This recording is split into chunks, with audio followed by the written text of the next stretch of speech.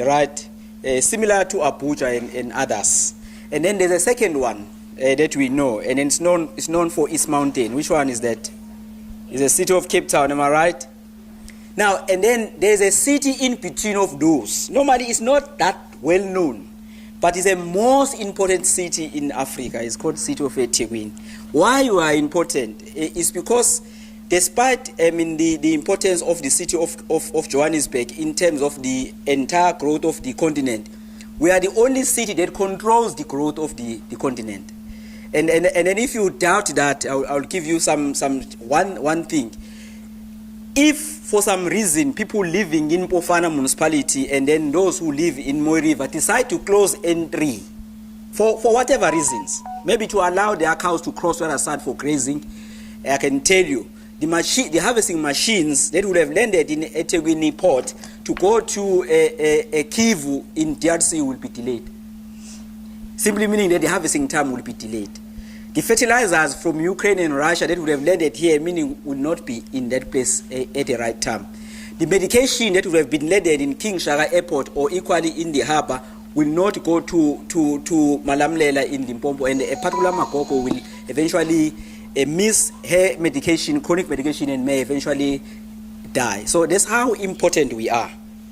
So you must understand that particular part. In a true sense, I'm trying to say, the SADC region is dependent on us, but equally the entire continent is dependent on us because of our outlook. We are not inwardly looking only to cater for the 4.2 million people living in EThekwini, but we are also understanding our contribution to shape the policy in the continent and the world, as it were. Now, let's go to the second state. I don't know how many of you understand this. EThekwini contribute to the region and the country a lot in your gross value add, as it were. But prior to that, we must first invest. So the people who are investing in EThekwini, taking the latest stats from Quantec, was that they will invest about 64 billion in all the companies, in all the sectors in EThekwini, right? Whether it's manufacturing and as you know it. But what they make out of their investment in improving the efficiencies of their assets and in buying asset, corporate venturing, expanding their work, investing about 64 billion, but they make about 364 billion annually. Did you know that? That's how important we are. Right, now let's go further. If you look at the African continent as a whole, it's called the continent of the future. Do you know why? It's because it is the only continent with the youngest people. In fact, I think currently the entire continent has got about 60% youthful population. If you compare us to Europe, and you know this, that's why you got the European countries saying it is now easy to emigrate and find job in European countries because they are having aging population. So their population are getting old. They are short of engineers. They are even short of drivers of the buses. Right? So we now need to export the skills to the Europe. Otherwise, their bridges will fall apart and everything else. But if you look at this continent, it's the only continent with the youngest population, mainly 64% below age 35. Now, let's look at EThekwini. EThekwini, we have got 4.2 million people. You know that, am I right? 4.2 legally so, but if we take the truth of the matter, we may be around 4.6 if we include those that are illegally in the country. And then say they are residents rather than citizens. Which is the UN definition that we must all apply. Citizens are those who pay rates in EThekwini, but residents, everybody who's found in EThekwini, even if they don't pay rates. And now, out of the 4.2, 59.2% in EThekwini is youthful. Did you hear that? I don't know, what are the numbers, Zama? If you take 59 and then divide by 100, multiply by 4.2 million. So 59.2% is below age 35. What does that mean in a true sense, youth manager and my colleagues and the colleagues from the academia? It simply means that we have got a far better opportunity to do things differently because we have got young people who are energetic, who some have got skills that they have acquired in DUT, in MUT, in Menkosa, in UKZN, in University of Zululand, in University of South Africa, and many other colleges around us, including TVETs. They got the skills that those that do not have the skills, they are in the process of acquiring them. Isn't it so? We are also recognizing their prior knowledge in case they have some prior knowledge. It simply means that we have got an opportunity to fully leverage what is called the youth dividend. You know that. The youth dividend. In other words, if you are working in the investment sector, you put up something and then you yield particular benefit out of it. So we got that opportunity. Now, if we do not then focus on youth, Dr. Mel, in terms of the work we do as government and all of society approach, focus on this 59.2 young people in EThekwini, they then become a problem. Then we are now yielding what is called youth burden. So some of them may go through difficulties and then eventually they will land into substance abuse, right? And then when they get into substance abuse, some of us, older generation, we may then start to take some, export them as prostitutes somewhere, and then keep them in particular locations and sell them so that they can make a living. And I'm talking about the things that are happening. And then some may eventually feel that they have been disadvantaged by the system, they have been totally excluded, and then feel angry, and then they will say, if Bong Musa can have that watch, I mean the watch I'm wearing is about 120 rand, you know. They say, I want to have the same watch. Surely this guy from the municipality stole it, or he stole the money that he used to buy the watch. So I got a right to steal it equally because he's equally a thief. You know what I'm saying? And then they then engage on crime. So that's why it then becomes very important then that we listen to you, but we equally work with you to the future as well. Now I'm going to the last third importance of this city. You remember now I have said so many things so far. I think about 4 things. Now the last one, we are the only city in the continent and the world that is in the eastern seaboard of the country, and they've got how many fiber cables we have that are joining EThekwini directly? There are about 2.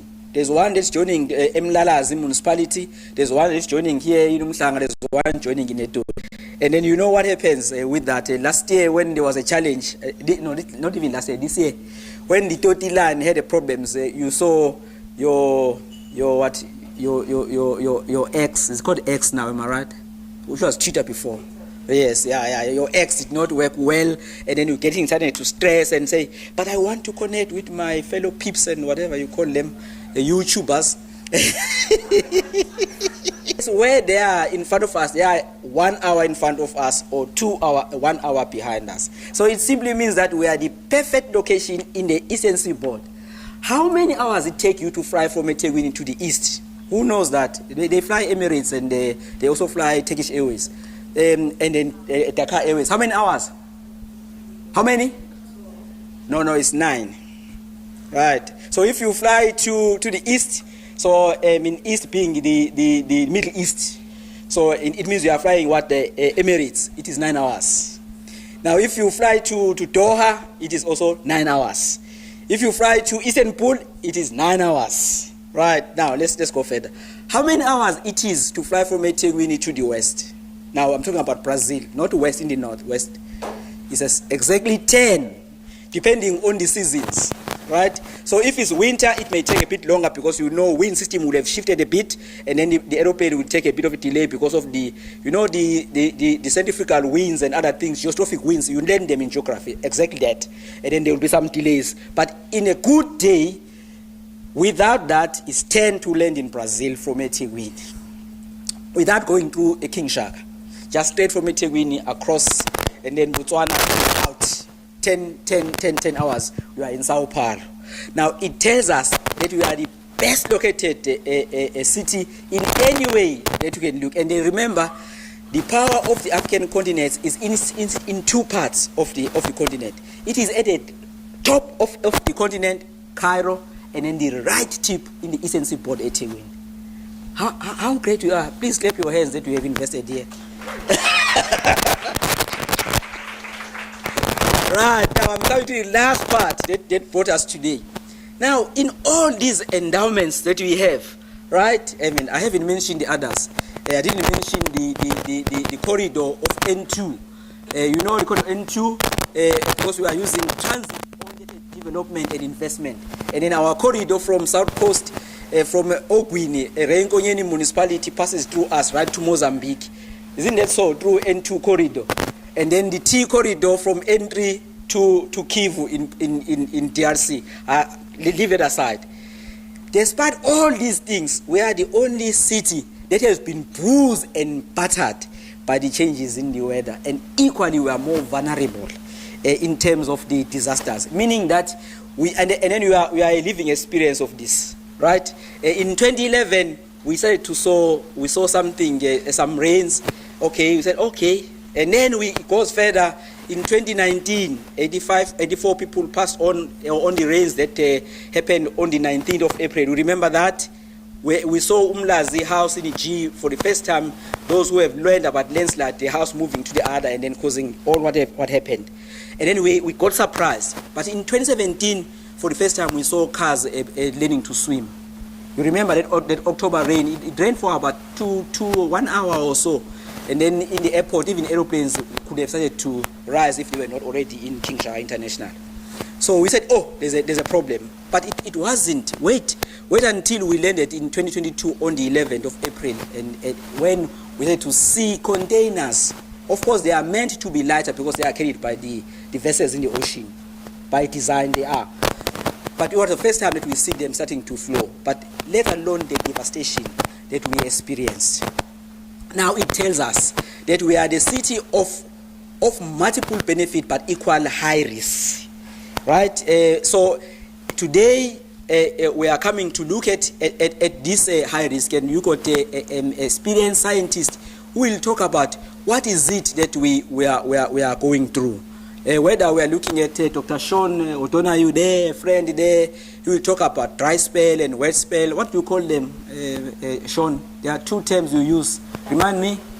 There's a La Nina and a what? An El Nino. You learn it when you were doing your geography, because I was a geography teacher in Israel to high school in Mlaza. I did teach about that.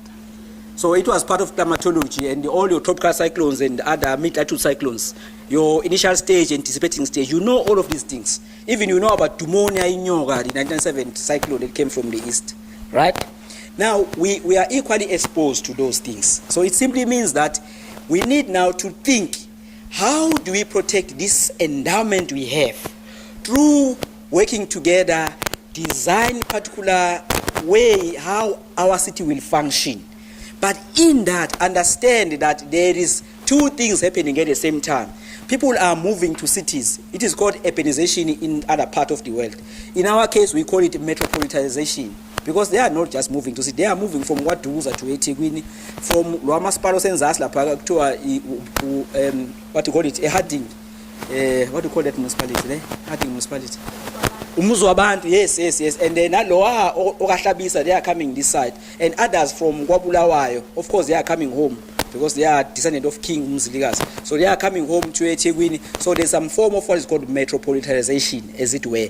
So we are facing the challenges with increased number of people. So there are key things that you must consider. And I'm saying to you, I'm requesting you that in this engagement today, we look at what are the scientific studies say about EThekwini, its risk, but not forgetting its endowment that we must protect and fully leverage. And then go further to say, what do we do about aspect of health and nutrition security? Now, this is my last point. Then I will say I welcome you all. We always talk, Dr. Mel, about food security. I mean, food security is not that important. I will tell you. What we mean by food, it simply means that all of us had something to eat. We full the stomach. You get what I'm saying? We are not hungry. But it doesn't mean that we have absorbed the relevant nutrients from that food. You get what I'm saying? You can full the stomach, but it doesn't mean you got the relevant nutrients.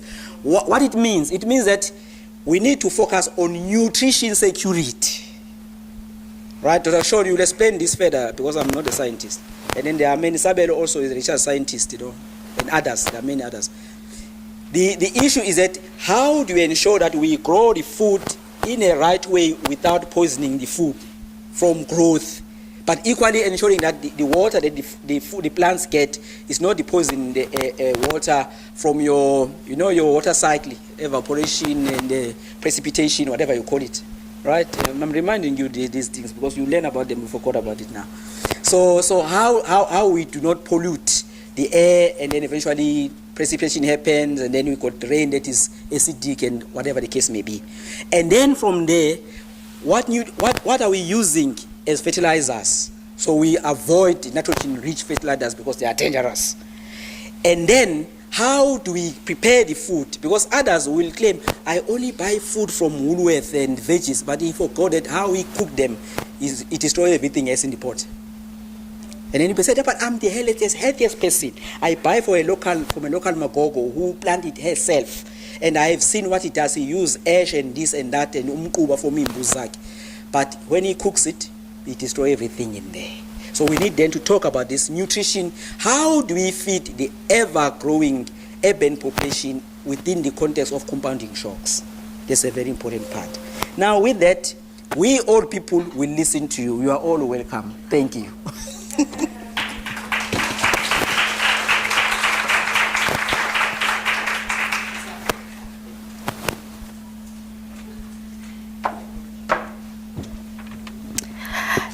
I think it deserves another round of applause. I can't tell him this, but I'll just say it briefly. This other year, I was doing my dissertation, and we had a program that we had to do together in Wabzondo, and every time he would speak, I would listen to how he was speaking and references that he will be making, and trust me, I finished my dissertation in record time, and I did not reference him at that time because I knew it. He's always at work. What I'm trying to say to you is that when you listen to him, you get more than what you require as a young person. You get a very good information, and I've always said that I feel like he chose a wrong profession. He should have been a lecturer of some sort, maybe in his next lifetime. So today it is World Cities Day. It is celebrated on this day, and we want to thank the EThekwini Municipality for making this day happen on the exact day. The day is aimed at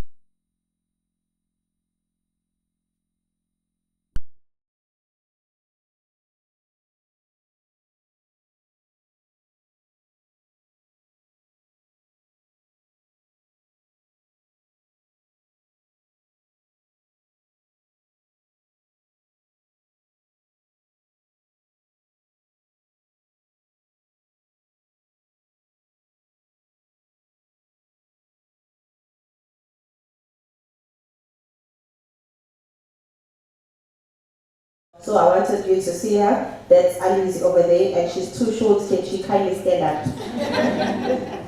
So this is her. Please clap for her. Because of the planning that it took to get you guys here today, she's a bit shy and overwhelmed, and because this actually came together very nicely. And we are now going to proceed to our next item, which is setting the scene. Now, this is the last phase of older people. The next phase will be a generation. But this is what I like about her is that she's still very young.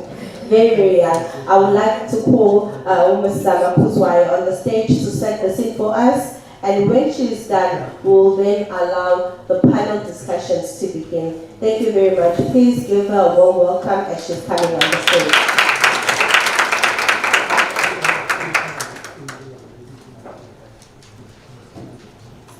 Hey, what's up? How y'all doing?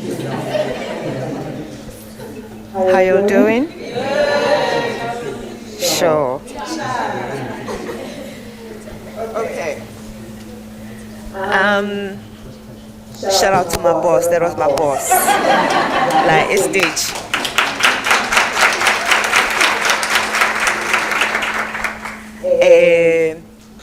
If I do not convene the World Cities Day, ngizothola u-0 on my performance.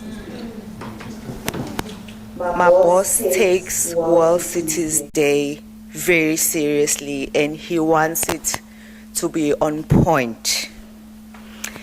I haven't been eating healthy. My family has not been eating healthy. And I'm sure my team hasn't been eating healthy because we've been trying to put this event at the level that he wants it. It is very important for us as cities to learn from each other. So this day is prescribed by the UN Habitat. And it really focuses on sustainabilities and how cities urbanize in a more sustainable way. So each year we subscribed to their theme. They give us the theme and we have to find and pull all the experts and the specialists in the house or online during COVID. We had to do it. We pulled it. One was in Vietnam, one was in the UK, and one was in, I think, in Brazil. But as he was saying, we are central, and we were all engaging. And Dr. Mel just said to me this morning, it's Diwali, but I could not say no to Zama. And she's participating in our World Cities Day program for the second time now. And I appreciate that, Dr. Mao. I did not realize. Anyway, happy Diwali. So, I wasn't supposed to be here. I was supposed to have a video, but things could not come together as I wished. I have a young team of graduates with the compliments of Microsoft. And we have a gentleman, Mr. Mahlaba from Microsoft. Where is he? Oh, he's outside. He's always a busy man. We are grateful for giving us the young talent. What I'm about to present to you is the work that was put together by them. I said, you know, the theme says it must be youth driving the local action around the issues of sustainability and climate change. And I got curious. We recently suffered the April 22 floods. And by the way, Mr. Tech, is my presentation ready? That is why I'm just talking.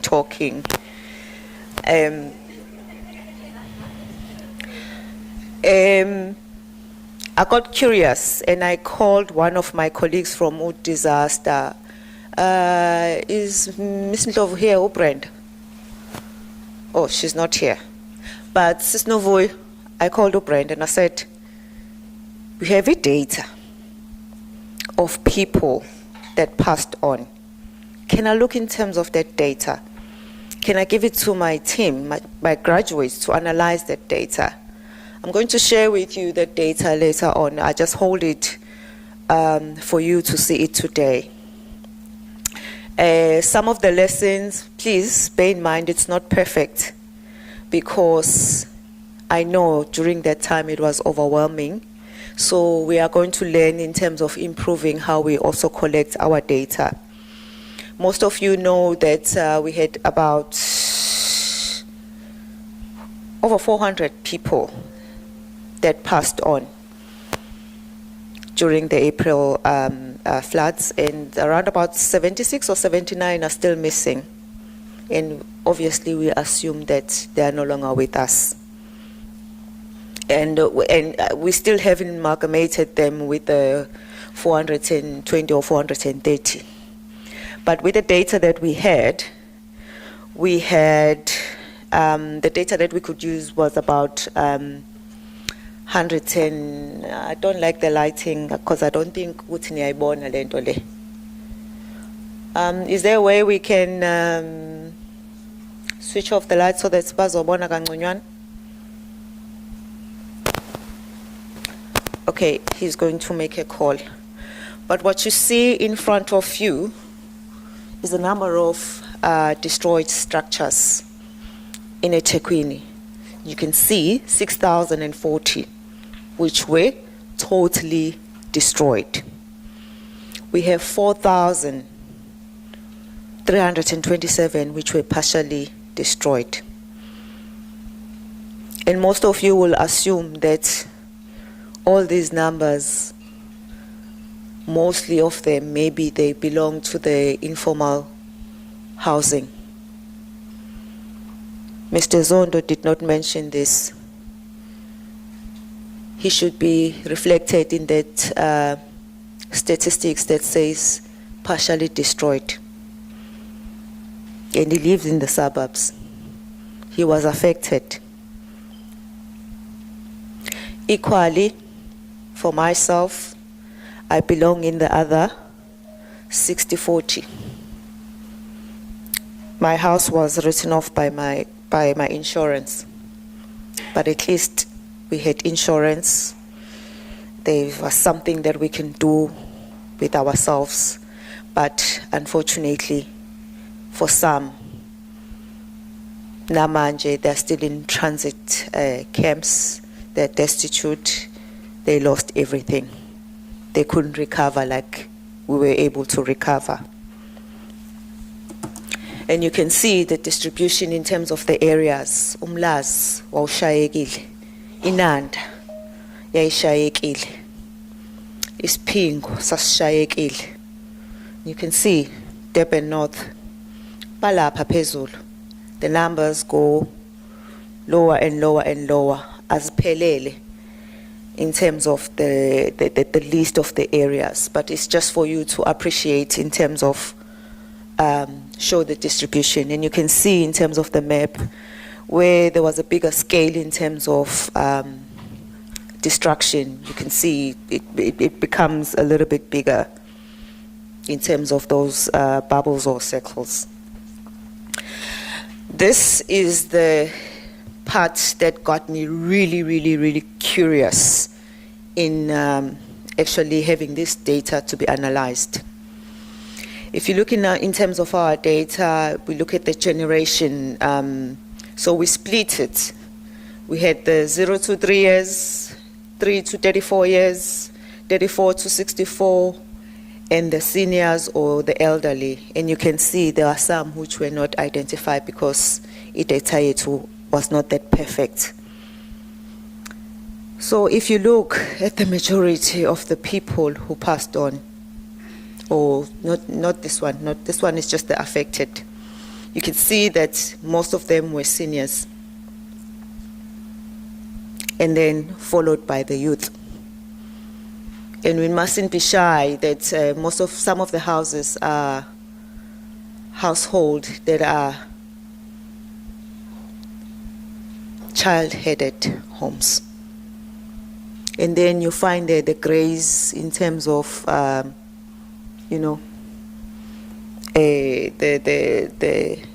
people in my age who are no longer the youth, even though we look like youth.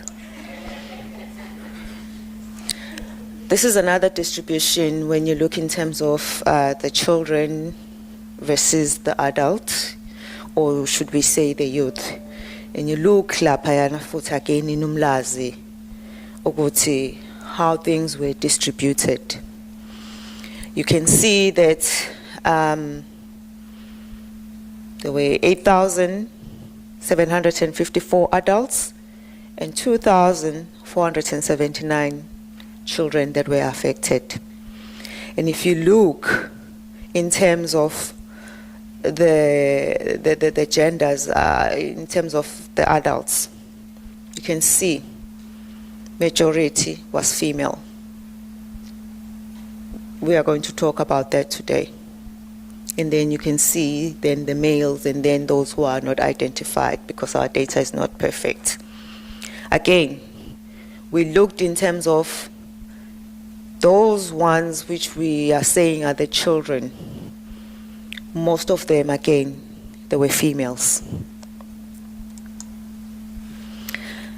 This is the number of the deceased that we could used. And you can see the numbers in terms of the age category. About the toddlers, we have about 40 toddlers. Primary going, so and high school going, it's 21. Between 20 and 29, it's 12. And the younger age, with the middle age is about 26. But what matters, again, today for this conversation, 65% was youth that passed on. Again, you look at the gender in terms of those who have passed on. Females, the numbers are higher.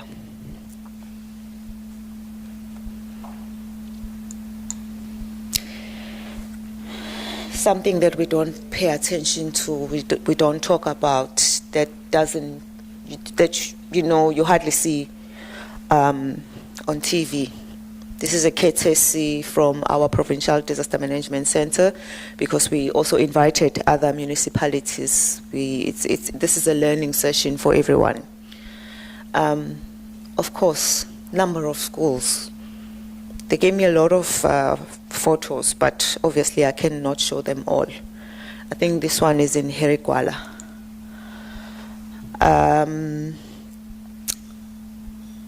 There's one part about the gender framing, but you can see it's still the females in terms of who are leading, and even with the seniors who passed on, who were affected, it's still the female who were affected. So this is a data for the schools which were affected per district. And you can see the primary schools that were affected, lots of them. Some where you will see some have minor effects, some have major effects, but at least most of them had minor effects, but they were affected. So this is just for us to show that appreciation. But 630 schools, that's a lot of schools that were affected. And it affects who? The youth. These are some of the visuals again. How do you recover from such? And this is just EThekwini.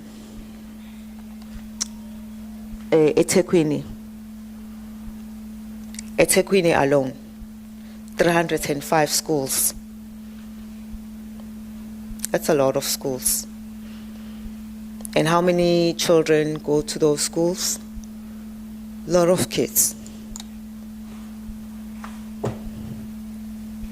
We are under democracy, and this is what is happening under our democracy.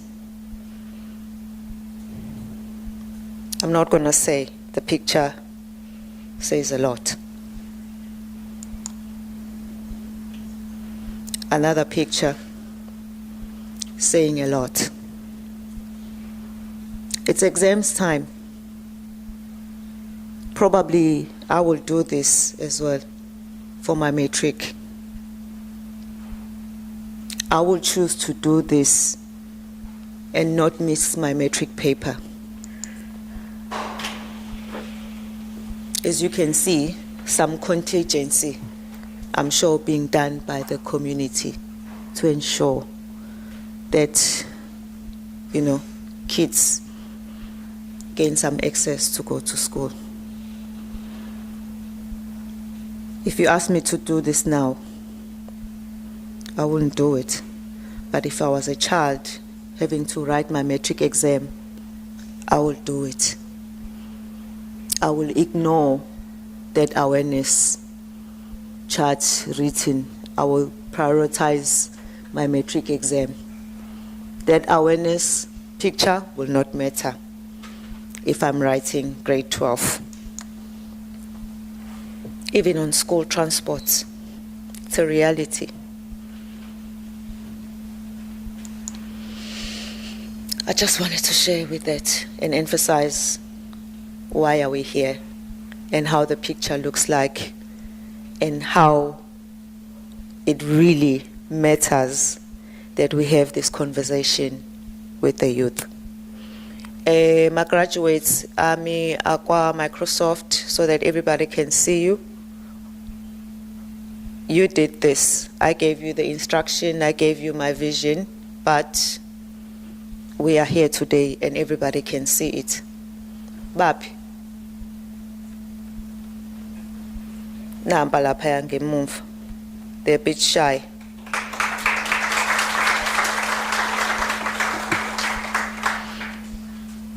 I'm not sure if we are ready for the Mentimeter.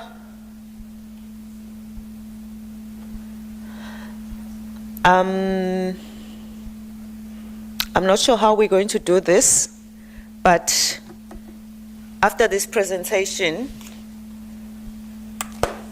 that you have seen, I just want to see, or we just want to see how you feel about climate change, about the issues of disasters, about your future, because masikhuluma emakhaya we think bazofa utshwala, babuthanda utshwala, bayithanda igrove. But what I've just showed you, chances are you're going to die through the impacts of climate change. It's something that was not in your tongue. Now, that picture I showed you, you might die from climate change as a youth. It's something now you have to worry about. So please scan, and then we'll do the visuals in terms of how you respond. Alizwa, do you want to take over?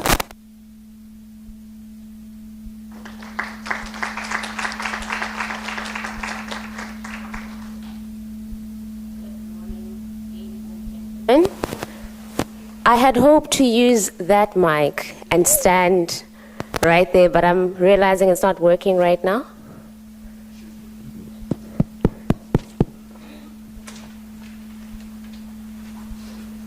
There we go. Thank you so much. Ladies and gentlemen, boys and girls, welcome to World Cities Day 2024. My name is Alizwa Machigija, and I will be your host for today. My role is simple: to keep our conversations engaging and to get you to lunch on time, right? Sounds simple enough. If you're still confused about what it is that we're doing here today, let me help you out.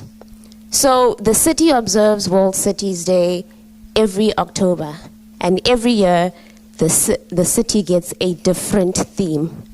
This year's theme allowed us to explore something we have wanted to explore for a very long time.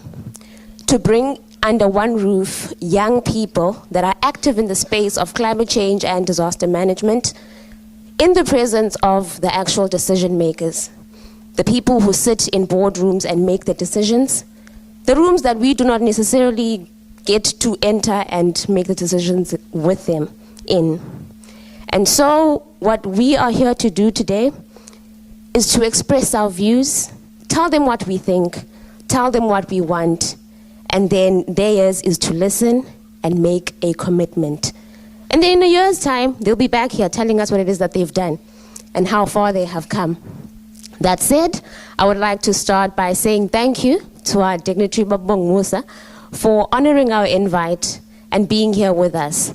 I would also like to acknowledge the following: South African Weather Services, Durban University of Technology, Provincial Disaster Management Center, fellow municipalities that we work together with, as well as the Department of Environment, ETHEA. Now, this is how our program is going to be structured. We have 4 panels. Each is going to be facilitated by Dr. Reddy, who I'm going to introduce. After each panel has discussed their respective topic, we will then have a Mentimeter that we will discuss and engage from, followed by a discussion on the ground. then the next panel is going to come up, and the following panel will come up. Are we ready with our QR code? Okay. What you have on your screen is a QR code that will take you to our Menti site. If you can scan that and let me know when we're good, then we can go ahead. Please let me know if you are on the site so we can get on to our icebreaker.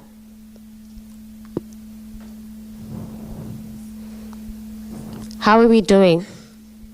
If I can get an indication from someone, are we winning? We are. Okay.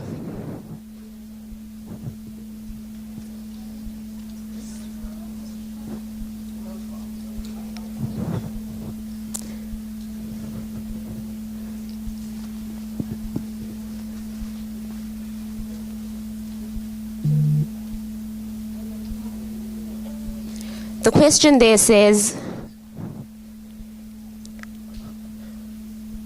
have we opened the first question? Are we on the first question?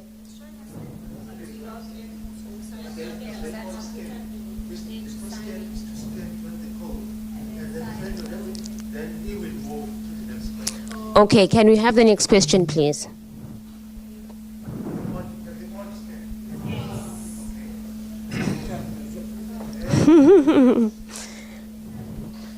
So I take it we are on the question now.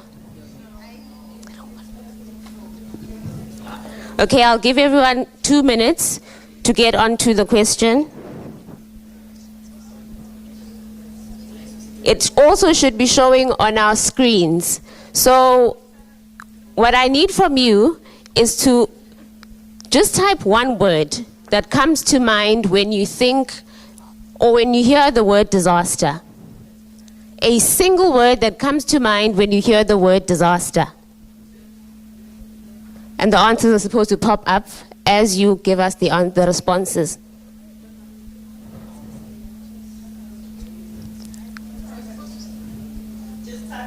Just type the answer that comes to your mind. Usisama said you guys were quick on your fingers. I do not know what is happening now. They said, guys, do not disappoint me. Siphambi kwabantu. Sisemehlweni abantu. Yini niyenzayo?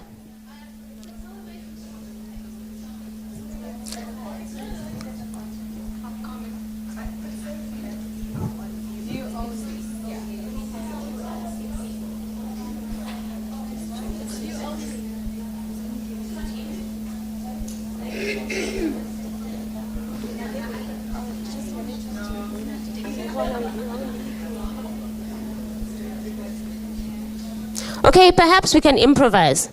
Do we have roving mics in the room? Can I call Apile, please, to help me? Apile, are you in the room? Okay, any one of the graduates, please come through. What I'm going to do is I'm going to have a roving mic with me. We're going to have the question on the screen. And then we're going to answer popcorn fashion. How about that? Let's go. Thank you. So the question was, what word comes to mind when you think disaster? Popcorn fashion, please raise your hand and we'll go. Okay. I'll lend you mine. Please give us your name and where you come from and then give us your answer. Thanks. Hi everyone, my name is Luandile Madlala. I am from SAYCCC. When I think of disaster, the first name that comes to my head is death. She thinks death. I hope somebody is noting these words for me. I'm going to need them as we go. Okay, yes, lady in the check. Hi everyone, my name is Amanda Masugu. The first word that comes up when I look at the word disaster is crisis. Crisis. All right. Anybody else in the room? Hello everyone, my name is Sindisiwe Morosi. I'm a disaster and risk management student. I'd like to greet Dr. Reddy quickly. She was Hi, a lecturer. When I think of disaster, I think of opportunity. Opportunity, interesting. All right, Looks like we're gaining momentum. Is there anybody else in the room that wants to share their word with us? All right? Greetings, everybody. My name is Kimberly Smith. I'm from Fly FM, and when I think of the word disaster, I think of danger. She thinks danger. We've got death, we've got crisis, opportunity, and danger. Okay, one more. Good morning, everybody. My name is Michelle. I'm coming from DUT. When I think of the word danger, the first thing that comes to my mind is risk. Thank you so much. She thinks risk. All right. Now, oh, looks like we have more words. I like this. Let's go. Morning, everyone. Good morning, Prof. Reddy. It's Tembe Khadebe here. You are my supervisor from the MBA group. Looks like Dr. Reddy brought her class with her. Round of applause for Dr. Reddy. When I think of disaster, I think of mitigation. She thinks mitigation. Please pass the mic on over to the lady in the lime top. Thank you. Hi, good morning, everybody. Also supervised by Dr. Reddy. When I think about disaster, to me, what comes in my mind is destruction. Destruction. Did I get that correct? Yes. All right. Okay. All right, I'm going to have to cut it here now. She will be our last person. Let's go. No, thank you. I also want to share that I was taught by Dr. Rainey.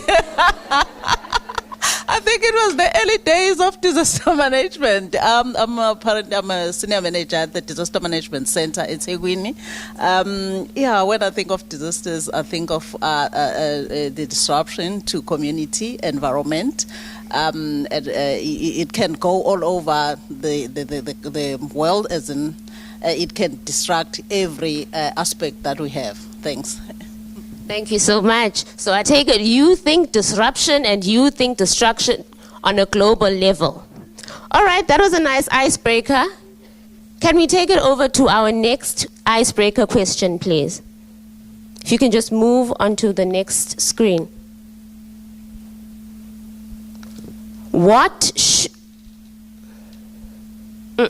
This is not that question.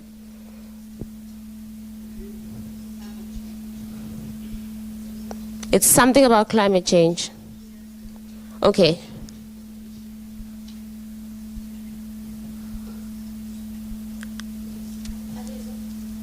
Thank you so much. All right. So our next question is climate change a or an? A scientific, a social, a socio-economic issue, a hoax, or three of the above? Let me go through this again. Is climate change a scientific, a social, a socio-economic, or a hoax? Or is it the first three of the above? Okay, who's saying the first three?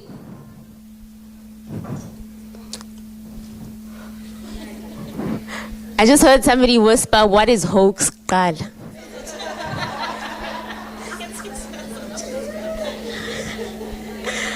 Hoax is a lie, propaganda, a myth.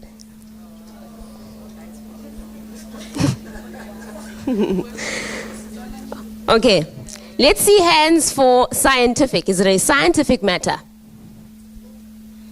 Is it a social issue? Is it a socio-economic issue? Is it a hoax?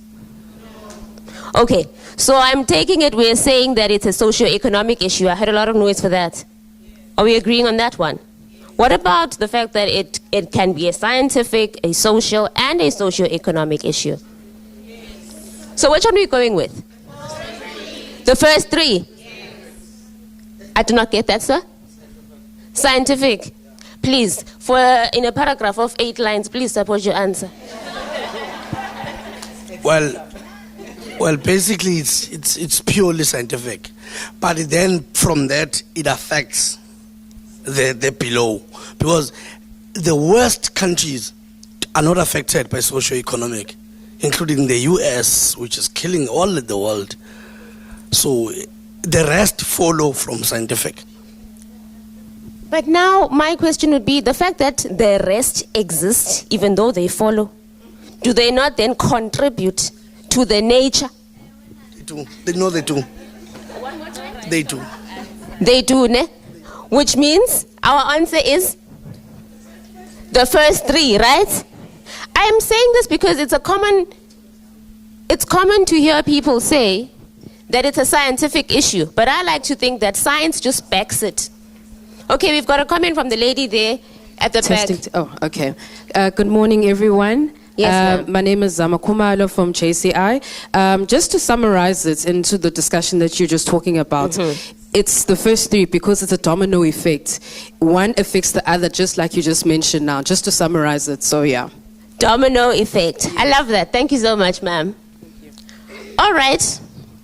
Now, as I said, that the way that we are going to conduct today's program is that we're going to do it through panel discussions.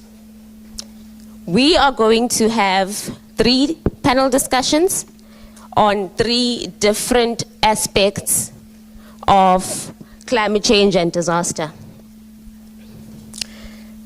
Our facilitator for these panels, and please Doc, the now famous Dr. Reddy, as I read out your bio and introduce you, if you could make it up to the table, please. Dr. Reddy is the Associate Director in the Department of Public Management and Economics with some 28 years of experience in Durban University of Technology, of which she has served 9 years as the Head of Department Public Management in Durban and Pietermaritzburg. Hence all of these ladies that she has supervised. Her fascination and intrigue with the daunting challenges and developments in the field of disaster management have resulted in what she describes as a fulfilling journey, which has culminated in a PhD in the field. The Minister of Cooperative Governance and Traditional Affairs has appointed her as a member of the National Disaster Management Center task team, and therefore this academic has represented DUT and has been instrumental in the development of the National Disaster Management Education and Training Framework. A round of applause for Dr. Reddy, please. Joining her on the first panel that will be discussing human security are the following ladies. And when I call your name, if you could go up to the stage as well, please. Ms. Nondlandla from Gift of the Givers. Ms. Tandolwethu Shezi from SAYCCC. Ms. Nethemba Zungu from Ilambu Global. Ms. Zinhle Buthelezi from Salga.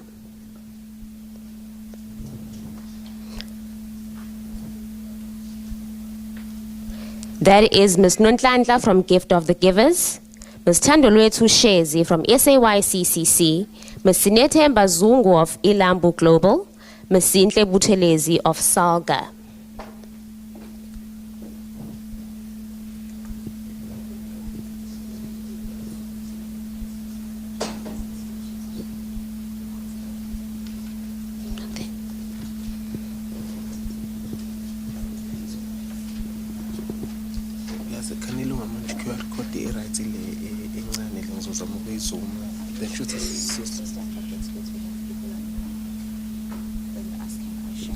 Okay.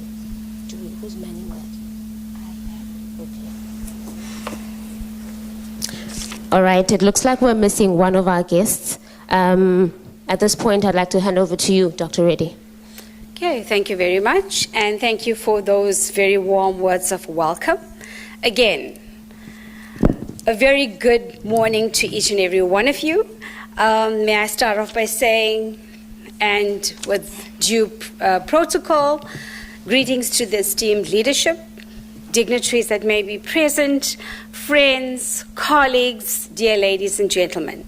Thank you very much to the EThekwini Municipality for extending this invitation to myself through the Durban University of Technology, the Faculty of Management Sciences, and the Departments of Public Management and Economics.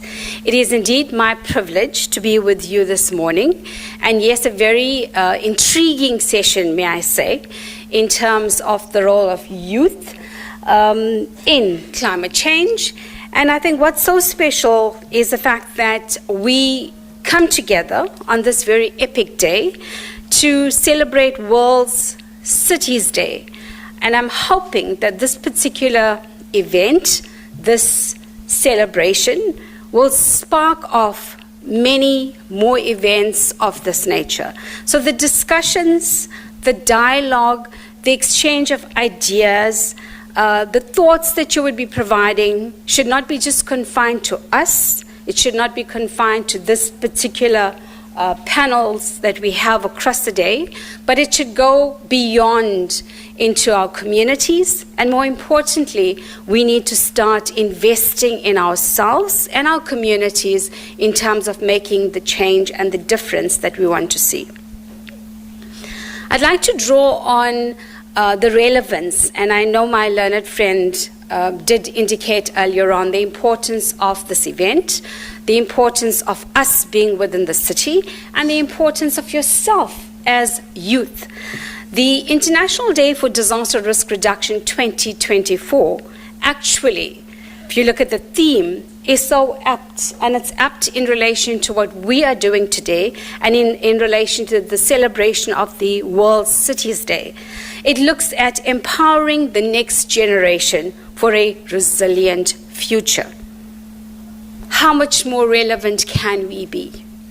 And I think that in itself sums up the importance and the role that you have to play as youth, not just within the city, not just within the province, not just within South Africa, but most certainly across all borders, and yes, globally as well. So you have a mammoth task ahead of you. Are you ready for the challenge? Are all of us ready for the challenge? Yes. Well done.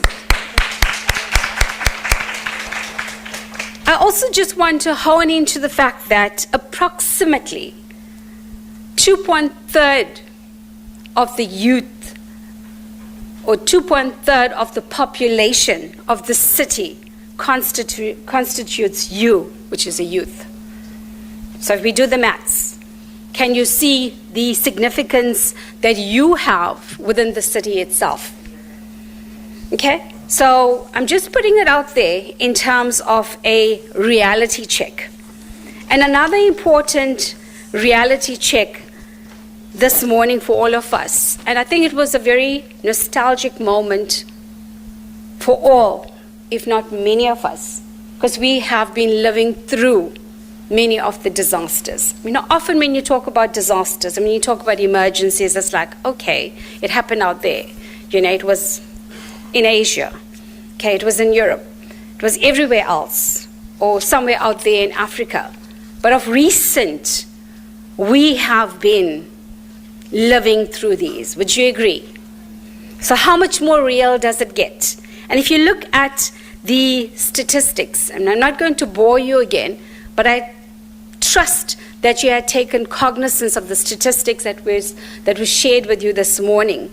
And it's alarming to note that apart from the destruction, apart from the damage, apart from the deaths, okay, apart from infrastructure that was damaged across at a personal level, across within schools, and if you're looking at other related infrastructure, it's sad to note the impact it has had on youth and continues to have on youth, on children, and another important dimension is that of gender. And often these factors are overlooked. So we're hoping that today we can hone into these critical issues, and perhaps we know that one of the key outcomes of the session is to look at what are the actions that we want to commit to, and how can we then identify the roles that we want to play across various constituencies and ensure that we then work as a collective towards addressing these very systematically. So with that being said, I think it's key that we reflect upon the footage that was shown. We look back at our experiences, our personal experiences, perhaps those within our communities, and even beyond. And having taken that into consideration, I'd like to once again draw your attention to the alarming statistics that was shared, okay, in terms of the EThekwini 2022 floods. And having seen the number of people who were affected by the April floods, we are privileged to have amidst us Nonhlanhla, who has been a victim. Okay, my humble apologies, but I just want to highlight, so Nonhlanhla was supposed to share with us her experiences through the floods. I'm hoping that she would probably join us a little later. If we had received any electronic messages from her, we will then share that with you. But she was actually going to share her story. You know, we usually love telling stories, and we learn a lot from stories, okay? And we build on the stories that we hear and that we have been exposed to.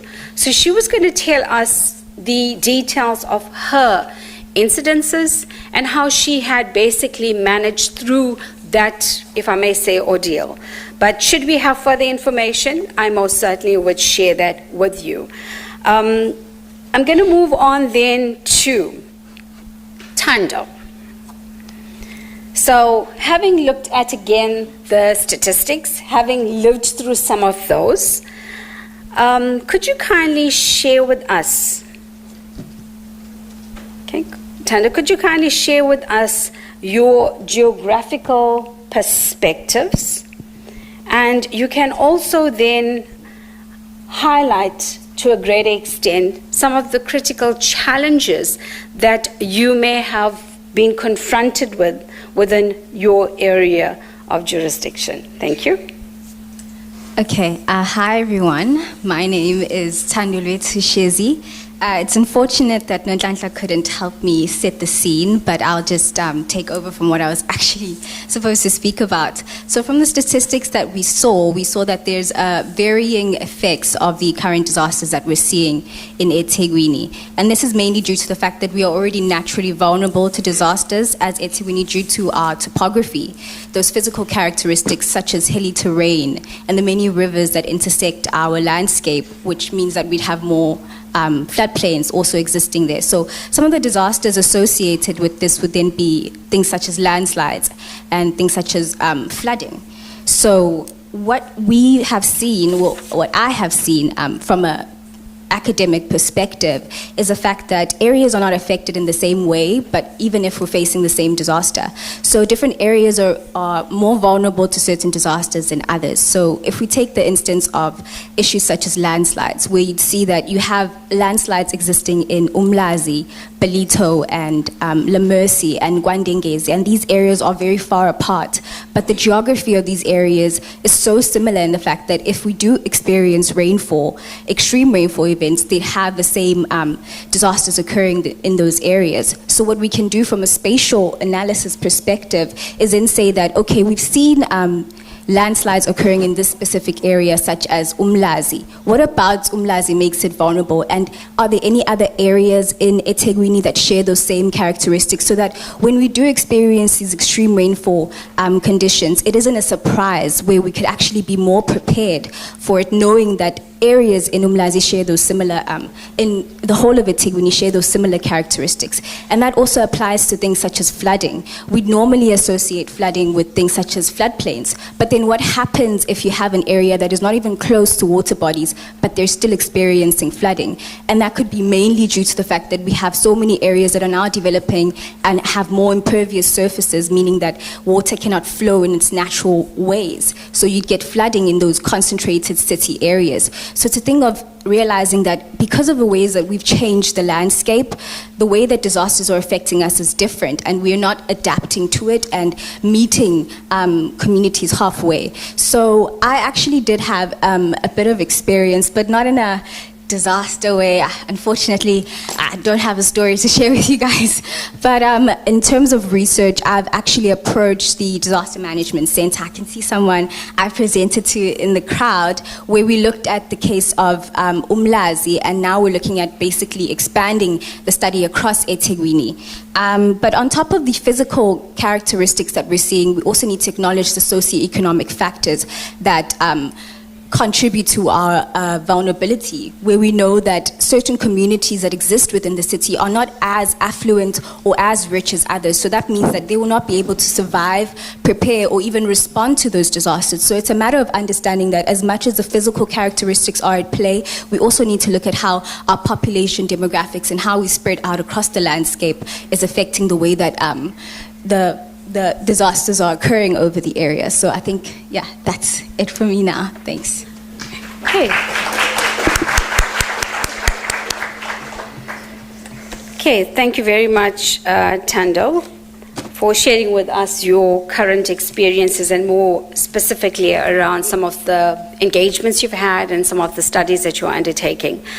So when one looks at, youth and climate actions, and you look at what are some of the core responsibilities and underpinning principles, addressing human security within this context involves understanding exactly what climate change is all about, and I think more importantly, the impact that it has on society, the impact that it has within the environment, and to what extent does it affect lives and livelihoods. And I think that comes back to the question that was posed earlier on as part of the Mentimeter, in stating, is climate and climate change related to just science, or does it go beyond science?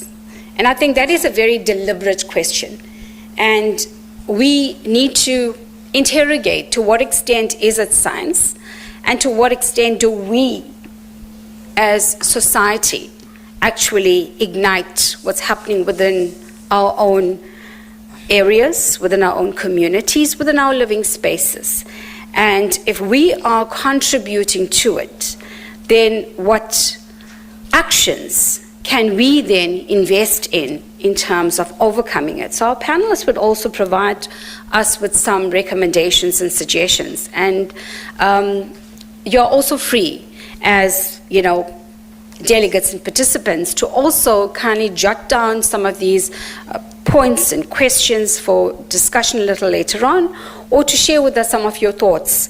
The program director would afford you an opportunity in actually engaging further. So please take advantage of that. And I think it's important that, if you could share on these critical discussion points, then that would help us in terms of enriching the dialogue that we are intending to expand on today. So coming back to, the critical areas raised by Tando in terms of, the socioeconomic contributions to the vulnerabilities that we find ourselves in, issues around geographical location, issues around spatial planning, and perhaps the planning or non-planning thereof that actually impacts on some of the current impact that we've seen as a result of the 2022 floods and beyond, and especially if we've seen the communities affected, one needs to ask what extent of planning was in fact undertaken or implemented, or was it then lack thereof, or does it go beyond just the physical planning, and building on that. Building on what Tando has actually touched on, the issues around vulnerability and then issues around infrastructure, I'd like to then draw my attention to Snatemba.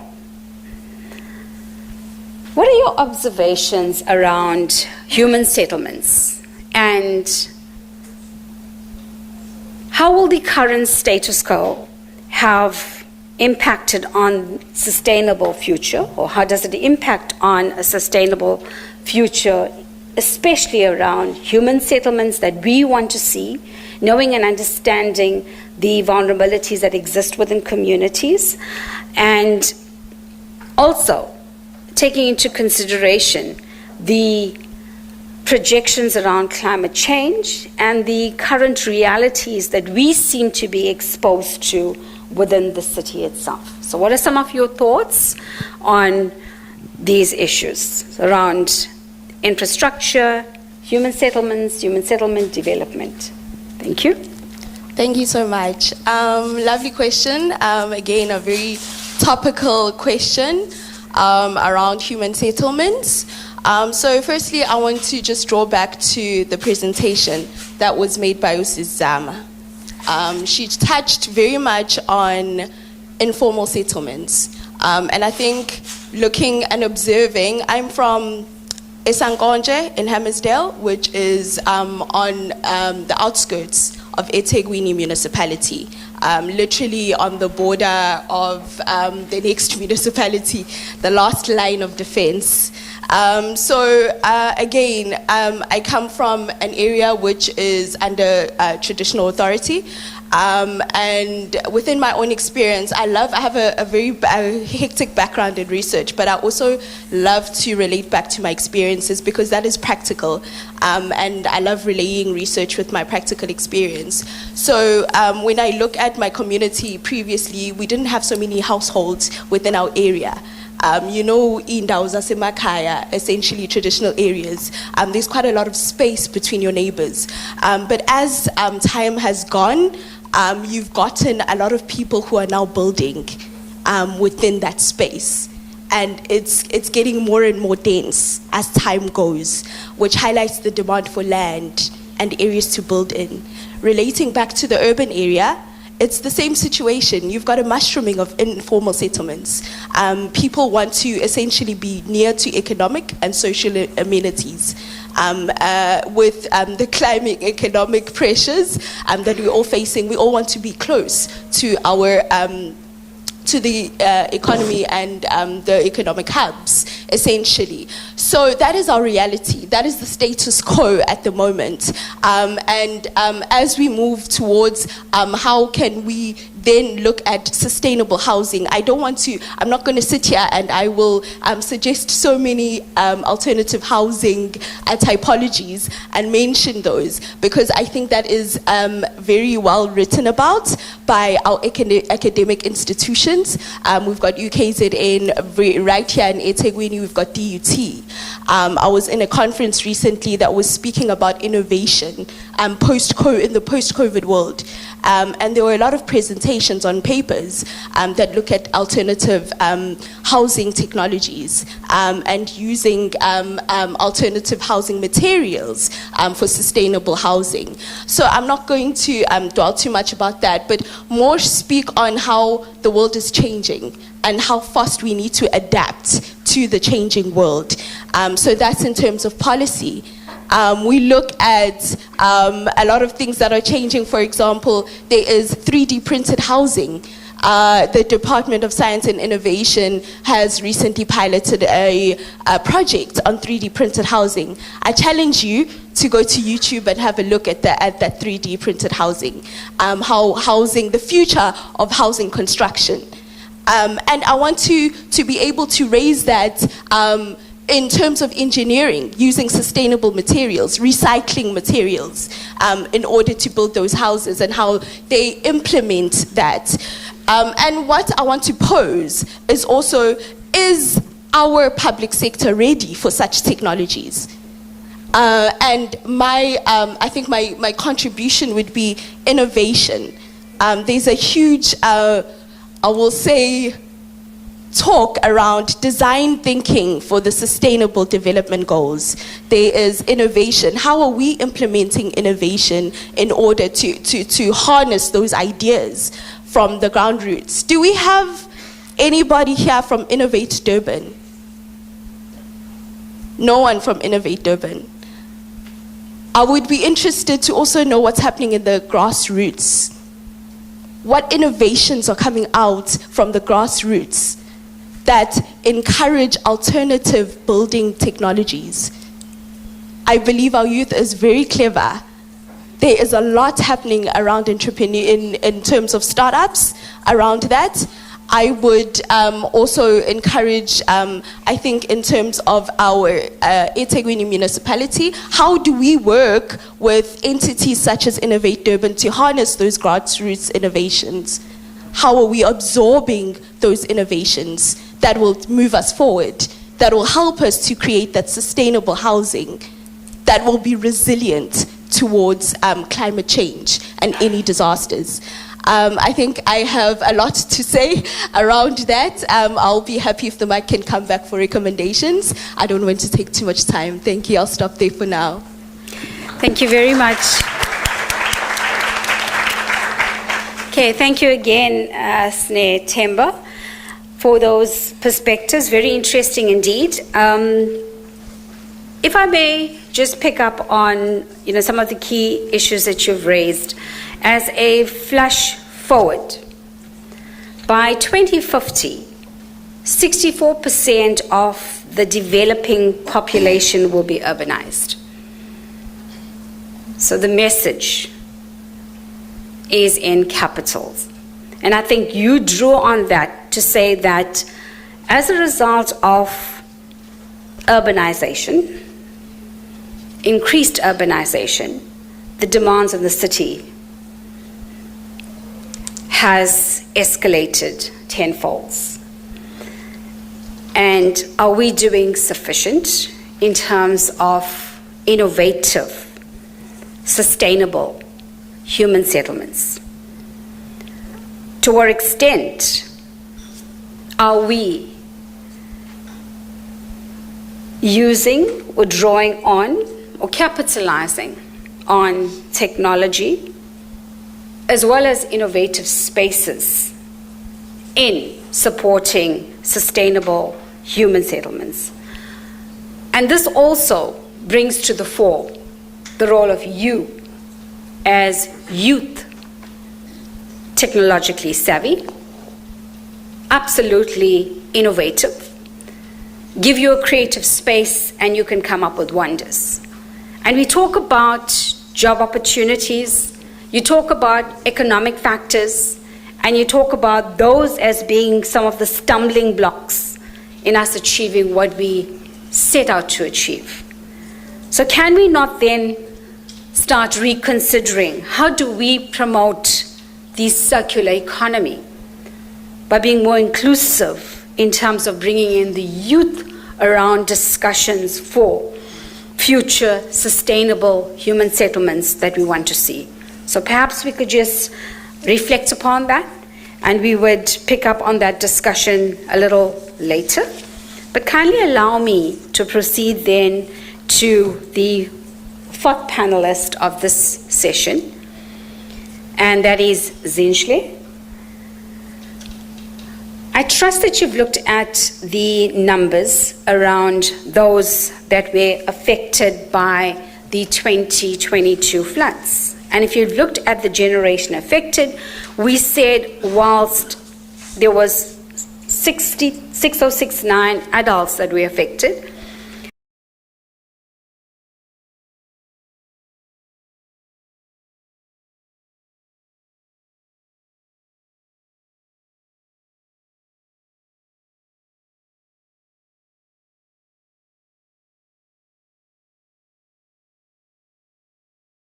those affected were females. In terms of the numbers deceased, we said 65% of the youth attributed to injuries and death during that period. And we said again, the common factor was that those that had passed on, the numbers were higher in terms of females in comparison to male. So given those background information and the statistics that we've seen this morning and the visuals that were shared with us, rather traumatizing, but yes, the reality, let's turn our attention to government. Let's turn our attention to us as society. Let's us also perhaps reflect on other strategic role plays. And my question to you, Zinhle, missing? Or what are we not really comprehending? Or what are we not actually or prioritizing sufficiently from the perspective of government, from the perspective of us as society, non-governmental organizations, and other social partners? So what do you consider to be the major, perhaps, disconnect around the current realities that we have seen within our communities? Thank you. Hello everyone. The gap that I actually identified in all of this when it comes to environment and gender is, realistically speaking, women are the most vulnerable when it comes to such instances. Statistics has proved that, and this is because of the power, relation, status, privilege that is still prevalent amongst our country. When I'm talking about this, I'm a bit nervous, sorry. I'm a bit nervous, so I tend to. So what I actually wanted to say is that climate change is often...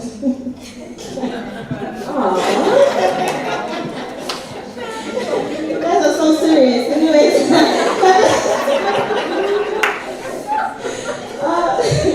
Yesterday when I was like, I'm nervous, it's like, you guys are only going to be this, like, you can't, now I go, everyone is serious, I guess.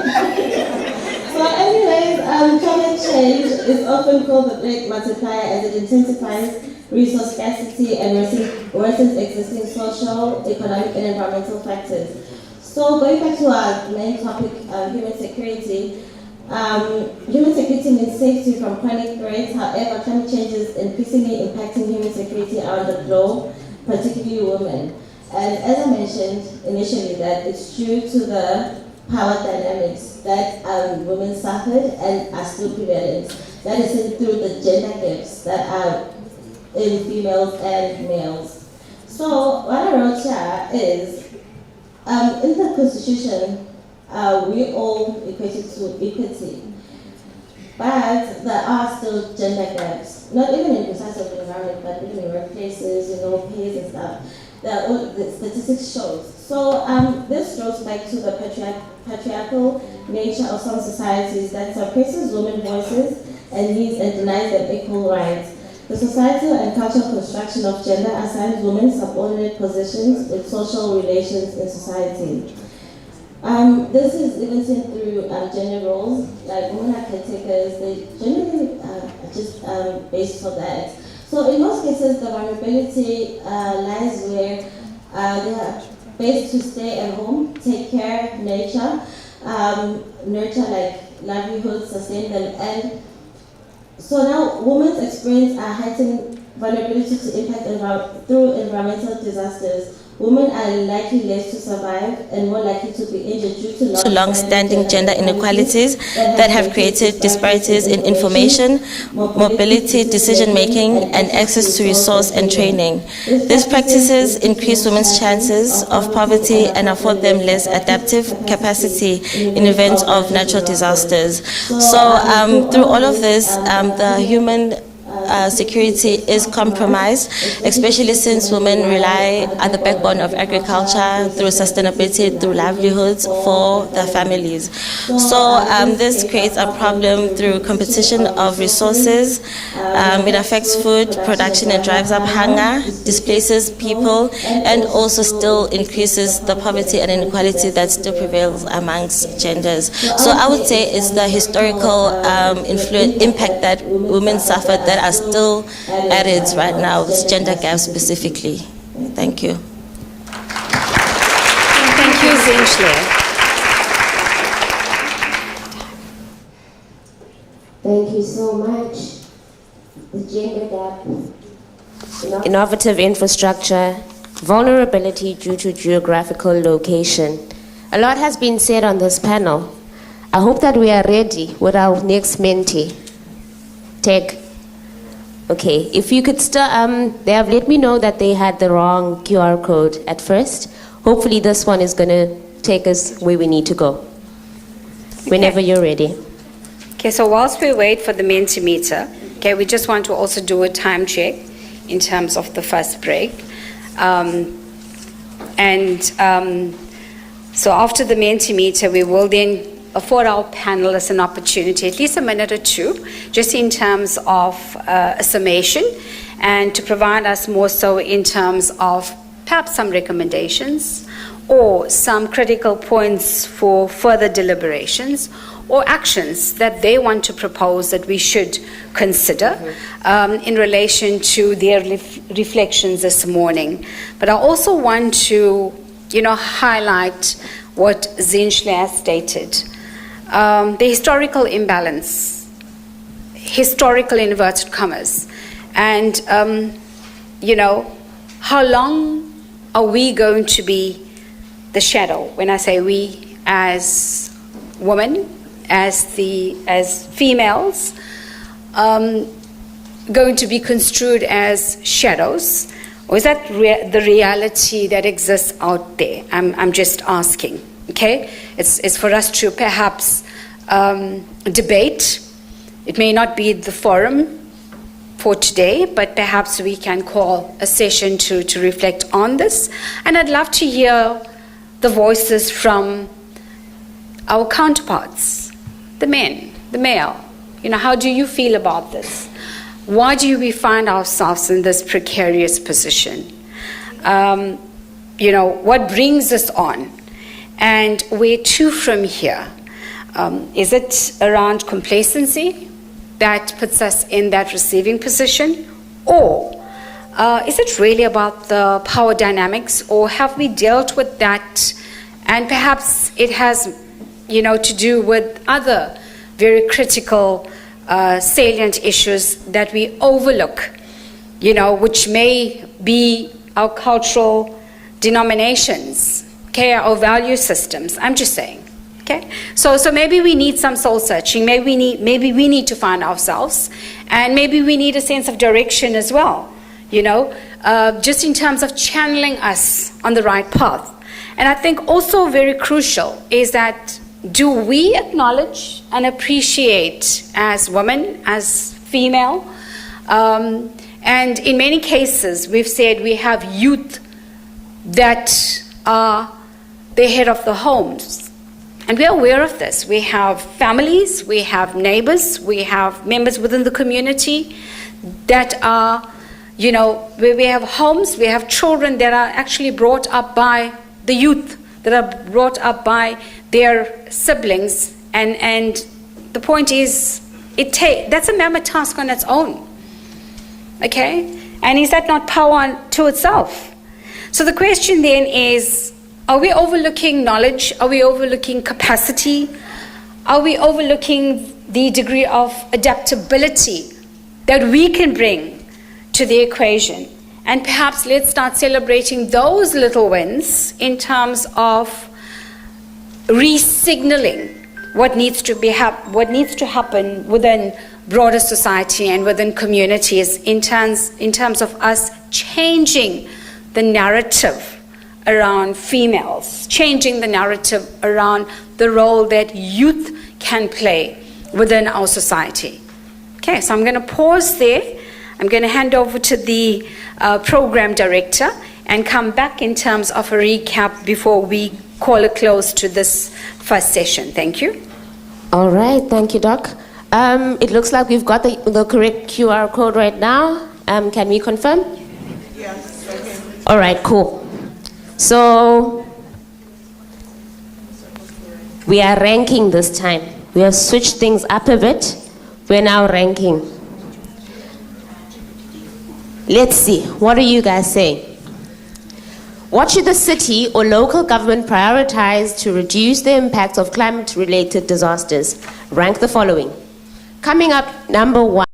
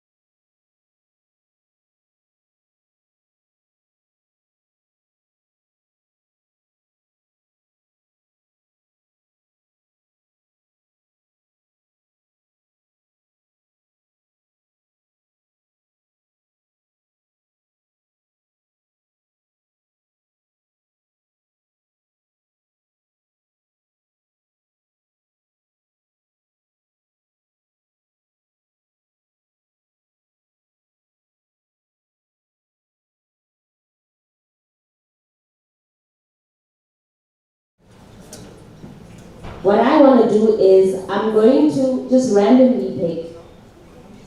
And I want to know what you put first. And I'd like for you to let me know why you put that first.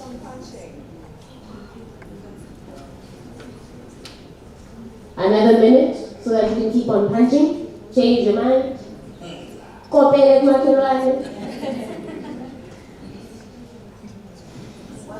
You guys are not investing. Okay.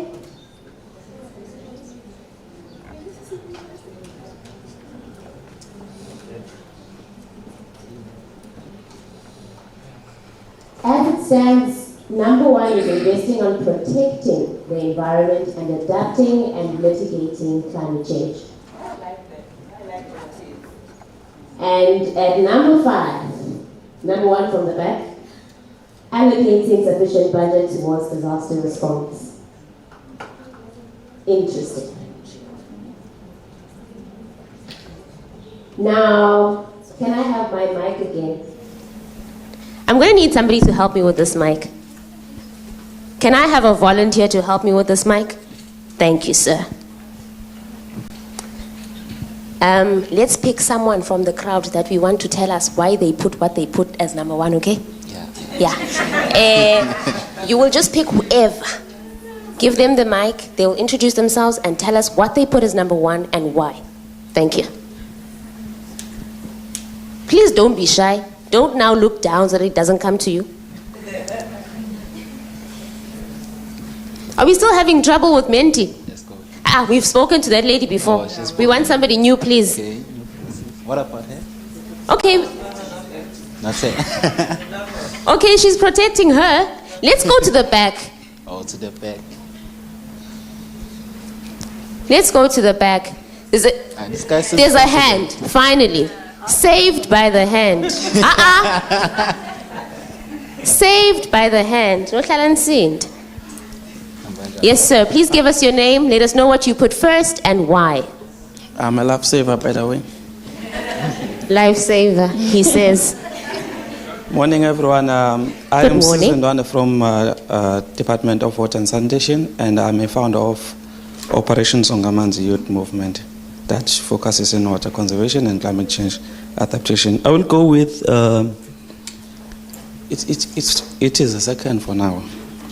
We want the one that is conduct first. public capacity building on climate change adaptation and disaster risk reduction, because it speaks to the action that needs to be taken. The investment, I believe the investments are there and currently are not in place for the implementation. So if we can go straight to the capacity building, it can go specifically when it comes to the agricultural purposes that the people on the ground that needs to be educated on the capacity building. Actually, we have to also educate the children at school on how to act when this is happening. Like there's something that happened recently in Nongoma last week. The floods occurred when the learners are in school, in the progress of their education. So we have to educate them on how to act on those situations. So we have to educate people, even those that are informal settlements. There are people that are building to the plains that are susceptible to the floods, just because they don't know how harsh it is. So we have to educate them, and that is the action that I think it is so crucial for us to implement. Thanks. Thank you so much, sir. Round of applause for him while we look for the next person. Okay, we have a hand right here in the front. This is interesting. No, thanks. It's Kusela from EThekwini Youth Office. Number 1 for me. There are quite a few reasons. The first one is that if we are to invest in protecting, that will also mean we invest in combating. Now, if we continue to have an environmental right as a third generation right, we will not get anywhere. So a right to life is a first generation right, but an environmental right is a third generation right. Now, if you want to change society, you must change legislation. So if we would have an environmental rights being put as the first generation rights, because if you continue, that's why America is not a signatory of the COP, I think it's COP 23, COP 20 something, it's not a signatory, but it's the biggest emitter of carbon dioxide. So it means legislatively, they do not have any obligation. Klip River will continue to flood Ladysmith, because Ladysmith is built on a riverbank. It will continue to flood. Until we change that, we must do things that we mustn't put people here. We're in democracy. Remember how special putting of people under apartheid was done.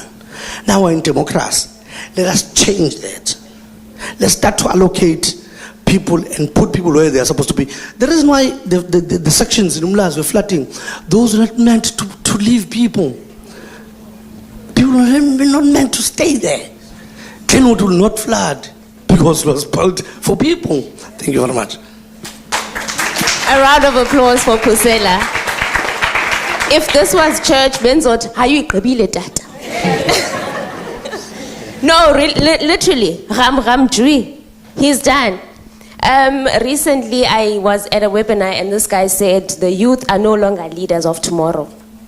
Because tomorrow has young people who will be leading tomorrow. That means, Nina, tomorrow you're going to be old.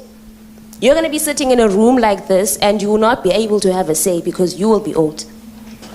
Which is why engagements such as this one are important. The other thing that we need to note is the fact that climate change is probably not going anywhere. It is the new normal. It is our new reality. Mozambique was likely flooded for the first few or the first more serious times in the year 2000. They have been sitting in that water for the last 24 years. We need to start planning for a future that is ridden with situations such as this one. Because even if we were to completely eliminate the causes of climate change, there are residual impacts that are going to live with us for the longest time.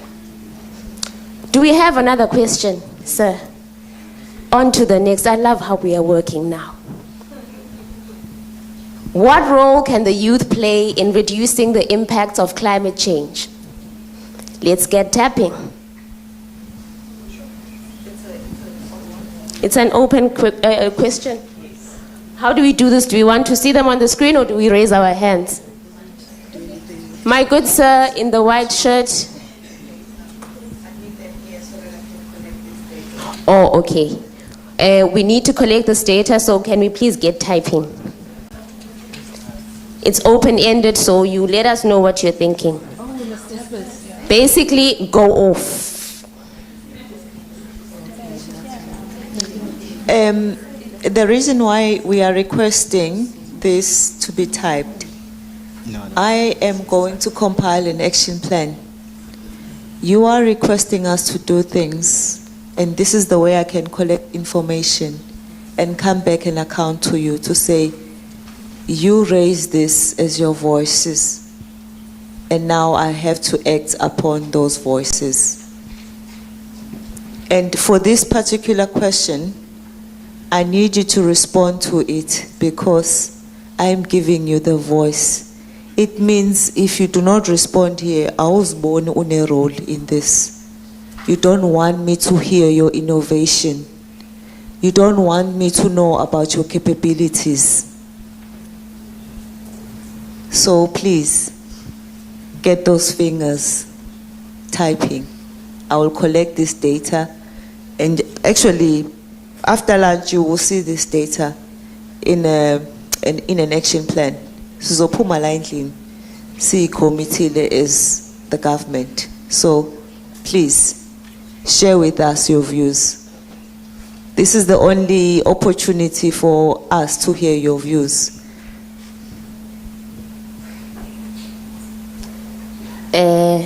I guess we are all typing, that's why it's quiet. Put your heart, put your soul into it. While you type, I just want to say that as we are joined by multiple other organs of state, I hope that you tear a page out of our book, go home and take stakeholder engagement, particularly engaging your youth stakeholders, seriously. How's it going there by the typing? Looks like we have only 2. Thank you, we're sitting on 3. 2 more minutes. Come on, guys. This is not how slow you type on X. What's happening?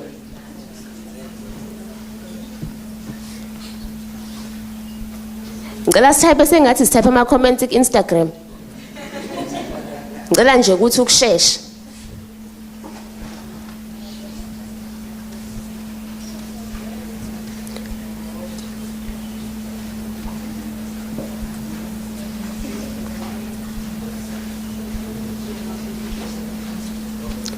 Raising awareness for resilience building, advocating for policy change. Ooh, I would like to see this one. Is there a way for us to scroll up?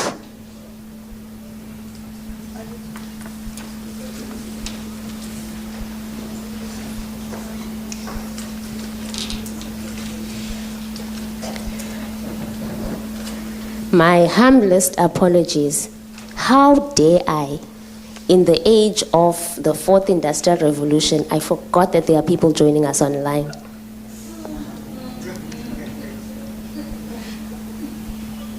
I will atone for my sins. Everybody that's joining us online, how are you lovely people? I'm saying this in my native language because wow, I am humbled. If you're joining us online also, I do not know, did we share the QR code with them in the packages? They have the QR code in their packages, in their emails. Please scan that QR code and get going with us on the Menti as well. Make sure that you use this opportunity. We are writing history. Sicela ukubhala nawe. Ungasali. How is it going? Can I start reading our responses? Okay. Somebody says the first and foremost important thing is educating communities about climate change, the important measures to take when faced by climate change disasters. All right? Someone says, and I like this ambition, to be part of the decision making locally, nationally, and globally. I echo those sentiments. Someone else says, can we scroll a little bit lower? Okay, up please. I think we have something similar to that one. Okay, a bit down. By using public transport. Hey, nifika kanjani la? Did you walk? Did anybody walk here? By using public transport, lift clubs, and walking instead of using their own private cars to reduce the carbon footprint. Guys, how many of us just started working? When you start working, do you not want to get that car? Kodwa futhi, you are sitting in a conversation such as this one and you are saying, you want to be the policy makers. You want to be a decision maker. But the first thing you want to do once you get a little bit of money, you want a car. Are we taking ourselves seriously, if at all? Ufuna 4-5. But at the same time, ufuna ukuba decision maker. Userious ngempilo? Yona impilo ufuna ukuyiphila le. Cha ngibuza ngiserious. I am so serious. Yona impilo ufuna ukuyiphila yini le? All right. Let's take one more. By advocating for a just transition, giving us as the youth, the opportunity to promote sustainability within communities who have been affected by climate change. Projects that promote, capital letters, renewable energy sources. So it's diverse. There's inclusion in policy making, there's energy, and then there's somebody who wants us to walk. Okay. Dr. Red, you have seen what these kids want. I'll hand over to you now to wrap up with your panel. Thanks. Okay, thank you very much, Program Director. And again, thank you to all the colleagues that are online. Dear delegates, we did not mean to exclude you, so humble apologies from all of us out here. But we trust that you have been following the discussions, and thank you for your participation. So to all of you that participated actively on this Mentimeter, please keep that going so that we can collect as much data as possible, and we can then share with you the action plan before the end of day, and then we can work towards having to formalize it going forward. It brings me to an interesting part of this morning session. I know that all of you are a little exhausted, but yes, very intrigued by some of the discussion points that we raised, and we're hoping that you're going to take this into your tea break as well. So, I'm going to afford each of the panelists around 2 minutes. I know that we have not received any response from Nunchlanchla as yet, but should we will keep you posted. 2 minutes to our panelists for their final thoughts. And we're going to use the same order. We're going to start with Tando, then we're going to move on to Snatemba and Zinhle. Okay, Tando? Okay. So going back to what I was speaking about earlier on in terms of using spatial analysis, I think if anything, yes, it's great that we have data, but what are we doing about the data that we have? Are we actually analyzing the different models that we can make from it? For instance, if we had like community members being participatory members in like stuff such as inventory mapping, where we're including them and telling us about what's happening in their communities. Because from the office, it's very difficult to know what's happening actually on the ground. So it's about educating people and letting them tell us what their problems are on the field, and then using that data to then say, okay, where are the hotspots? What are we seeing happening on the ground? And then moving on from there, we can also include them now in producing maps and other models that they can study and understand why their specific areas are vulnerable. And then from that, we can then plan by having suitability analysis where we, beforehand, if we are looking at an area that is more vulnerable to stuff such as flooding and landslides, let's find higher ground, let's find areas where we know that they are least affected, and then be able to even find places where we'll be able to put up emergency shelters and stuff like that. And also on top of that, it's also about including stakeholders in those communities, identifying them and saying that, okay, because this community has this grocery store or these contractors, let's engage with them to say that, okay, during a disaster, assist us in these types of resources that we will need. Yeah, I think that's all for me now. Thank you. Thank you, Tando. We're going to move on to Snatemba. Thank you. Thank you so much. I think the disadvantage of being in a panel is when the discussions are going on, you can't really participate. They sort of forget about you. But my apologies. No worries. But just to, I think, reiterate, I think the gentleman from the Department of Water and Sanitation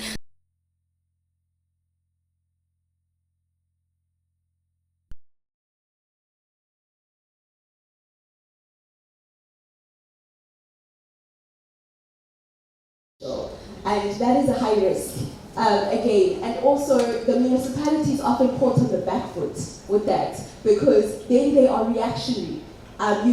People build on those areas that are not zoned, and then they have to go in and deliver services there after they've been built. So that's very tricky situation there. Because I mean, we go to school and we learn about the Spluma Acts, that these procedures must be followed. You get on the ground and that's not the case. We've got Tumalum Sipo, there who's a builder, but without an NHBRC approval, you know? So those are the realities. So coming to that background of human settlements and the scene in South Africa, some of my recommendations would be largely around how we can work in partnerships with communities. We need housing. Housing has been a problem since the dawn of democracy. How are we able to work with communities in order to address that problem? How can we use innovative ways and harness those innovative ideas that are coming from the grassroots? How do we absorb that in the public sector? The private sector will be moving ahead towards sustainable development. The private sector will be the ones to come up with those sustainable building materials. And guess what? Those materials will be too expensive for us to build in the township. It's out of our budget to buy those materials. And we need to be able to reach that common ground on how do we have equitable accessibility to such sustainable, innovative and building materials. How do we create ground for that? I want to also refer back to the United Nations Sustainable Development Goals.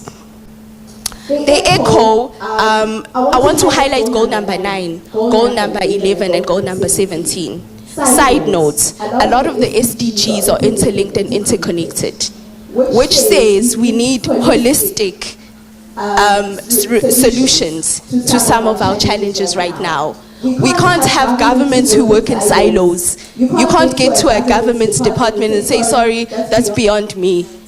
We need to get to a point where we're understanding that we need an assemblage of institutions in order to solve our problems. That's what the SDGs suggest for us. I want to just quickly highlight how the interconnectedness from 9, 11 to 17. Goal number 9 says we want to build resilient infrastructure, promote inclusive and sustainable industrialization, and foster innovation. Foster innovation, I highlighted that because it's so important. Innovation cuts across from the youth. It is a route to social entrepreneurship. The 4th industrial revolution is bringing new opportunities. It is that route, but are we able to absorb it in order to solve our challenges is the biggest question. And then I want to zoom into goal number 11, which says make cities and human settlements inclusive, safe, resilient, and sustainable. That on its own goal cuts across a lot of the SDGs. It even speaks to equality.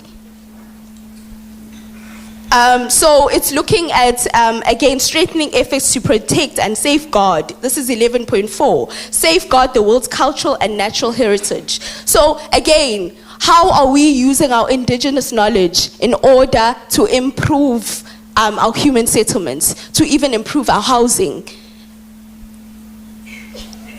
I'm wrapping up, I promise. So I want to use a very quick example. I like to be practical, especially when we're speaking to our peers. Cow dung. Do you remember essentially that keeps the house cool in summer and also preserves the heat in winter. How are we using our indigenous knowledge systems in order to evolve and take us into the wheel? It's like getting on a taxi. You're not leaving the others behind. You're taking on their knowledge. The youth there in front, because we're quick, we're innovative. How do we merge the two in order to create sustainable solutions? By saying innovative, what does innovation and sustainability mean in an African context? Innovation is not just the way it's said in the West.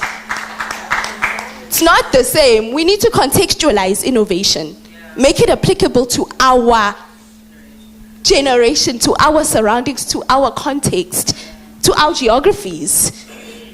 So that's how do we merge that? So last one, goal number 17. No, garep. Goal number 17, I said 3, I want to zoom in. Partnerships for change. Interlinking of the SDGs is for a reason.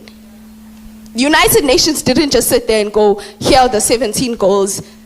They interlinked. partnerships for change. We're creating partnerships between the indigenous knowledge systems, the private sector, the public sector, the NGOs. We want to bring all of these actors into the innovation ecosystem because everybody has got a role to play.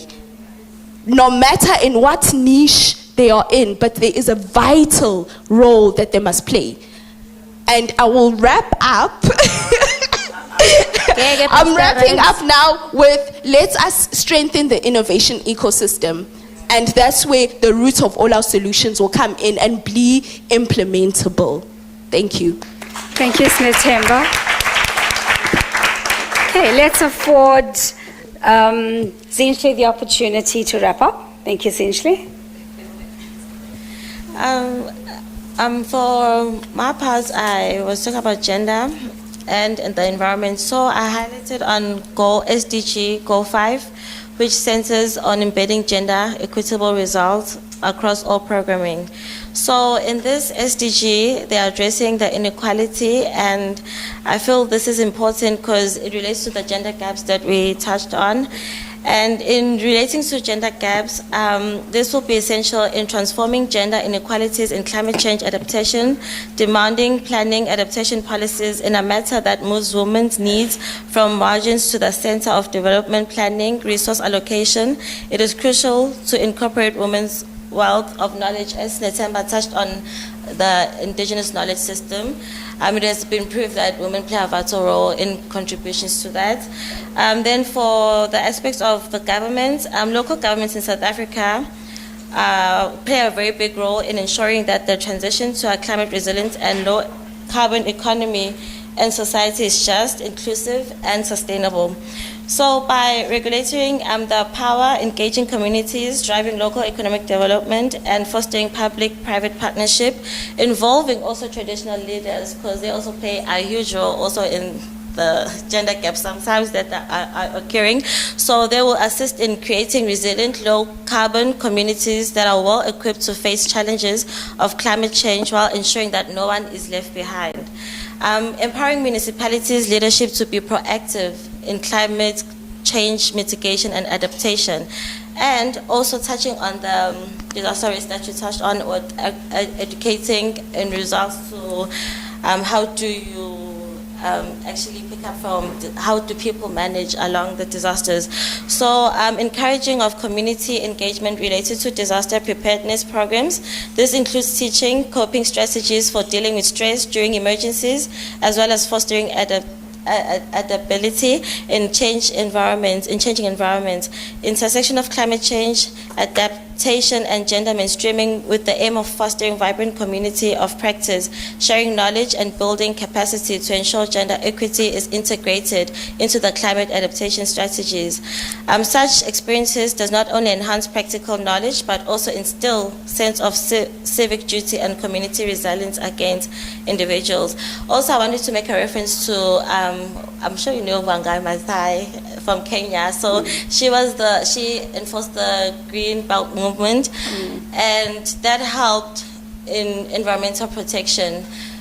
She moved people to plant trees in order to protect the environment, and it also simultaneously provided jobs, some sort of security for women. So that showed that a movement can actually be a driving force to the problems that we have in environment. And lastly, integrating the climate change adaptation, sustainable development goals, and disaster risks, as they have the same common goal to actually minimize the risk, vulnerability, and shocks, so we can recover and sustain livelihoods. Thank you. Thank you very much, Zinhle. Wow. To all the panelists, thank you for those thought-provoking insights. I am hoping that many of you have taken note of this, and you can then engage them further during the tea break and the lunch break, or during the course of the day and even beyond, because the information would be shared to all the delegates out here today. Just in terms of, recapping the essence of this discussion, I'm glad that Tando raised the issue around information, the issue around the data, and to what extent are we utilizing it, or are we actually utilizing it effectively? And, Zama this morning very eloquently shared with us the data for 2022, and then the alarming statistics. But the question is, what were the decisions as a result of the statistics? We did say that, a picture paints 1,000 words. Where to from there? Likewise, in terms of all the data and the information that we do have, do we actually explore them further in terms of simulation models? Do we then use them in terms of predictive modeling? You said, can we identify the hotspots? Can we look at creating early warning systems linked to vulnerability and risk maps from the data that is collected? Yes, there's lots of rich data available, but is it in a format that we can very easily use? And I think that is what we need to consider. The point by Snatemba, I know you made various points, but what I'd love to pick up on is the golden thread around building inclusive, sustainable, resilient human settlements and infrastructure. And this then gelled very well with what Zinhle indicated, around having to look at the role of local government in ensuring an inclusive system, bringing to the fore the role of traditional authorities, traditional leaders, right, and giving them the space in terms of sharing their wisdom. I know we recognize it, but to what extent is there actual action to what we do? So compliance could be one, policy could be another, but implementation, I guess, is what we're trying to address. And what was key with both, Sinatemba as well as Zinhle is, let's get back to the basics. Let's start re-examining the knowledge that we possess, also the knowledge that we are creating. Yes, we are creating lots of new knowledge through our innovation and the creativity. And the question is, are we then utilizing it to the fullest? Or are we looking at, books? Are we looking at just research in terms of giving us just scientific research on its own? But how are we then integrating what science is proving and what we know through our experiences, through traditions, through the indigenous systems that we've had and that we have been managing? And how are we localizing it? I love the fact that we said, let's Africanize it. Let's look at our local context. And the question is, we normally say, let's globalize things. Yes, we look at global good practices, but let's see to what extent we can localize it through the indigenous knowledge that we possess and that we are actually creating. And I think the challenge out here is for all of us to see how can we ensure that we do create this inclusive, sustainable, resilient settlements that we want to see at the end of the day. So with that, kindly help me in applauding the efforts of all our panelists this morning. I am certain that you would agree with me that they've inspired you and have inspired the next two sessions that we have yet to go through. And yes, it's woman power in action. So again, please help me in applauding the efforts of our panelists. Thank you, ladies. Over to the program director. Thank you. Thank you so much, Doc. She has already done my job in wrapping that panel up. Without further ado, I had said I was going to keep our time honest. Wow. If I was being graded on this is I don't even want to say. Since we're running behind on time, I am going to ask that we take, it's no longer a tea break, it's a comfort break really, the next 15 minutes to get tea outside and come back. Bring it inside. I will see you at 11:55. Thank you.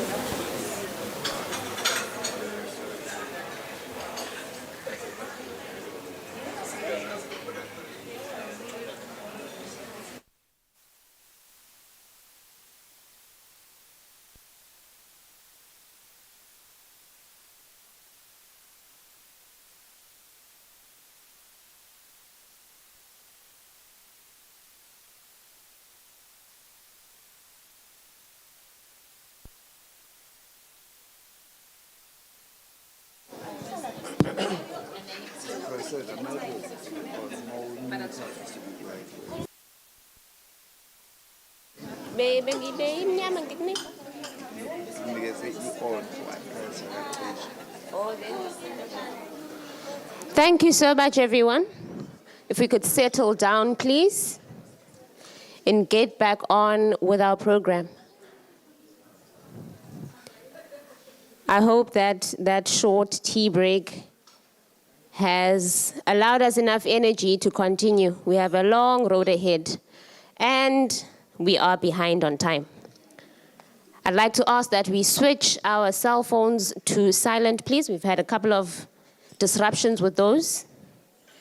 And I would also like to urge our speakers, if you could try to be straight to the point, otherwise sohamba ngo-5.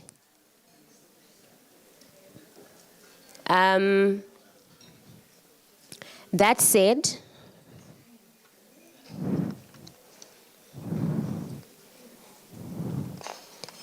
we are now going to get on to our next panel.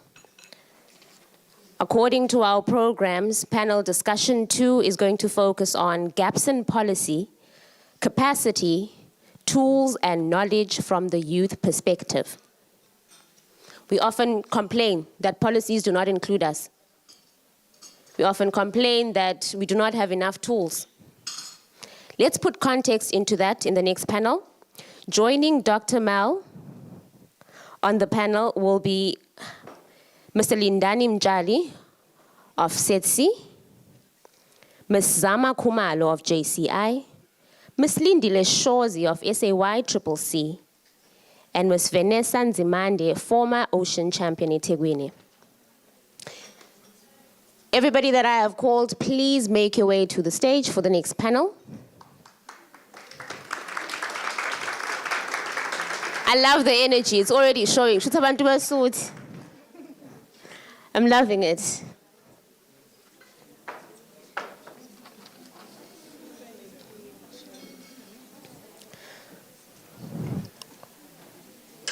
Dr. Reddy and your panel, whenever you're ready, we are all ears.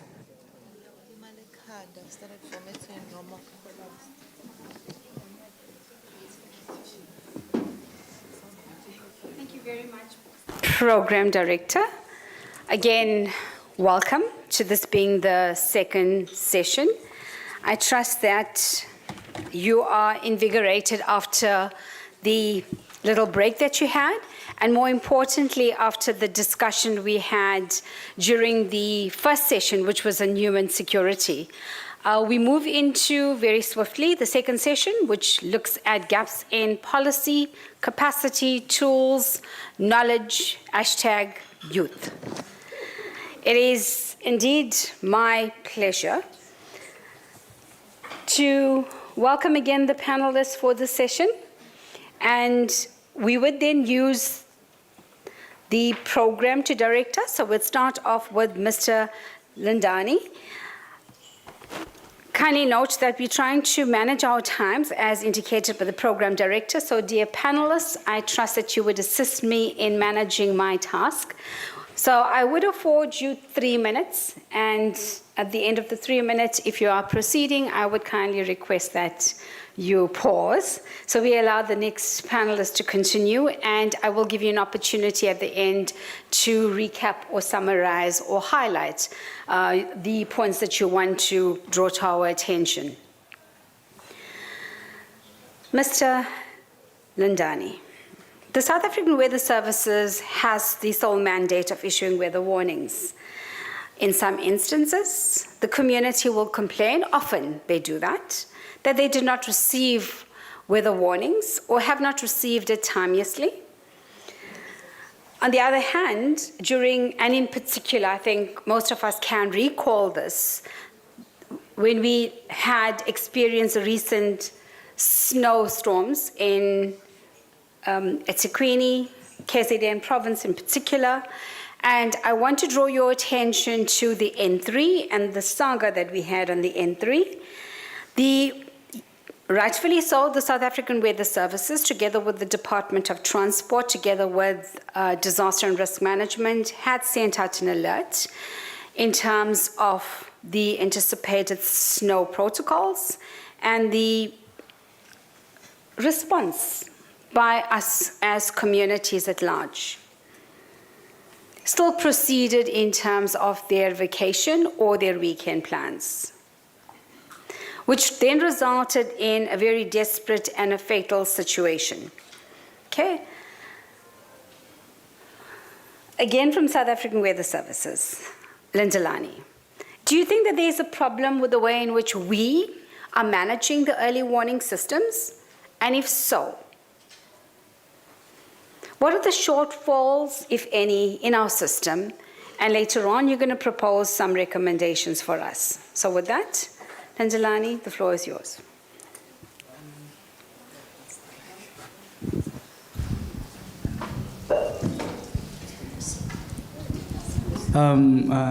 Thank you, Dr. Mel, for the opportunity, and greetings everyone on the floor. Early warning systems. It's I don't know what's happening. Okay, well, it's a collective system, or it's a collective way of thinking. Basically, early warning systems, they require the full collective participation of everyone. But I think just to note, with the recent events, Dr. Mel, they didn't just reveal the gaps, basically, but they actually also I think revealed how communities receive, understand, and actually add on those alerts. Because when you talk about early warning systems, we don't have to actually put them in a blanket approach, or rather in an umbrella approach. Because an early warning system shouldn't be basically, how could I say, in an blanket approach. They should be diversified. They should be African designed rather than being westernized designed. But to mention the key shortfalls we have here in Durban, or rather in the EThekwini Municipality, I think first of all it's the socio-economic barriers to information access. People who stay in informal settlements and people who stay, for example, in urban, peri-urban, you can't actually put them in the same buckets in terms of receiving early warning systems.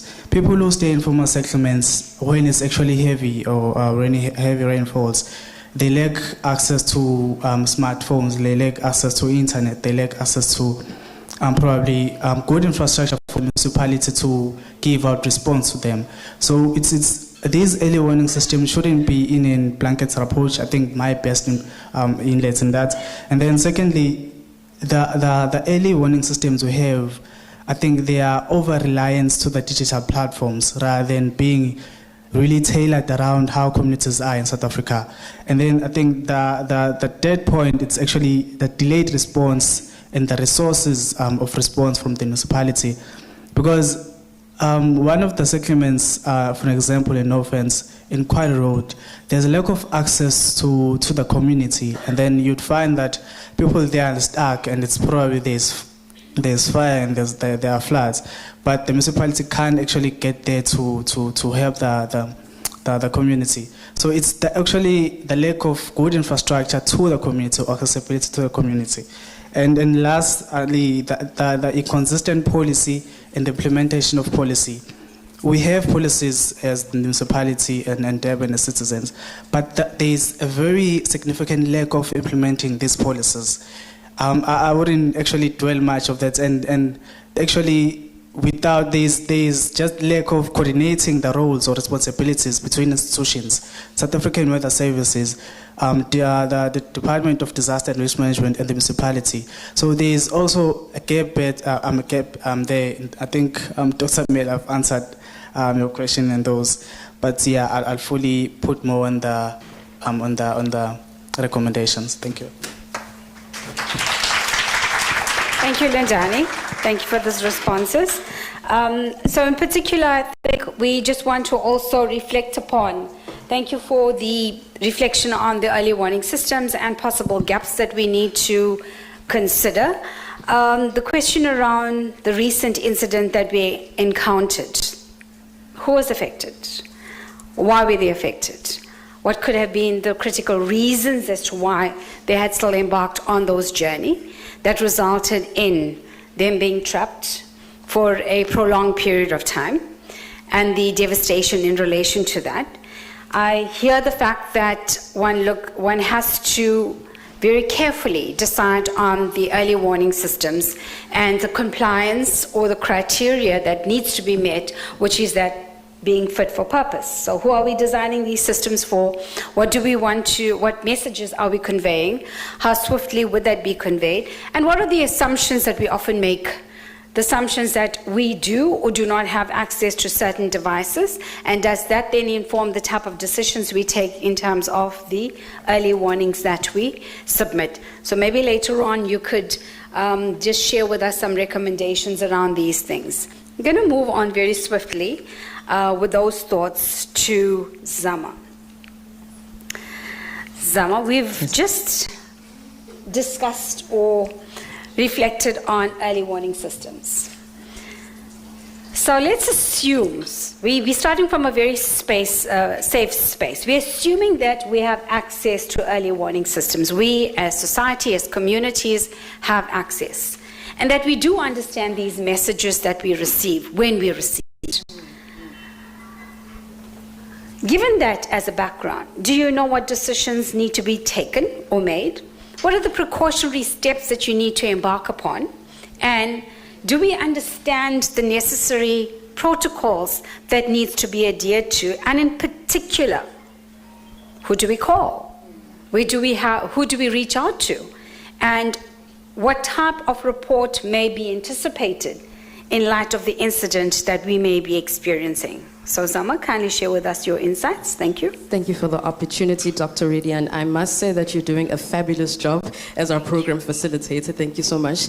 And I'd like to greet our audience, also the online community that are listening to this very important conversation. So with regards to your question regarding protocol and what is it that the necessary steps that one needs to take, I would say no as a youth. I would say no, because just to summarize it, there's a huge lack of trust. Now, walk with me. I live in a community, and I love how the early panelists had spoken about, Sister No, she had spoken about Kwandengezi. In Kwandengezi, she did mention that there's heavy rainfall that happens and things of that nature. Now, you as a community member, or as a citizen, you experience heavy rainfall, you're in your home, you don't know what to do. The first point of contact, before you even get to your government resource, should be your community leader. That is the person that should be understanding that there's a situation happening in the area that I reside in.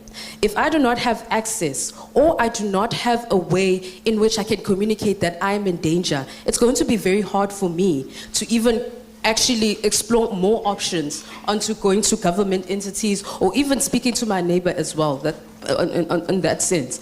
So there's a huge lack of trust, there's a huge lack of credibility into looking at to what protocols need to actually happen, and a huge lack of awareness as well.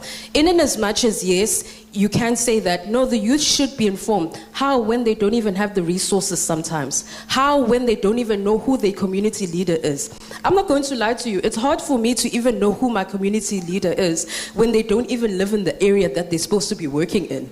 You see, I see that it's church right now, so everyone's saying amen. So it's very hard, not only as a youth, but also as an elder, to even want to share your complaints, but also know what the protocols is. I feel that if you're going to be speaking, especially because it is all about the youth today, you should be speaking our language. I love what the previous speaker said, Mr. Mjali spoke about, how we shouldn't be too reliant on digital information and everything. But if we're being very honest, are we not in the fourth industrial revolution? Are we not in an era whereby digitalization should be going forward? We should not be leaving people behind, but rather empowering them to going forward.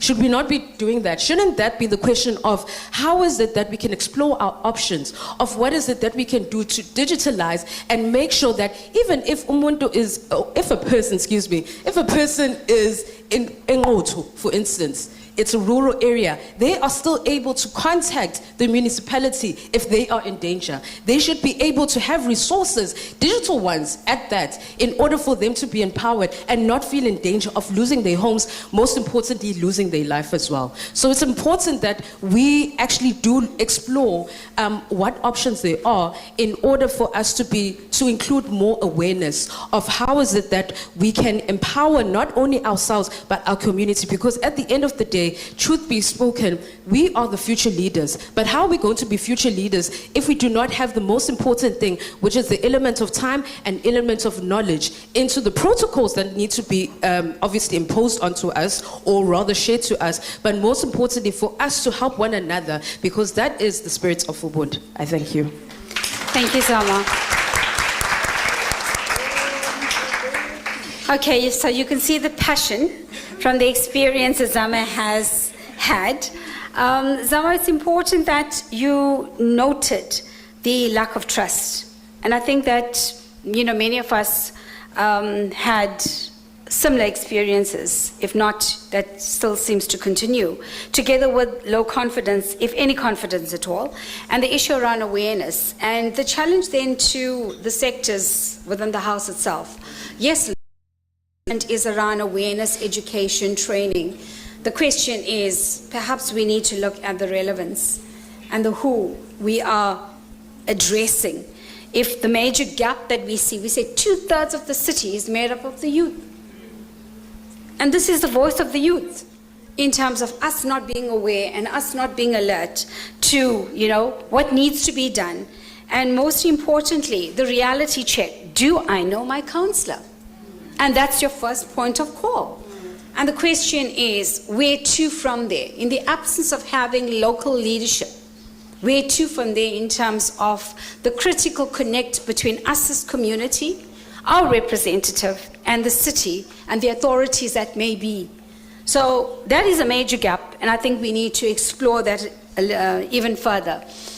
And I think it's also crucial, and it, links on to what Lindani had indicated earlier on, that resonates with what message is sent out and when is it sent out and to whom. And that seems to be the delay in terms of why there may be little action, if no action at all.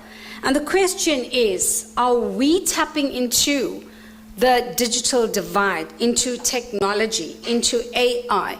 But if you looked at what happened at the recent snowstorm within KZN, most of our messaging, and if you would agree as well, was via these social media platforms. So as youth, if that is your lifestyle, and that is your go-to in terms of accessing weather services or any messages, so should we not be looking at credibility around that? Just a thought. Okay, we're going to proceed then to Lindele. You've just heard what Zama had to share with us. And more importantly, the challenges around lack of information and understanding around the protocols that we ought to follow. What are your perspectives on the access as well as the dissemination of crucial information, as well as what are the approaches on, if any, capacity development and capacity building, be it as to whether it may be climate change adaptation, disaster risk reduction, preparedness? Could you share with us some of your experiences, perhaps? Thank you. All right, thank you so much, Dr. Reddy. Greetings, colleagues. All protocol observed. Uzama shared very important and key notes. First and foremost, I would like to touch base on the presentation that Zama showed us, showing that youth plays a very, very critical role in our society. As much as we play a very critical role, it's unfortunate that during these processes of making policy, we are usually used as just numbers on registers. We say, we share our voices, but our voices are not heard. But our signatures are recognized that youth was present. But on policy, our views are not reflected. So it's very unfortunate that we have that. These policies and laws that we have do not take our contributions and our needs into consideration. So it's very much sad, because that also reflects on how are we going to be climate change action ready. because we are not open or have that access to these informations. Another thing is that Ulindana did share that a lot of information is still is now moving towards the fourth industrial, but we cannot ignore the fact that media such as radio is still very much important. We also saw why is cause is still number one. It's because people use radio. Youth uses radio. Ugogo uma engezwa ukuthi kwi-radio, sorry, ubuza umzukulu ukuthi what was being recalled. If an elderly cannot hear what is being said on radio, they then communicate with the youth or the young to try to elaborate whatever is being said. And if that platform is not being utilized, it's then we are taking away that access to the grassroots level. And it's very sad, again, that a lot of times we say grassroots, bottom up, but is it really bottom up or is it top down? We are then imposing, or the national or the global is imposing all these strategies that are decided upon a certain room that excludes us. Again, I want to touch on a point that Alize mentioned. She said, decision makers meet in rooms that we do not have access to. When she said that, I was like, damn, that needs to change. That needs to change. We need to be in a position whereby we, as the youth, vocalize and we enter those rooms. Because we are not just a youth for individual, but we're youth for a voice to the masses. And another thing is building capacity around these weather alert tools. A lot of times, these tools are sent via social media, via your WhatsApp. A lot of these alerts have been being sent. I'm going to share that I've never received that alert unless it's forwarded to me. Forwarded from where? How did the person get that notice? Because for me, I have a smartphone and it's forwarded to me, but I still don't know where to access. I'm going to the website, and I'm glad that South African Weather Services is here. I'm sorry to pinpoint, I won't mention the name, where many times I myself personally had attempted to cut the barrier between the people that are in the office and the people in the grassroots, but emails are not being responded.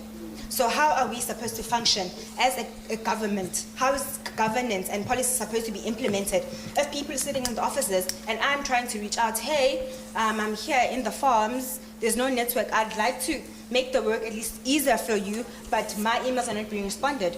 And then how do we trust that people in the grassroots level have indeed received these alerts?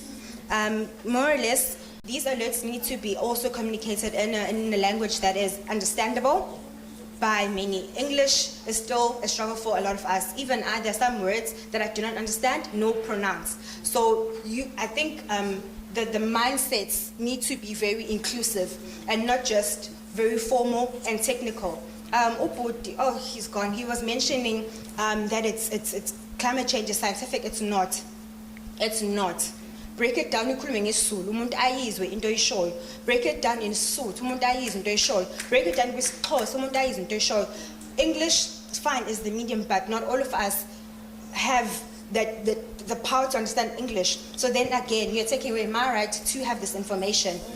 And then on this closing point, I'd just like to quote the NEMA, the National Environmental Management Act, 107 of 1998, to provide a cooperative environmental governance by establishing decision-making is important. Again, we have policies put in place that are not working. We have policies that are put in place that are not in favor of the majority. So again, this needs to be then restructured and re-looked into to favor the majority, if not all. Thank you.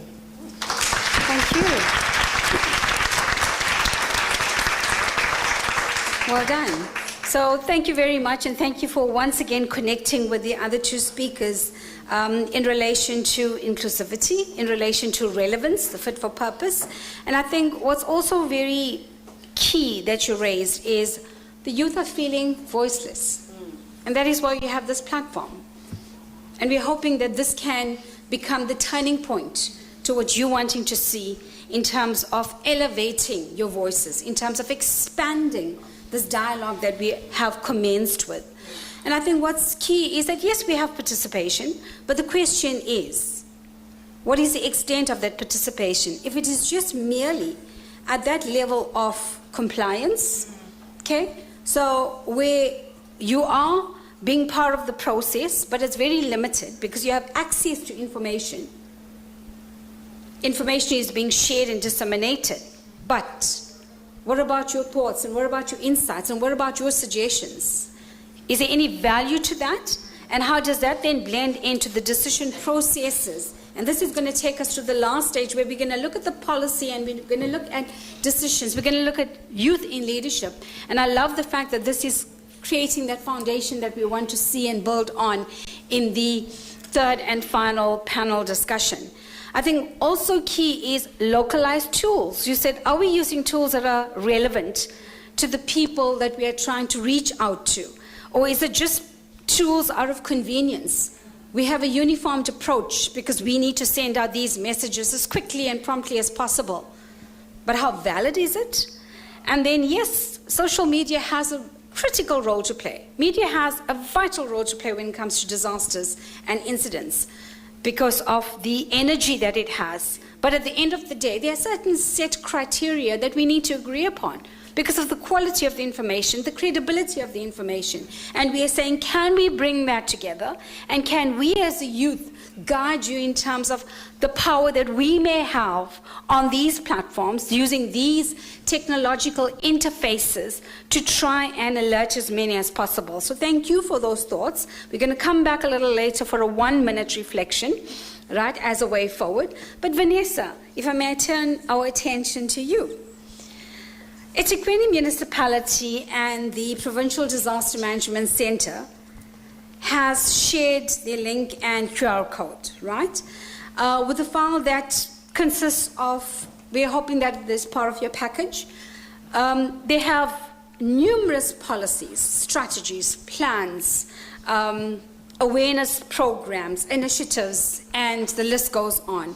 So we're hoping that this information and this pack of vital resource that we have can sustain us over the times. So yes, it's seen as very medium to long term. Do any of these documents in your opinion, translate the message that is directed or responded to from a youth's perspective, from the youth's needs and wants? Have you ever been invited to engage, to participate in any of these developments? Or have you been part of the creation of these policies, these various plans, or initiatives around awareness raising within the youth itself? Can you kindly share with us your lived experiences? Thank you. Vanessa? Thank you very much, Dr. Mel. Good day, everyone. I am Vanessa Nzimande. So to answer all 3 questions, if I'm not mistaken. During my time as an ocean champion under the EThekwini Municipality, I was exposed to numerous policy documents that aimed at addressing climate change, social injustice, and many of these documents also broadly covered community safety, disaster preparedness, and long-term strategies. But if I was not within the municipality, I wouldn't have known that these documents exist. So while going through the documents, I observed that many of them, they lack inclusivity and targeted initiatives that is for young citizens of EThekwini Municipality.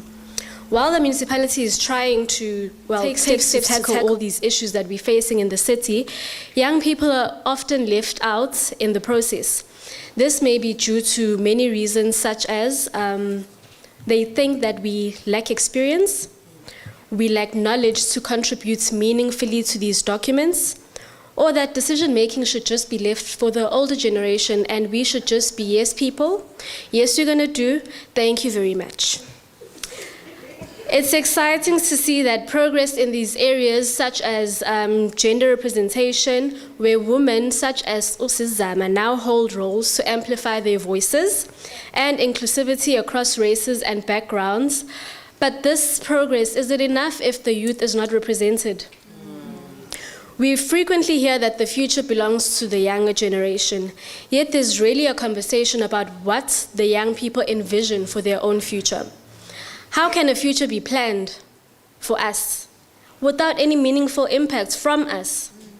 For example, when policies are drafted, The process typically involves people like Dr. Mel, scientists, government officials, and business sectors. Yet young people, especially those who are studying in those fields that are required, are left behind and they're really involved.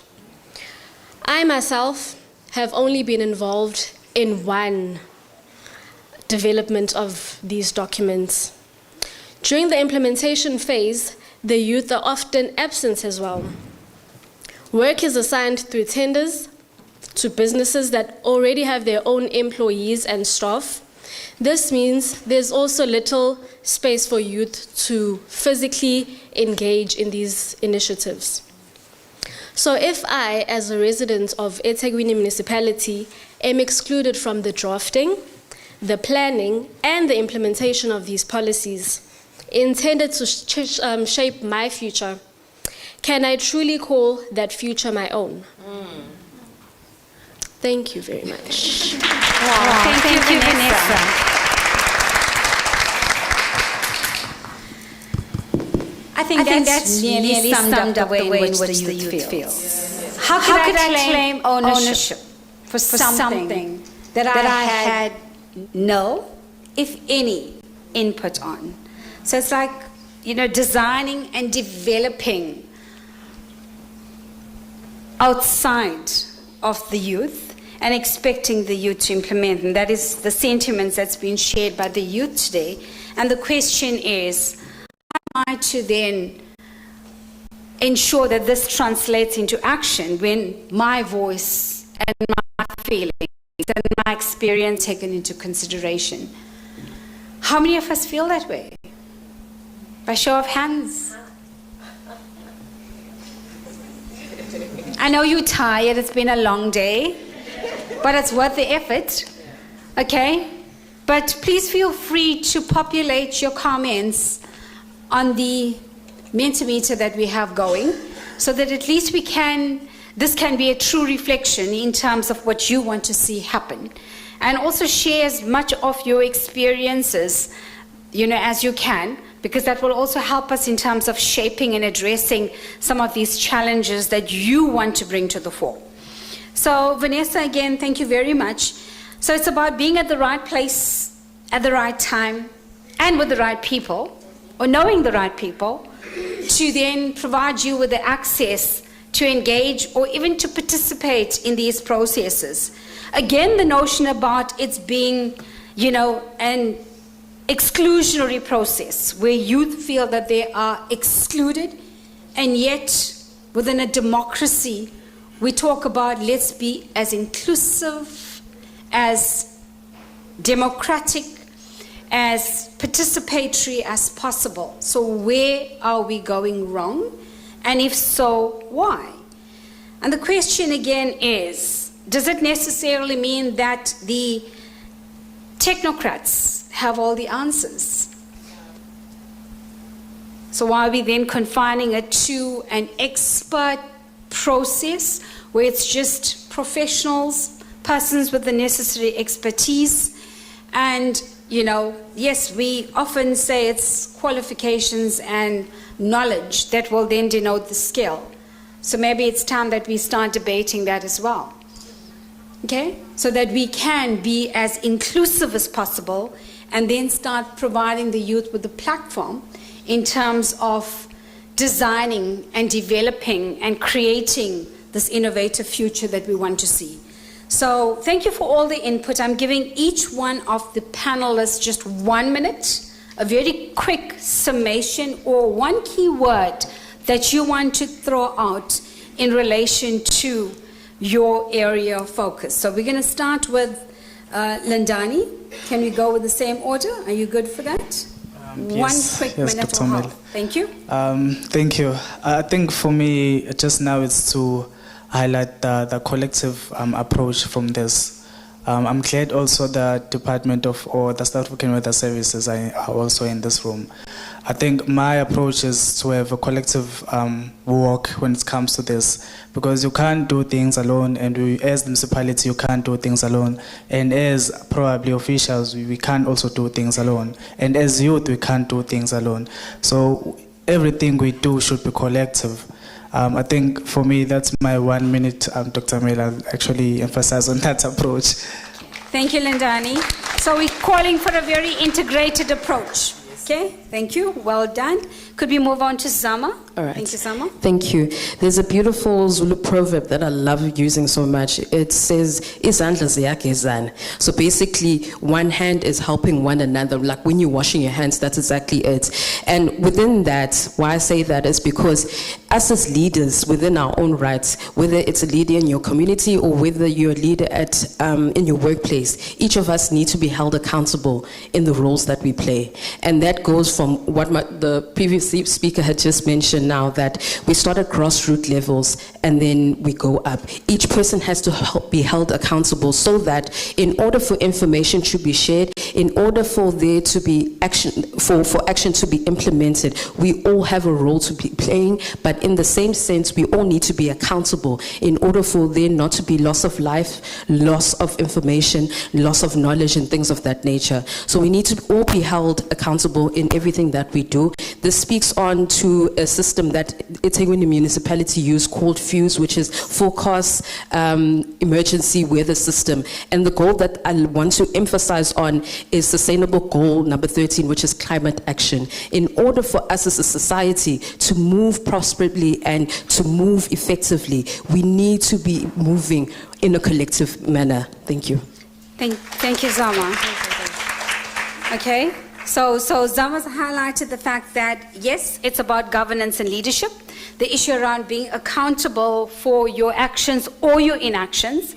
And I think what's very, key to that is do not just treat it as another day, another incident. It is as important to you, it should be as important to you as leadership as it is to the most vulnerable out there. So let's be accountable and let's start changing this mindset around, is it just another incident that we need to report or we need to deal with? Okay, it's far more than that. It's about lives of people. Thank you. We're going to move on to Lindele. Okay, thank you. I'll be very fast. So firstly, for me, it would be collaboration. Again, a lot of things I'm going to say, it's going to be an echo, which is me emphasizing the importance of this. So it's collaboration among local governments, private sector, your sciences, basically have a multidisciplinary approach. Secondly, expand information. Do not neglect the one to uplift the other. So the information from newspaper is still as critical as the information being shared on social media. Thirdly, implementing workshops and trainings around these tools that are being provided around us. For example, I've seen there are things that measures wind, if I'm not mistaken, that are called knots. People don't know that. Make information understandable. And then lastly, youth.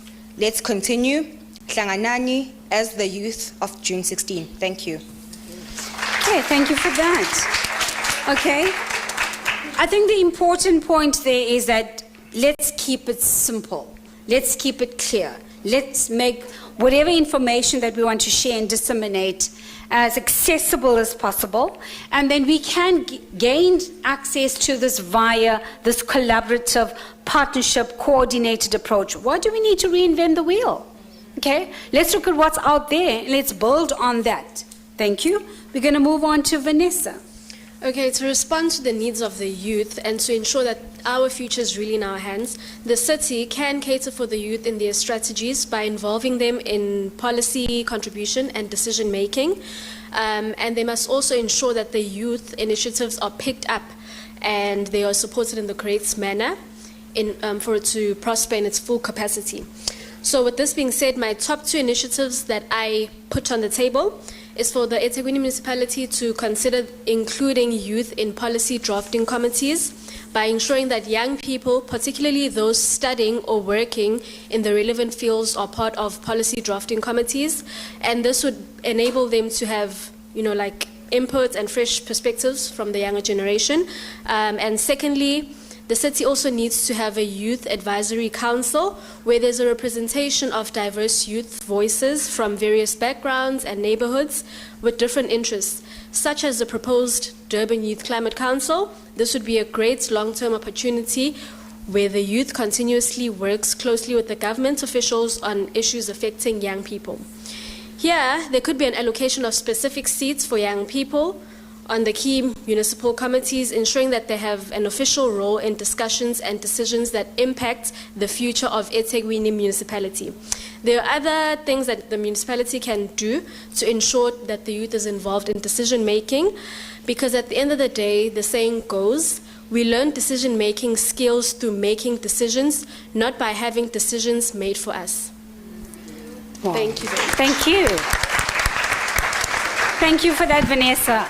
You know, I think that is a very stringent point that you've made. It's about us being part of the process, and I think that was echoed by all the panelists as well, the inclusivity, the collaboration. And let's go beyond just having to create those platforms for the youth, having to then strengthen through development, training, education, having to provide the necessary knowledge and skills to youth, but also, why not collaborate with practitioners so that you can then work jointly with them, in partnership with them, rather than working in these silos. Yes, you have a voice, and yes, you understand your needs. So why don't we then share the same platform, similar to what we have out here today?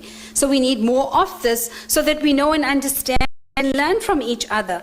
Yes, it's a learning process, and the learning process is twofold. It's not one directional, we learn from each other. So I think that is an important point that we need to perhaps engage on further, and hopefully we'll pick on this a little later on the final session that looks at leadership and decisions where youth should be involved in those critical elements.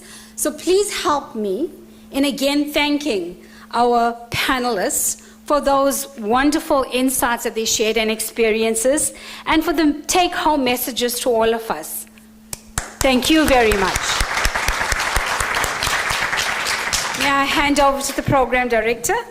If you are a decision maker in this room, I am sure your feet are hot, your neck is sweating, because your work is cut out for you, really.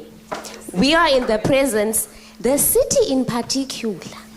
Hey, if you didn't hear me before, I did say that we are in the presence of young people who are pioneering innovators, who know what they want, who know how they want it, and who have already started to take action in that accord.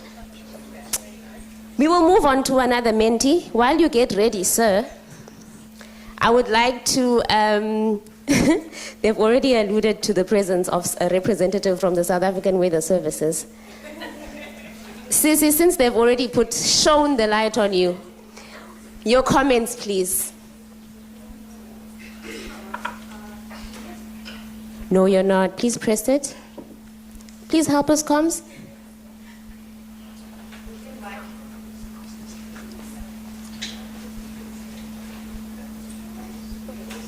Okay. Thank you. Good day, colleagues. All protocol observed. My name is EThekwini, SA Weather Service, with no S at the end. It's just one service that we are rendering, and it's only the weather. Furthermore, on top of that, we are the authoritative voice when it comes to the dissemination of alerts, severe weather warnings alerts that have already been spoken about. So just maybe to bring it back a bit, it is important for us to understand, firstly, what exactly is a forecast and how exactly is that generated. First of all, in order for me to know that tomorrow we're expecting flooding or we're expecting severe thunderstorms, I don't just click my hands or my fingers or snap my fingers and then I know tomorrow. So we rely mostly on what we call weather models. Weather models act like a manipulation of the atmosphere. It incorporates a whole lot of aspects. You must know the science behind it. You must have the observations, which are the various stations that we have across the country.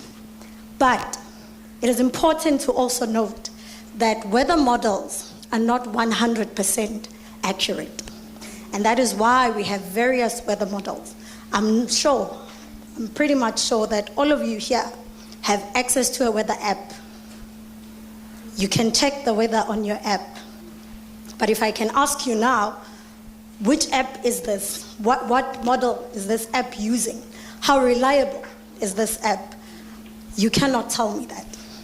So there are many things that are involved. First of all, one flaw of a weather model is that it relies on whatever happened today.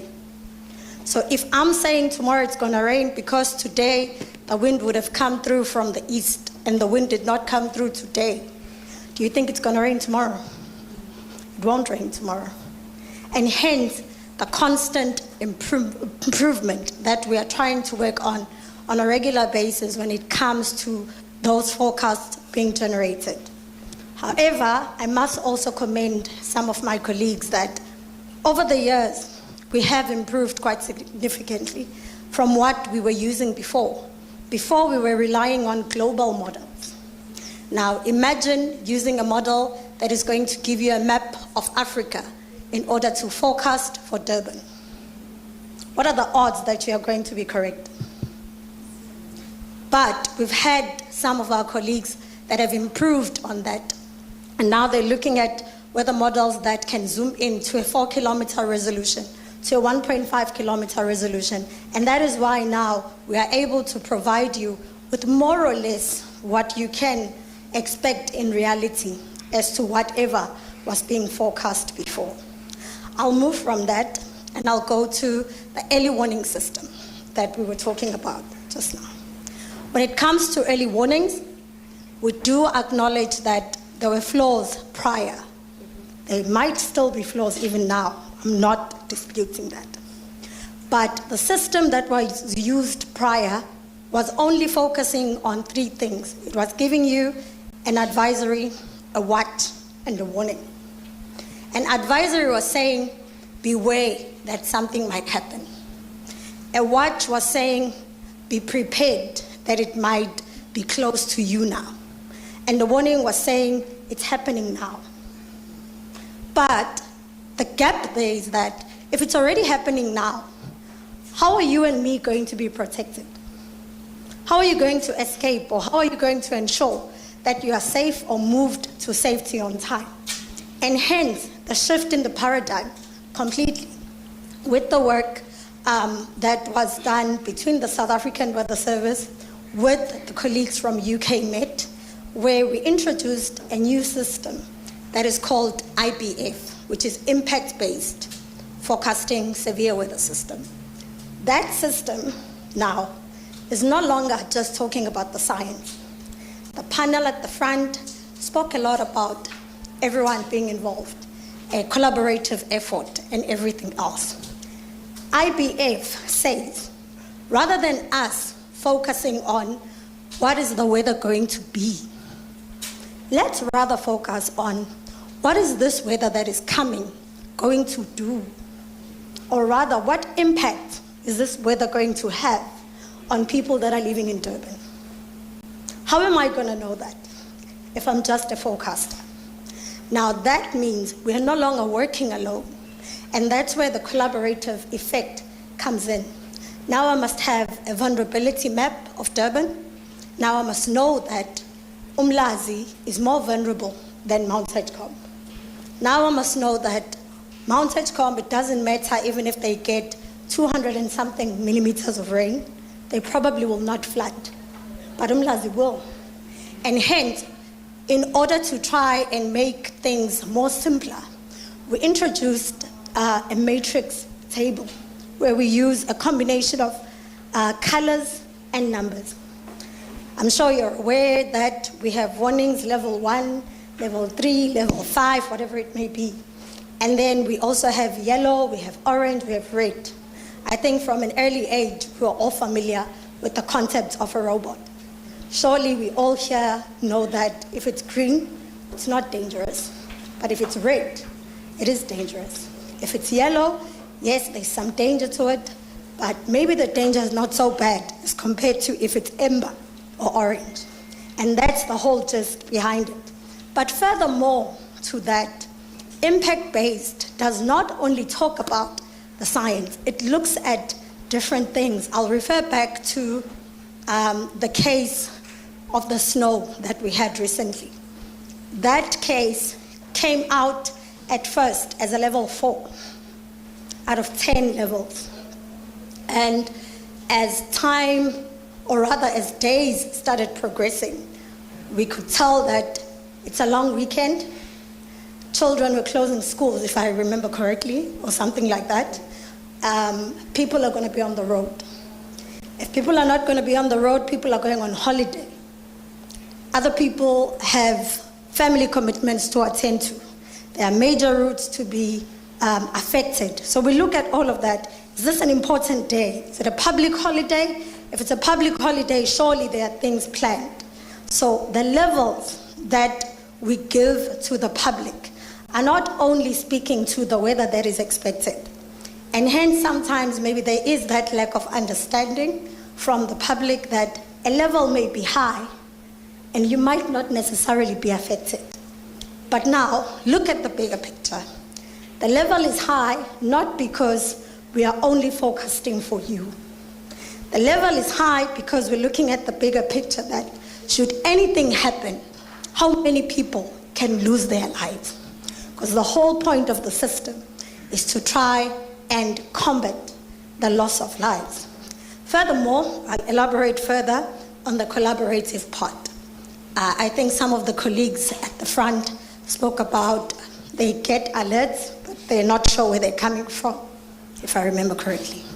So in terms of alerts, we do compile them, and then after they're compiled, then we disseminate them. We do not disseminate them to the public as an SMS or as an email.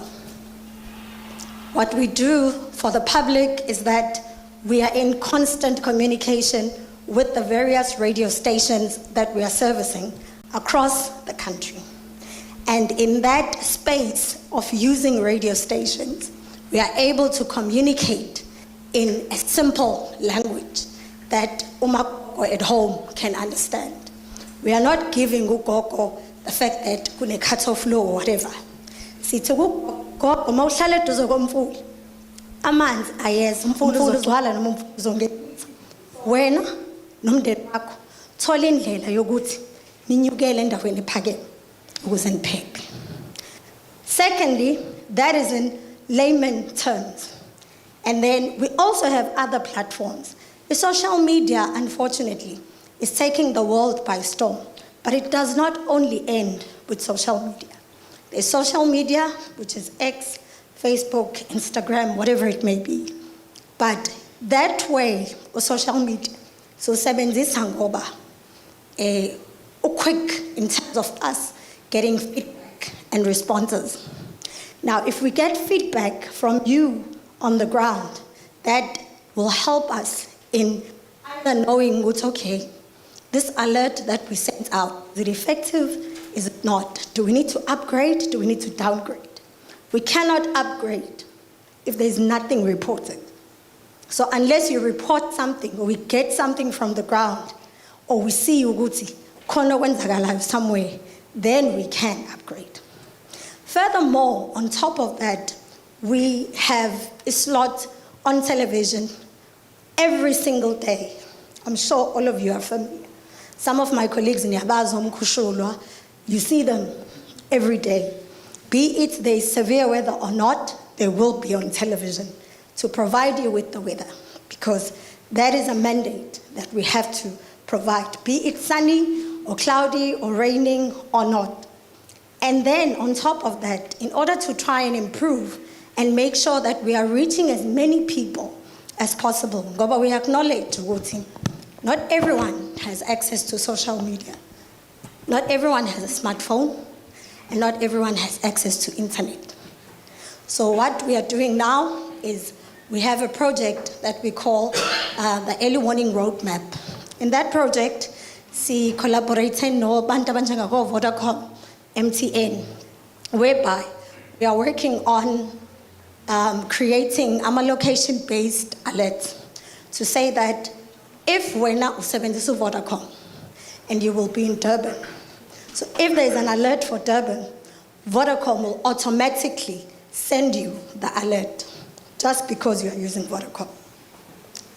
Furthermore, sinamanye ama projects that we are working on with provincial or rather national disaster management, where we are working on every time an alert is being disseminated, then it gets translated.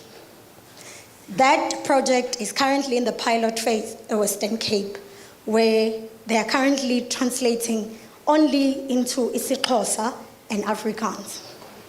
If the pilot phase is successful, then it can be implemented nationwide into the other official languages. So I think when it comes to the early warnings and the flaws that come with it, the main things that I would probably highlight would be that, number one, we do acknowledge that with the new system, there's quite a big gap and there's quite a lack of understanding when it comes to what exactly are we trying to communicate.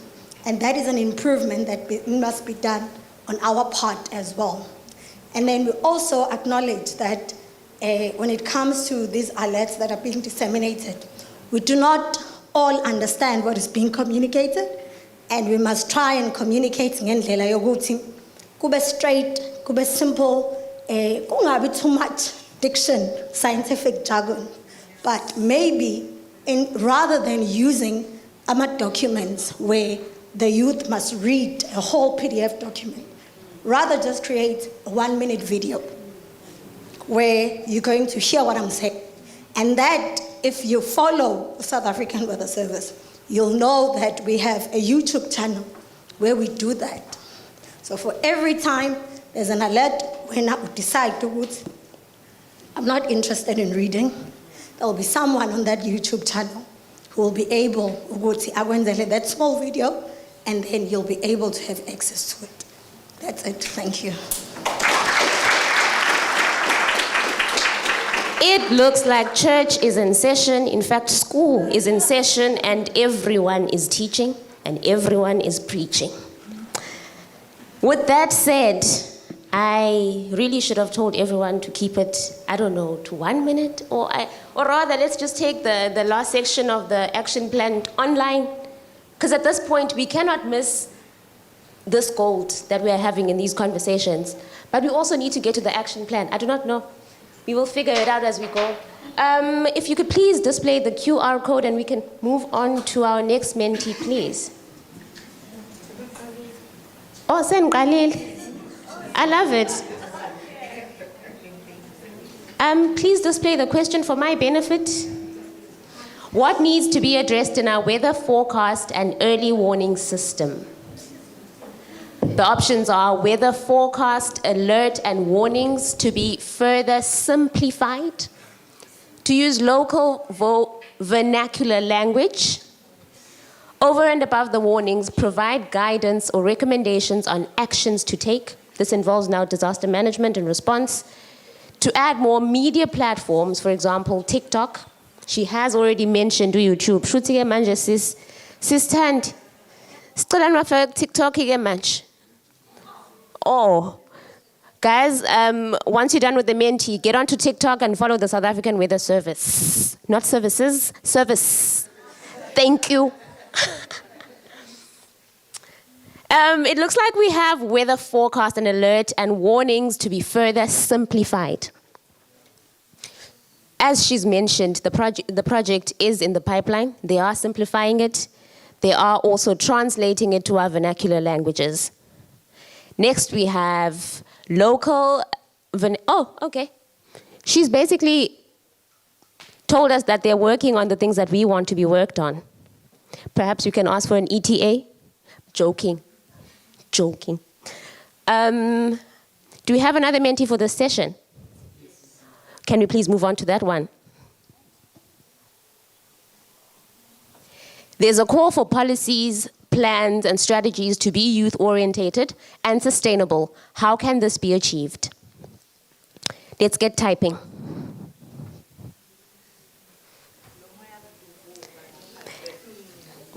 All of the passion that was rising when the panel was on stage, if we could channel it onto our screens, please. Again, guys, your soul, your mind, your heart onto that screen, because this is Summer's taking data. And that action plan, without your input, is certainly not complete. Please get typing.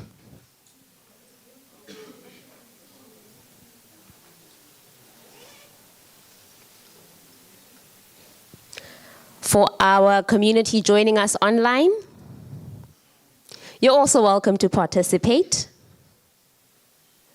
on the Mentimeter. We'd also like to know what you are thinking and what your contributions are. There is a call for policies, strategies, and plans to be youth-orientated and sustainable. How do we achieve this? There is nothing on my screen yet. I wonder. Oh, okay. If you can pick up pace, please, guys.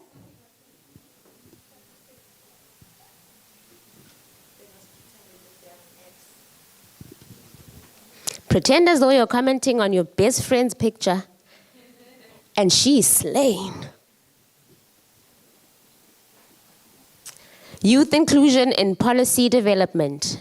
Actively involve young people in the decision-making process by creating youth advisory councils, focus groups, or consultations. Youth-led organizations can okay, I guess that was a typo.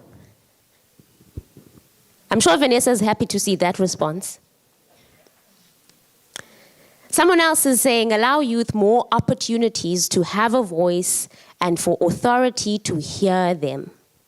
That here is in capital letters, I suppose there is more to be said about that here. But I also hope to whoever wrote that response that today gives you some kind of hope. Today is a light bulb. The youth should be involved in decision-making, be part of the policy drafting committees. We need more responses, guys, please.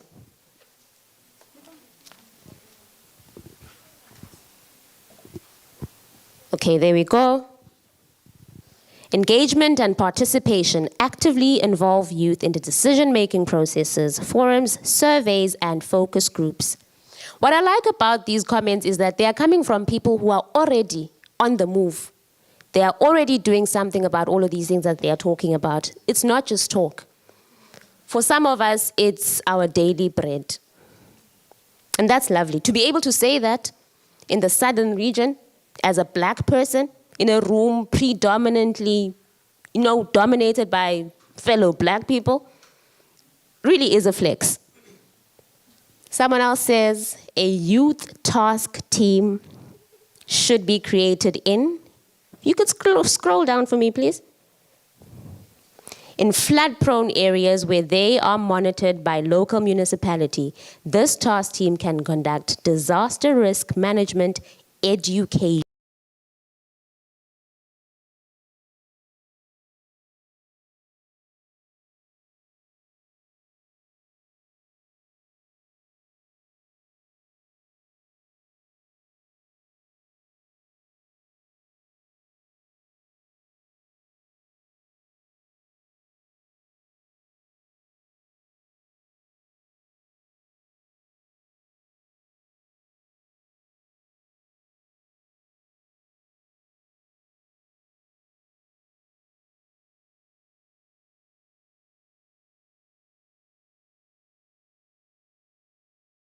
The table. We have our own tables. Now we want to bring what we have made at our tables to the table that's supposed to be ours but appears to be yours. Zozi said, take up space and cement yourself. We want to cement yourself at the tables where we actually belong. And cement ourselves there. All right. Alrighty. I have said before that we are in a room of pioneering innovators, young people who have taken power into their own hands. One can expect that there are challenges in the space, as much as there are rewards, and maybe even opportunities. Dr. Reddy, are you ready? Cheesy. I'm going to have to bother you one more time. If you could please make your way up for the next panel. This panel is going to unpack the youth empowerment space for leadership and decision making. And Dr. Reddy, your panelists are Mr. Spiwe Kuzwayo of JCI, Mr. Spiwe Kuzwayo of JCI, Mr. Percy Ratohwa, SEDSI, Amanda Masugu, Ilambu Global, as well as Ms. Bongeka Kaula of ACJSA.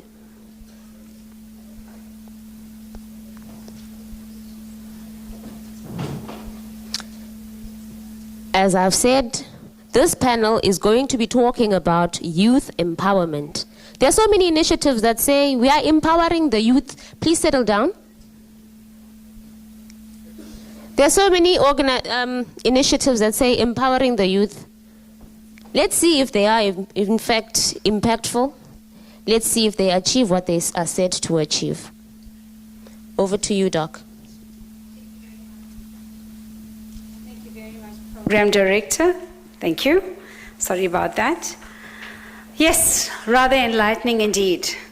And I think you're looking forward to this being our final session, and then open up for further discussion and perhaps suggestions from all of you.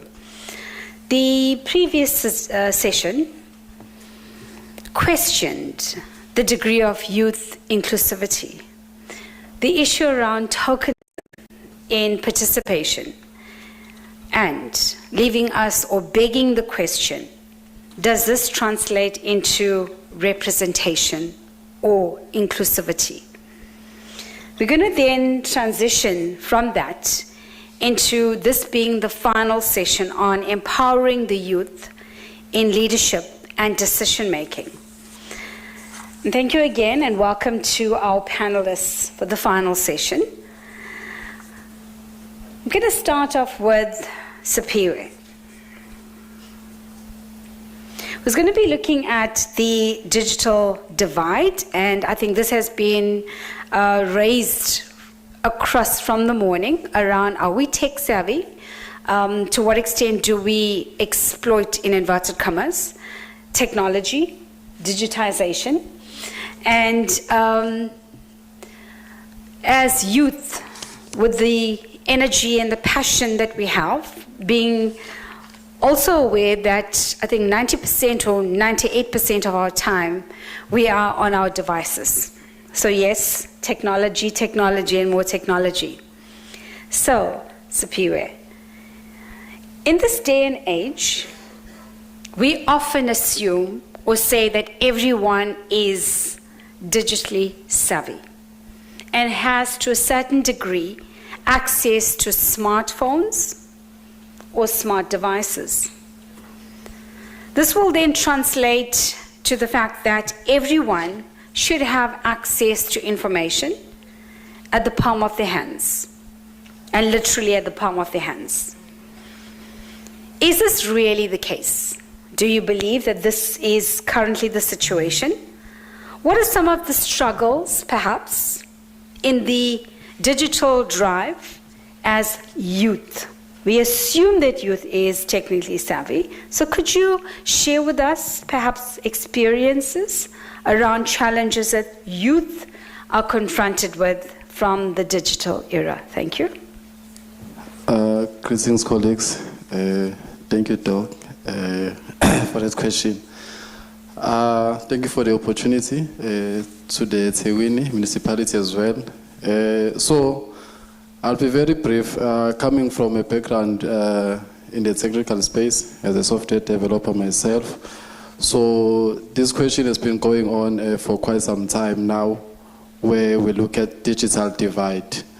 But we assume that our gogo in Guamapumulo, they don't have smartphones. We assume Uguti USK from Mlazi, it doesn't have a smartphone. But the reality is, people have smartphones, people have digital devices.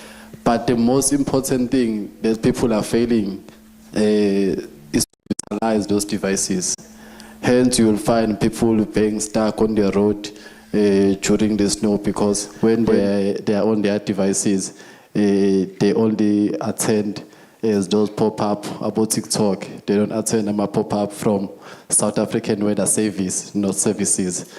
Yes, so I think it's very important, especially us in the room, to now go back to those people in the township, in the rural areas, and teach them or advocate in the digital literacy skill, because it's what we are failing as the youth, right? Because we cannot put the blame to our elders. They were not there when these devices they were being developed.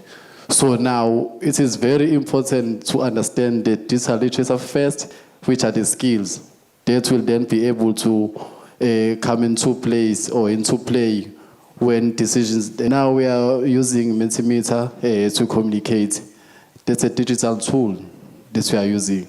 How many of you in the room knew about Mentimeter? When people are looking for data about the paper, we are no longer in that age.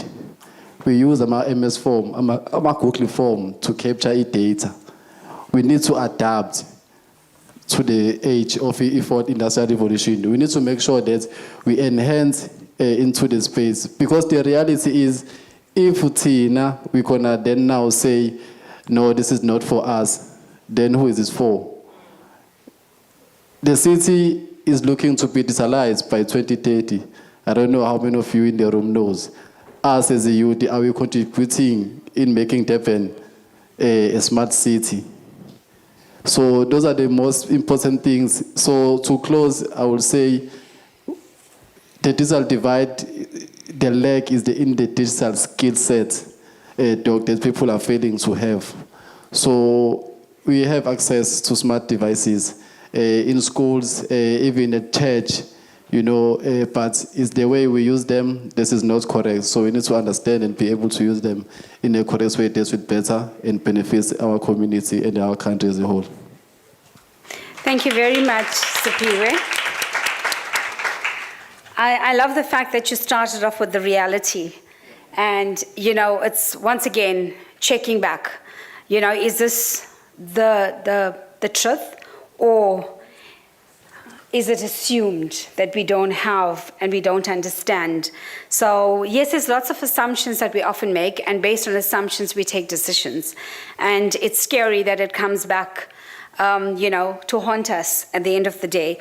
But the question around and innovation, creativity, which resonates with the youth, that demands adaptability. And are we up for that challenge? Or are we so comfortable that we want to be in our own little bubble? So the question is, do we want to take that faith of leap in terms of the change, that flexibility, the adaptability that we want to see? Because that is what your innovation and the creativity is asking of us. And the issue around skilling and reskilling and upskilling, I think if you talk about technology and advancement in technology and the rate at which it is going, unfortunately, there's no other compromise. So let's get to the party, and let's then understand that, yes, we need to adapt like yesterday. Very swiftly, I want to then move on to Percy. Okay, we're going to look at security and the right of children. And I think the statistics this morning reminded us of the role that we as youth have to play in protecting our environments, and more so the children. The Durban South, and I think many of us are aware of the Durban South and the saga related to the Durban South Basin. So that community has often been very vocal and active about the quality of air and the way in which it affects them on a daily basis. There has been alarming talks and observations on the number of children. Yes, we are well aware of the health-related effects pollution is having on the community in and around the Durban South, and in particular, you're looking at communities like Umlazi that has been hit rather badly by the floods as well, and this comes on the back of COVID-19, if I may remind all of us. And now we have this, issue that has been haunting us for ages and generations around the environmental issues created by industries within this area itself. So, Percy, do you think the government is doing enough in ensuring that the perpetrators, if we may call in inverted commas, those industries that are actively polluting that community, are they held accountable? What is the level of participation, if at all, or the responsibility taken by these agencies that are actually creating the demise of our children? Percy, your thoughts on this? Thank you. My name is Percy Ratogwa. I'm working in one of the best organizations known as South Durban Community Environmental Alliance. My answer to the question that is posed to me, it's no. The government is not doing enough. First of all, South Durban is a significant hub for industrial. In other words, it's a pandemic center for pollution.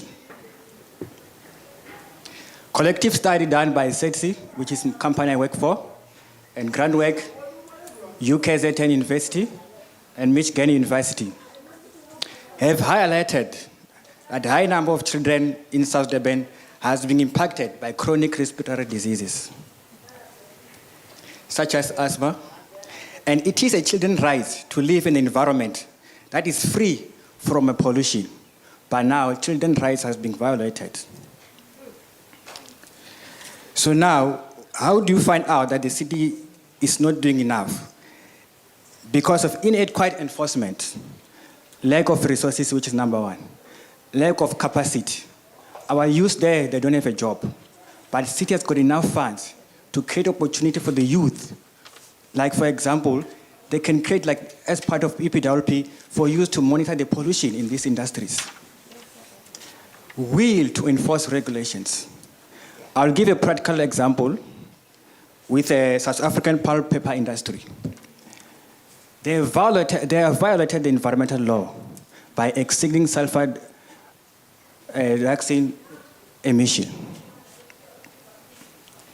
So the city fined them 8 million rand. But without consulting the community, the victims, to identify the impact and the damage. And the 8 million rand that was fined was not enough looking at the damage to the people's health. They were supposed to be fined about 100 million rand, but they were fined 8 million rand. Maybe because of corruption. And the community is not consulted. This to tell that the system which the city is using is weak.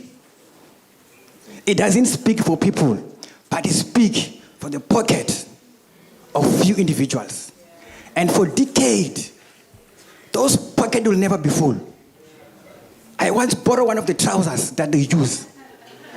It has got a very big pocket. You put money here for decades, it's never going to be full.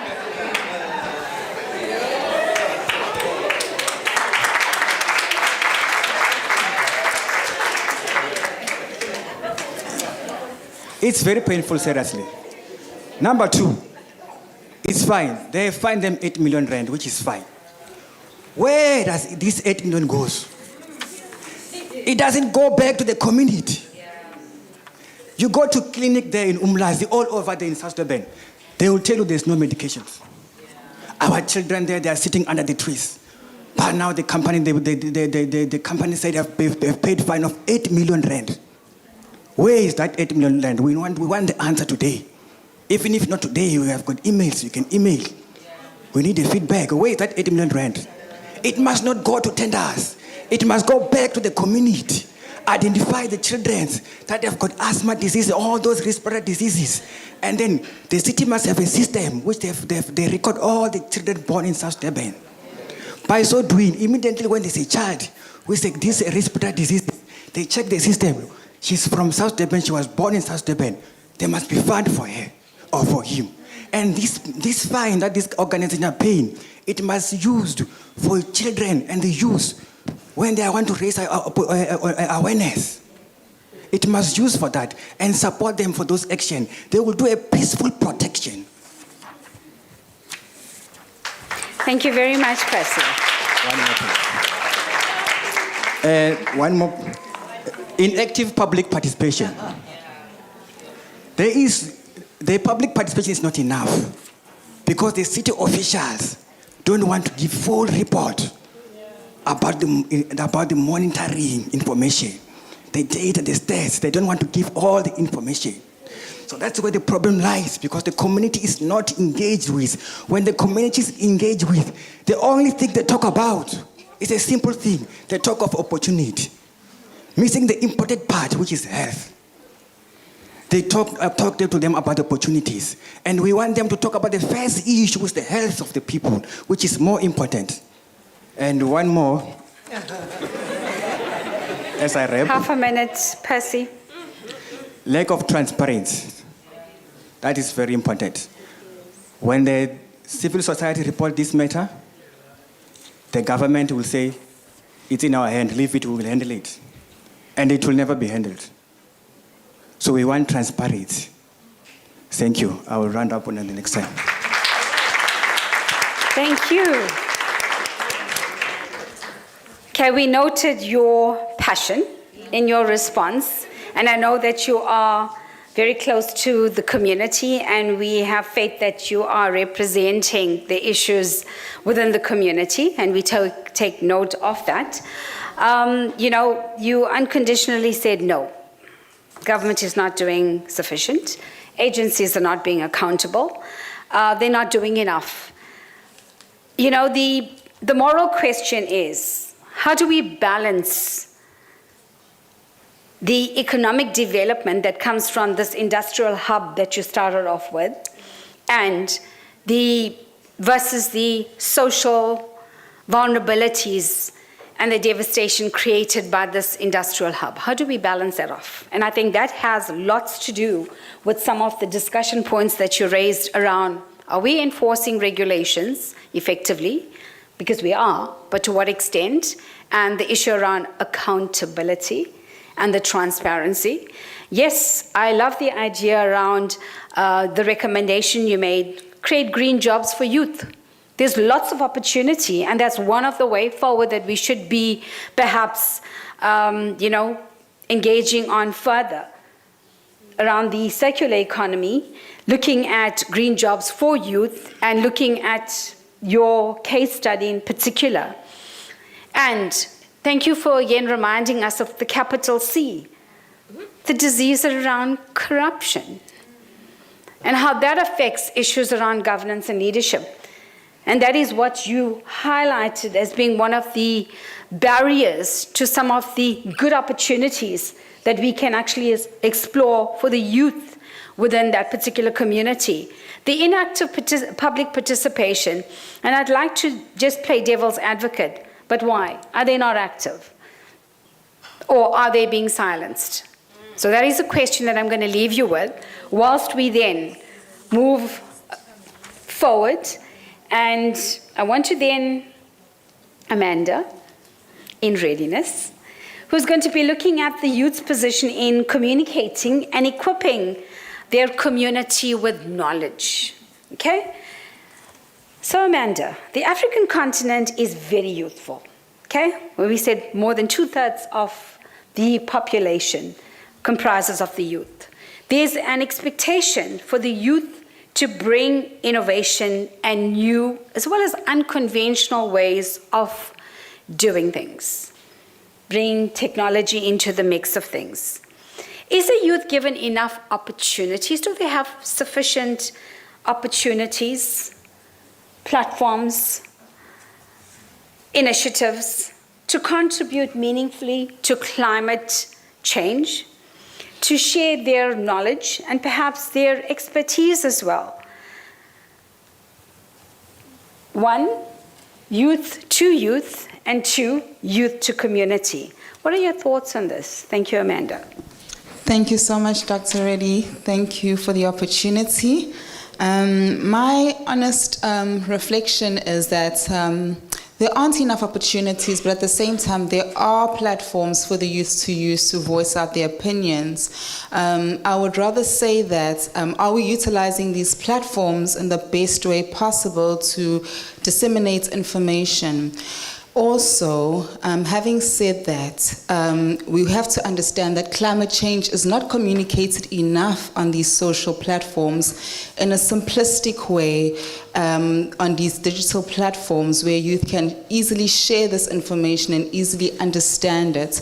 If the youth is able to easily understand it, we can teach it to our parents, we could teach it to our communities. It can be in our conversations, in our TikTok videos, in our YouTubes, in our WhatsApp groups. And it's easy then to share information such as this. And also, it's also important to attract the youth to begin to have these conversations and these dialogues. And the best way to do that is to create the perfect opportunities that inspire innovation, such as these platforms where most of us in this room are the youth, and we are engaging and we are learning as we are having these important conversations. Another important point is that it's important to have youth-led climate change ambassadors. And I would like to think that each and every one of us in this room are those youth-led climate change ambassadors. So what are we doing as the youth to create information and to send it out into our communities? It begins here. It begins with us. My challenge to all of us in this room is, what are we putting out there on our digital platforms? What are we putting on our WhatsApps after today? Are we putting out anything, or are we just going to leave here and go home and it's another day? You know, it's up to us to really, Dr. Reddy, start having these conversations on our Facebooks, on our WhatsApps, on our TikToks, in a way that, you know, it's friendly, it's easy to understand. We were able to engage after this as well, but also it's our responsibility to engage with our peers on the digital platforms. Thank you so much. Thank you, Amanda. Wow. That was very inspirational for the youth. As much as not enough opportunities are being provided, but yes, we have the skill, we have the know-how, and more importantly, we have the grasp of technology. So youth, in terms of technologically driven virtual spaces, is what you want to see more of, where you can then become these content creators, designers. And the question is, what are you sharing, and to what extent are you sharing that in a responsible manner? And are we encouraging behavior? Are we supporting good practices? Are we then inculcating best practices? It's good for us to sit back at youth and say, we want these opportunities, but are we then starting to create them for our own? Yes, you can. And you could do so very easily and readily as well. So the challenge is to us as youth, you have the power to do that. So are we exploiting the power that we have, the skill set that we have? And to what extent are we then perhaps influencing our communities and our peers? And I love the idea that, yes, we need to be more actively engaged as youth-led champions or ambassadors. It means that we have to then start being more responsible in terms of the way in which we start treating our environment. Okay, so I'd love to hear some more recommendations around that. And as we then say thank you to Amanda and move forward to Bongeka, who's going to be looking at being space for creating solutions. Sounds interesting.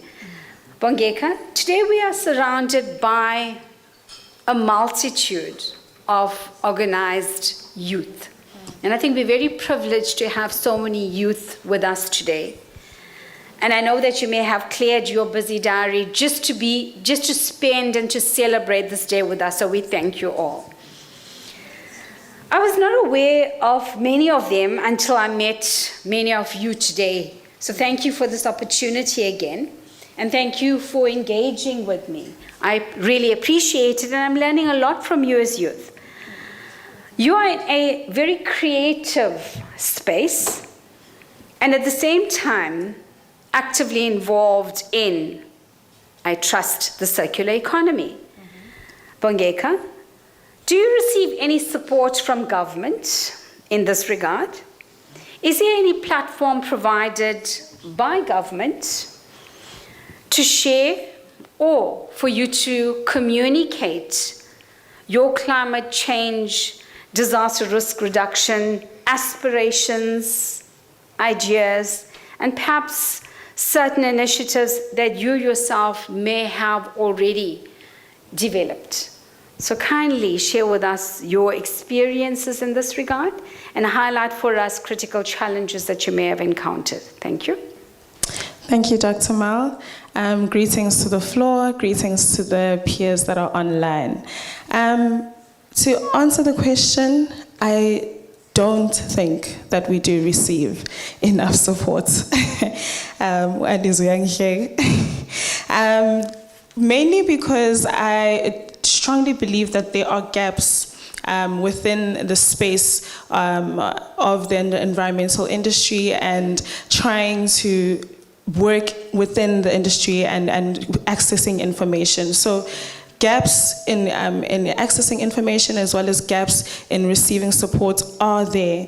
I mean, government has done a great job in terms of creating the platforms, hence we're here today, we're speaking about it, we're sharing the information, but when it comes to the actual contributions that we need to receive from government, I do believe that there are many gaps, and mainly gaps that are dedicated to budgets that actually focus on accessing this information and the markets. As the youth, we're here. We haven't sat back. We are advocating. There are so many organizations out there that are working towards climate change mitigation, climate change environmental education, climate change justice. I'm here today as a result of one of those organizations. I'm kind of from the Advocates of Climate Justice South Africa. We're one of those people that have stood up, that haven't said that we're going to sit back and focus on the gaps. There's institutions such as Help a Matriculant, which focus on environmental education. There's institutions such as this Pepper Group, which works in Umlazi, that focus on waste management, recycling and collection. There is a group called Be Free, as well as Eco-Friendly, who are a business now. They've created and access to the actual markets where they've turned the thesis into a reality. They've turned the theory into practical. However, there is still a huge gap in terms of government now contributing to us ensuring that these markets are now wildly spread.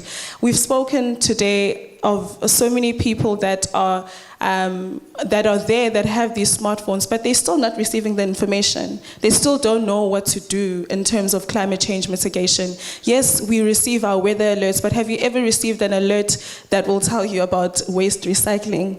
An alert that will tell you what to do with your paper, an alert that will tell you that don't, rather than ukshisa ume nomgodi, rather wenze u1 no 2 no 3 with your waste. We haven't received alerts like that. So I do believe that government does need to focus with their budget in terms of just the media marketing of these of accessing information. So have the ambassadors not just be outside, but use these people, bring them into the organizations, employ these people, have units that are actually there that are going to cater for environmental justice and climate change justice. People that are going to that are already on the ground. People like ACJSA, we're here, use us, utilize us. So we believe that there is still a huge gap in terms of government coming into the space and actually contributing in terms of their budget specifically to people that are fighting for climate change justice and environmental conservation. Thank you. Thank you very much, Bongeka. You know, again, another big no, capital letters. So I think the message is rather clear on the wall. The writing is clear on the wall, in terms of the support that we are getting. But what I'd love to perhaps pick on is, yes, there may be lots of information out there. There may be lots of opportunities, but the major gap is access to this information. Again, it's what we had looked at in the earlier session, being in the right place at the right time with the right people, or knowing the right people would be able to allow you this access to the information that you may be looking for. So it's about us. Can we share? Can we disseminate if we are aware of it? Can we create these networks? And I think that is a purpose, one of the outcomes that we have. But can we start creating these networks? And can we sustain what we create? We're good in terms of initiating and developing, creating, but are we in for the long run?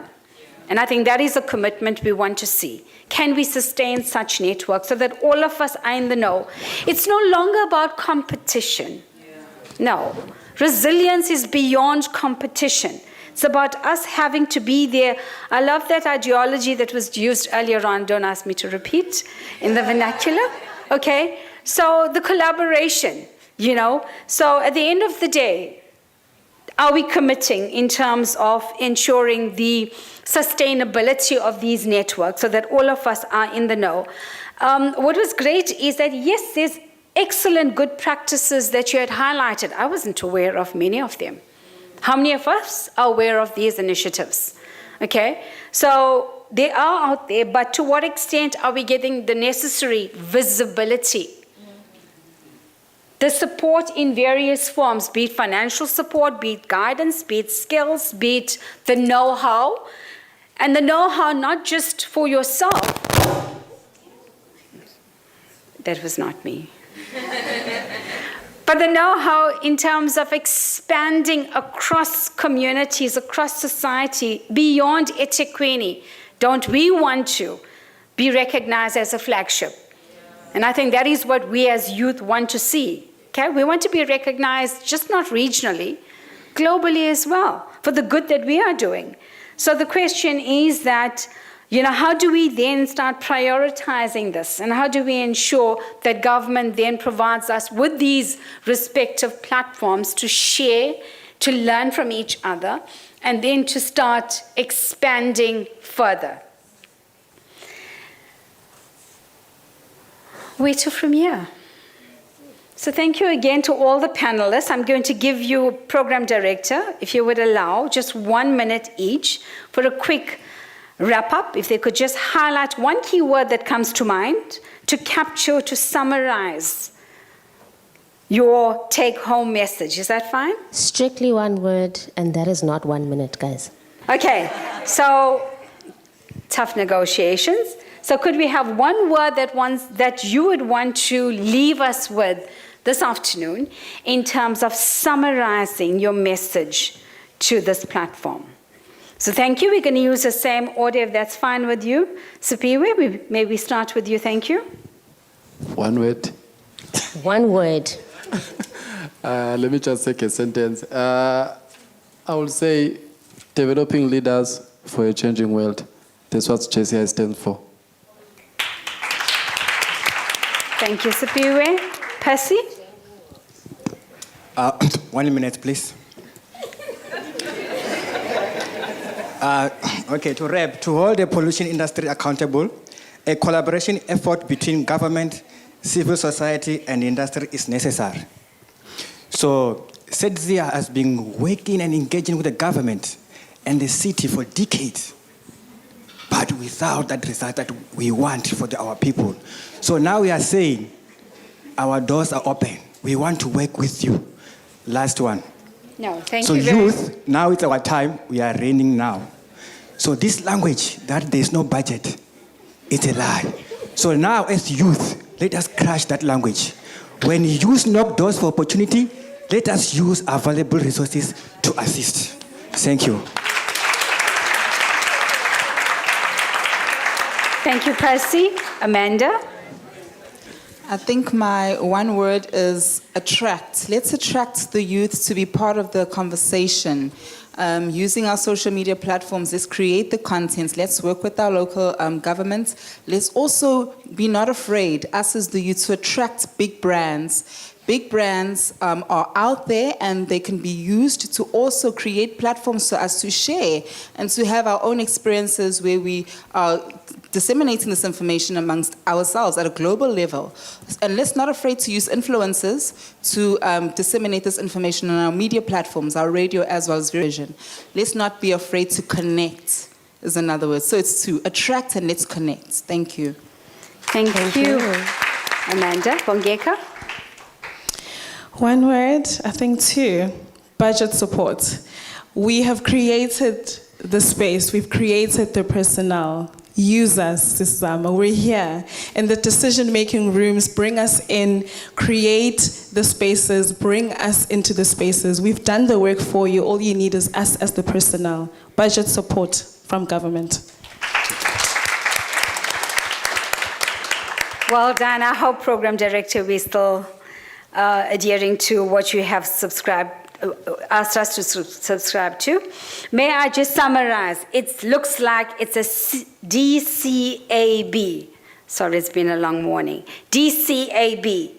Develop and nurture leaders, collaborate or collaboration, attract or influence, and budget, budget, and budget. So with that, kindly help me in, again, showing our gratitude to all the panelists this afternoon. Thank you for sharing with us your insight, stimulating discussions, and hopefully taking this beyond the session. With that, I do thank you all. Next time it blooms, we'll have the report back. I think my takeaway from this whole session has been, we are here. Do what? Use us. Use us. Oh yeah, and we want the money too. On to our next mentee, everyone. On to our next Mentimeter. On those fingers one more time. The youth has started doing something in their own little spaces with a possible micro or a macro impact. What is the youth calling for? Our options are government to collaborate with the youth-led programs, support from banks, insurances, and big businesses to the youth-led green or DRR businesses. DRR standing for disaster risk reduction. Ring fence a green grant for youth-led green or disaster risk reduction programs. For protection, subsidy for youth-led small to medium businesses against climate-related disasters. Facilitate knowledge exchange. Ooh, there we go. Facilitate knowledge exchange engagement platforms between large and small to medium-led businesses. And I've now lost my train of reading because you have messed it up. At number 1, we have collaboration. C, Dr. Mal. As it stands, number 2 is providing higher incentives for youth-led green or DRR businesses. Bongega. Number 2, if you take a look at number 2, I think you will smile. At number 3, we have protection subsidy for youth-led small to medium businesses against climate-related disasters. Coming in at the end at number 6 is the ring fencing of a green grant for youth-led green or DRR programs. Have we all responded? Are we still responding? Can we move on to the next one? Keep in mind, this mentee and the next one are standing between you and lunch. It's not me. It is you and the Mentimeter. Let's get typing. Let's get ranking, rather. Government collaboration is still top tier. Top 2 and not 2. Higher incentives for you. Hey, bayayifuna le mali obonge. Higher incentives.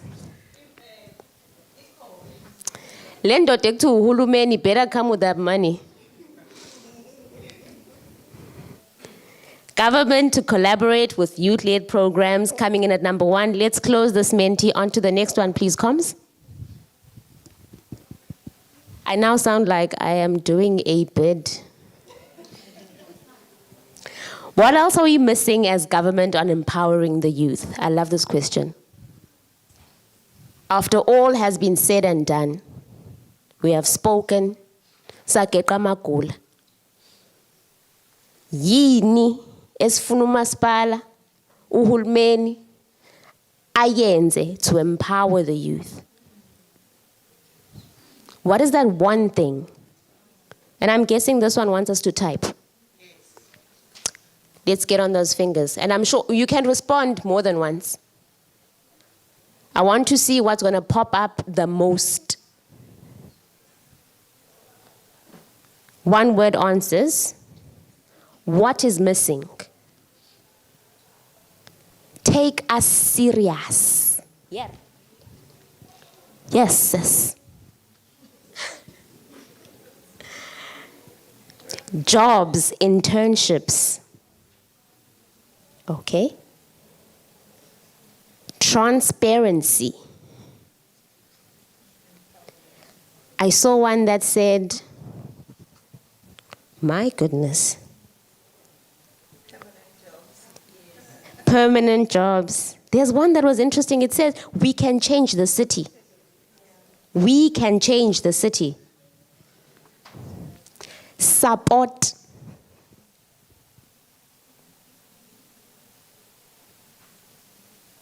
Skills development.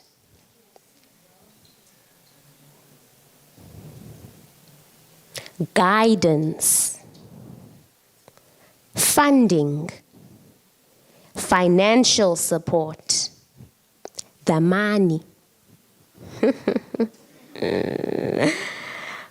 Scholarships. I'm glad I'm seeing scholarships. This is something I wanted to make mention of and to emphasize a little bit further. That with all of these conversations, not everyone is going to lead an organization. Not everyone is going to land themselves in a position where they make decisions. Academia is a very pivotal space that we need to get ourselves immersed in. We need to be researchers. We need research that represents South Africa. I'm not even speaking Africa as a whole. We need research that is more specific to South Africa and our conditions. Bring it home even further. We need research that is more specific to what is happening in KZN and Durban. Study.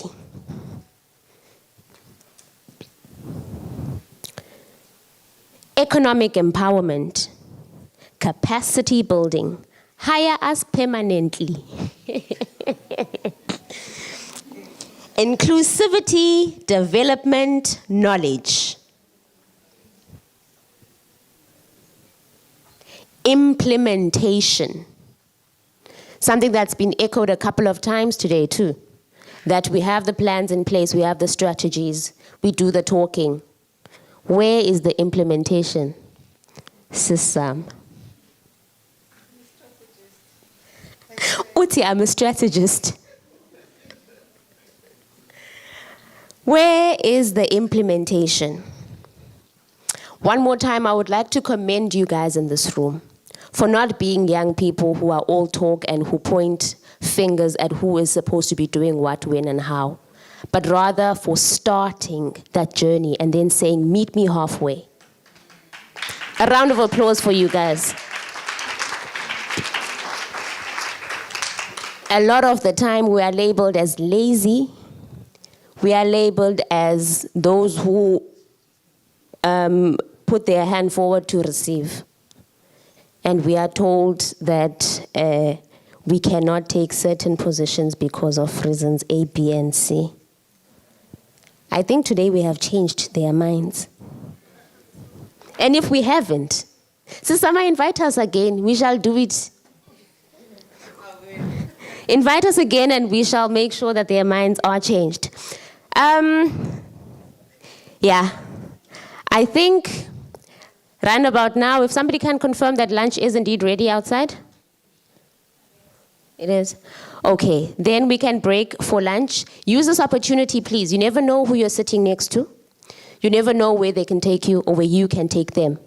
Open your mouth, let's talk, let's network. Thank you so much for your patience. Bon appetit.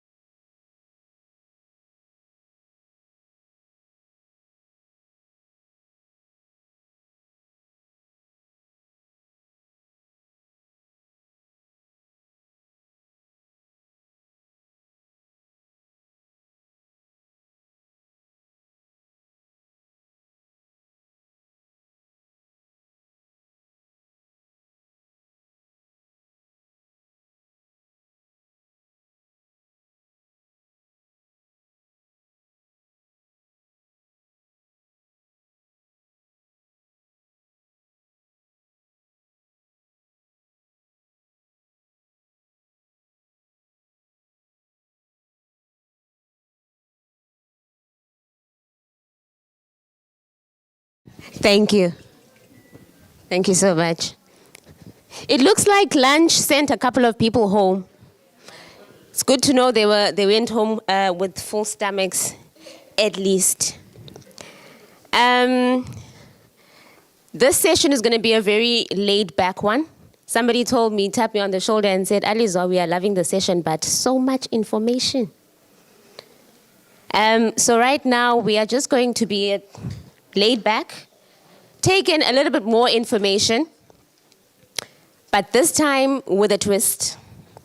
We know that South Africa is richly endowed with religion, culture, diversity, and every socio-economic issue that takes place in South Africa takes place on the backdrop of a colorful, complex, really tapestry of factors that make us interesting and different and unique. In the way that we interact with each other, in the way that we are raised, our gender roles, and in how we interact young and old. Our next speaker is going to address some of these complexities and how they translate in the workplace, in communities, and how they translate even in science. Mr. Sabelo Ndimande, just a second. Mr. Sabelo Ndimande is the author of thought-provoking book by the title Spiritual Detox, which explores African spirituality, mental health, and well-being through an African-centered approach. His work challenges conventional ideas of religion and culture, encouraging a deeper understanding of African spiritual practices and how they contribute to holistic personal growth. Through his writing, he advocates for a return to the African spiritual roots, addressing the impact of colonial influences on spirituality, culture, and wait for it, the economy. A round of applause for Mr. Sabelo Ndimande, please.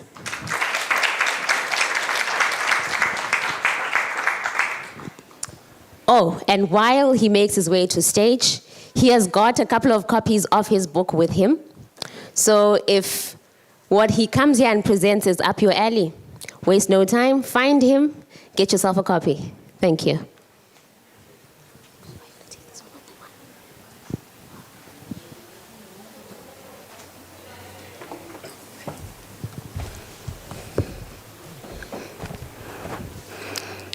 Greetings, everyone.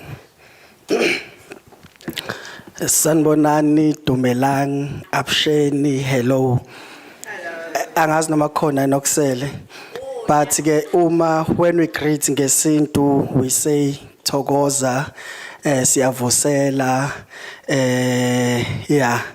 Kuningi okushiwo but ngizogcina lapho namhlanje. Ninjani? Siyaphila. Well, indeed, my name is Sabelo Ndimande. I'm a young boy from a small town, KwaMaphumulo, born and bred there. Then through looking for opportunities, I moved to Durban. Thank you. So today, we're gonna have, firstly, let me start by saying thank you for inviting me to be part of this program. I'm really honored. And I'm going to speak about my favorite topic, which is cultural and societal barriers. Especially in this context, I'm gonna zoom in or look into decision making involving youth at large. Sisakon. I didn't do a presentation, I'm old school, so I can use my own presentation the way I'm used to. Or yeah, so I have this presentation of mine.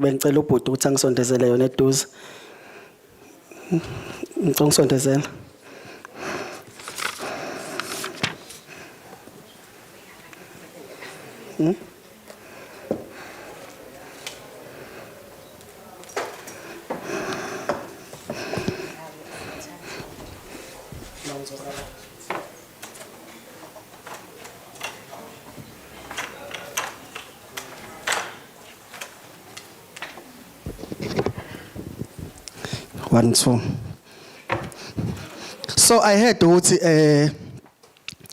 bekhulunywa about digitization, climate change, policy making and everything.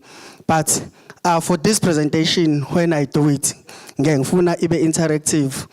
I'm not going to come up with most of my solutions or most of a presentation, but you're gonna complete my presentation. Yes, one? Okay. So, mina now or as a person, we are a container. So let's imagine ourselves as a container. So as a container, when we are born, Siba, on level 1, which is the level of true self. Ila also uzalwa khona, you know nothing about yourself. Ila also you can experience your first cry. Then, kuba nezinto that are being deposited into us. Things esifundiswayo. The first thing esifundiswayo na it's language. It's language. How do we communicate? It's a way of communication. Then moving from a language, sifundiswa a culture. We've been taught about a culture. Amanorms asekhaya. How do we do things here ekhaya? And then we move to a religion. And this is the most crucial one because we are affiliated into a certain, I would say, into a certain diagnoma or into a certain church or belief or religion. And then we move to education. So they tell us that go to school and study so that you can get a qualification, so that you can have a better life. And then after getting your degree, they will say, get a wife, get a husband, and after that, it's a happy ever after life. So it's a Snow White fairy tale movie. Do you guys know Snow White? Yes. And then they close your container. They do what? They close your container. Then after closing your container, this is the way they tell you how to define your life. So if I were to ask you, who are you? For instance, let me reintroduce myself. My name is Sabel Ndemande.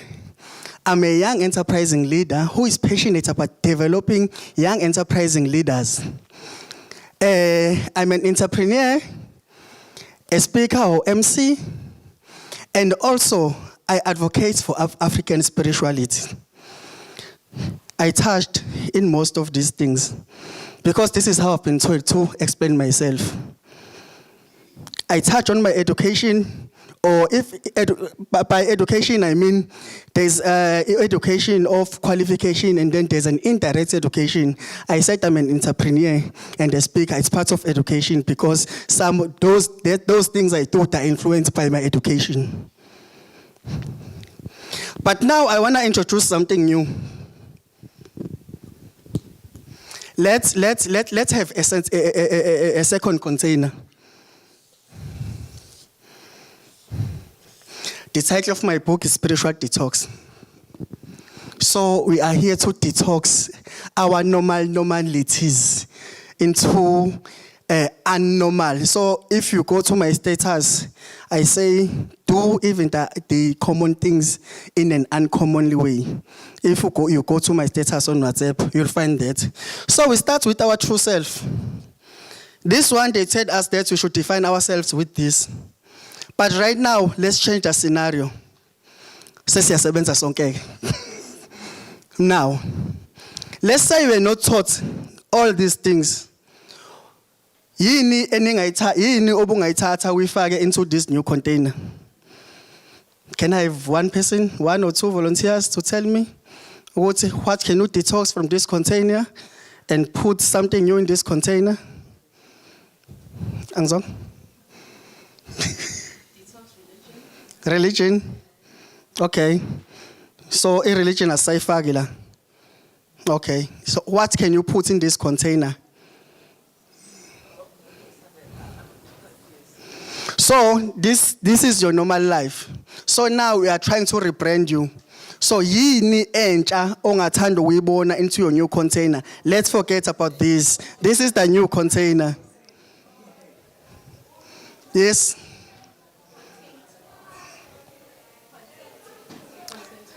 Contentment. Lalelani ke mina ngifunde kamaphumulo kamaphumulo nakamabele church. So if ngibhala spelling is wrong, I bring spelling is wrong to the table. If ungenaso drizzle. So it's content. Yes. Okay. I think I'd put. Good afternoon, colleagues. Once again, sorry. I'd put autonomy. Autonomy. Autonomy. Yes. Autonomy. Namazo auto lo we auto lo lapha kuzalo. Yes. Next. Last person, last one. Last one. Going once, twice, sold. So sengidayisile ngawahamba ma auctions. Kakhulu futhi. But now in this container mina into engayifaka ziningi. I'll put characteristics of an awakened leader. Yes. I'll put characteristics of an awakened leader. This presentation umangenza usually about 4 hours. But today I'm trying to sum it up to 10 minutes. So I'll try. So what are the characteristics of an awakened leader? It's empathic, self-conscious, value-driven, wise, international, and selfless.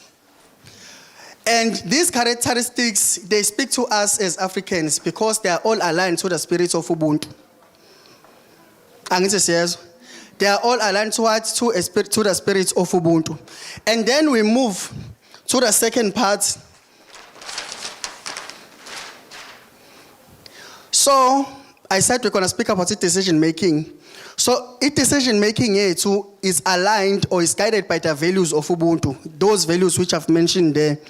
Then we have these levels of growth. It's above the line and below the line. And then here it's us. It's youth leadership. And then in youth leadership we are stuck in between our decision making. And then in being stuck in these levels, then we find ourselves trying to move. It's either we move up above the line or we move down below the line. And then moving up, and then in trying to navigate in these two fears, then we find the age segregation. So we have we have Gen Zs, we have millennials, we have Gen X, konke lokho. And I've just realized, ukuthi even the Gen Z, they have their own Bible now. Did you guys know? The angel came and he said, hey, yo, Sister Mary, you're gonna bear a child and then you're gonna have a dope child, No cap. Yeah. So that's how. So, but the biggest crisis here is the age barrier, or it's the container that I showed you at first that hinder us in moving. It's either we move up or we move below. So here we find the youth who are innovative, who are zealous, who are energized, who want to do things and they want to move fast. But also here we find abantu abadala who are used to do things in a normal way.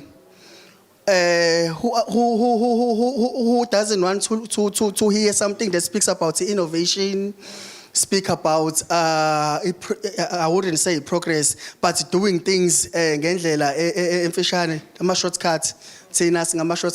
So ngesikhathi ngenza ama interviews for my intern, into engayenza bonke laba beqhamuka nama qualification, I've studied this and that and that and that, angibaqashanga bonke. But ngaqasha laba ababethi I've started 1, 2 and 3, and then I tried to implement this endaweni ethile, and then kwaphumelela noma it failed. So they were innovative, they were goal driven, and they wanted innovation. And that's all I'm passionate about. As I've said, I'm a young enterprising leader who is passionate about developing young enterprise for this ever-changing what? Changing world. But now I'm going to solutions. How many minutes left? If I tell you how many minutes you have got left, then it means you're stopping. I'm stopping? Yeah. So go on. Okay. So now we need to adopt this new formula to do things, especially when it comes to decision making. I forgot to mention, Uguti, as human beings, we are all aligned to in nature.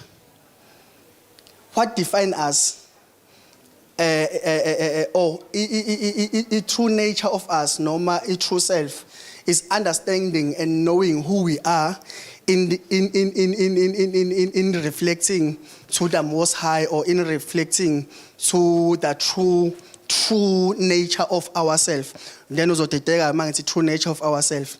So I'm speaking uma siya kuma religion. Let us make men in our true image. And then when we go back to Kemetic religion, they say the same thing, where umvelingangi or umlenze munye efika nakhona ufika with ama Anunnakis. I'm just speaking about stories that are out there. It's the creation stories. So, and then me now, through doing my research, I realized what made me. It's understanding the movement of the sun and the moon, which gives me energy and which charges me as an individual. And then when you look at the periodic table, you have energies, and those energies, you also find them in the whole world. So from time to time, they will say, get vitamin D. You'll find vitamin D on the sign.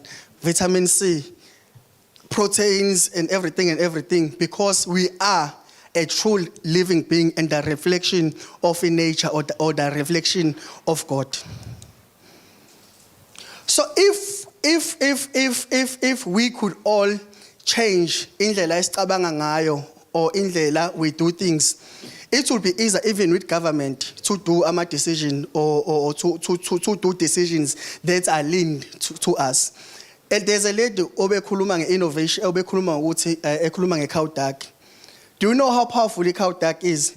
I did the research, but i-cow duck ikwazi nokwenza ugesi, ukhanyisa ugesi iyodwa, indlela eyiyo i-cow duck iyodwa. So you see ukuthi even our nature ikwazi ukwenza izinto powerful kanjani. It's just a cow duck, but bathatha ama-wires and connect it to a globe, and then it brings something which is magnificent.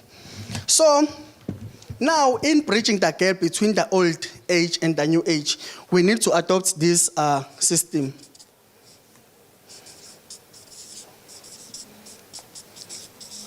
Sengiyaqeda khona ubhuti ebelokhu kuthiwa ebelokhu ethi lastly, so nami lastly.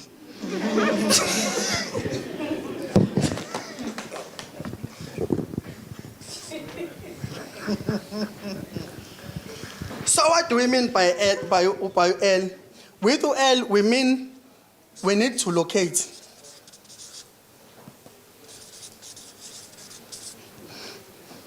By locating, I mean, where are the issues?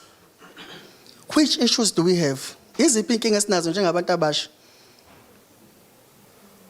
Zikuphi lezo inking? What need to be addressed?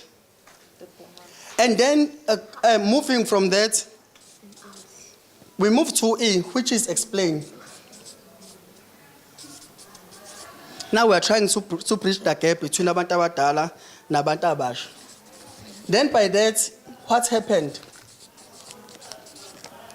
Ngoba once we follow this formula of learning, it will be easier, even in decision making, it will be easier to have abantu abadala nabantu abasha bebe aligned to ama decision making without making omunye abe inferior, noma without judging from each other, or without even including lento le ageism, because abantu abadala sometimes they don't want to listen to us because they say, nina ni youth ngithanda ugroove, you like going out, you like ama substance abuse, so yini entsha noma enhle engaqhamuka kunina. And then we have an element of a analyze. What is the impact? July last year we had ama floods. Bokuyini impact? Kwenzakalani after? Impact yabanga kanani? Anti nyabo lapho we are bringing everyone. It's open discussions. It's inviting organizations like abo JCI, abo climate, abo municipalities, ama youth officers. And then we analyze. After analyzing, we receive. And the receiving party speaks to thoughts and feelings. Thoughts and feelings. Ngoba, once you locate, you explain what is happening, and then you analyze, and then you receive the message or you receive the challenges. And then, obviously, that's where thoughts and feelings would come in. Lapho sekufunakala i-awakened leader ezodila with challenges and come up with solutions, and then forget about our personal interest. And then after that, we move to UN. What is the next step?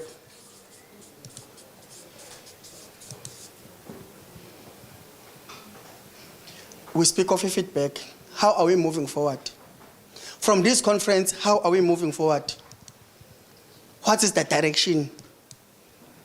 And then, after following this, we find ourselves being here in this triangle. There's a creator, there's a coach, and then there's a challenger. This is the empowerment dynamic triangle. Empowerment dynamic triangle, where we involved everyone. We involved labesebehambile, which are the coach, and then ama challengers, those who want change, which is us, a youth, and we have creators, where we include organizations, we also include stakeholders, and we come up with working solutions.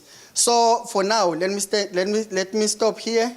I think next time we can do part 2 because I only had 10 minutes to do this presentation. Thank you, ngiyabonga. Amaku. Wawubhubhudla futhi uthi u10 minutes wakho. Wawubhubhudla. Wonke. Ngase futhi ngiyanxephezela ngakunikeza omunye. Hayi cha bandla. Siyabonga kakhulu but siyabonga kakhulu. Ngoba ethi hayibo. As he has alluded, what next? I am now going to hand over to Sisama, who is going to give us the steps.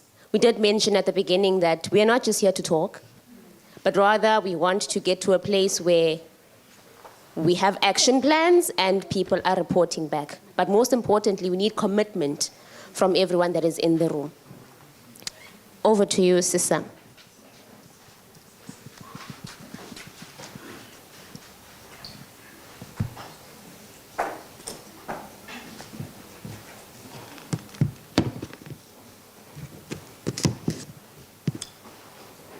Yesterday I played a lot. And this morning, I got a message from my bank. I won. Ngempela futhi. I did. So do you think I'm going to make any commitment? Songishiya la. Nginilotho mina. Songishiya neyinkinga zenu. Sokushaya. I'm joking. But I did win. 15 rand. I'm not going to say how much I spent, but I won. According to my agenda, this time was supposed to be 1 p.m. And Monday, it's 15:22. Angifuni uqale ngithi ngiyabonga. But maybe before I say what I want to say, I am overwhelmed with the information I received from you. Thank you for opening up. Thank you for trusting us to listen to you. Thank you for venting and being really authentic about how you feel about us as government, as a society, how we have overlooked you.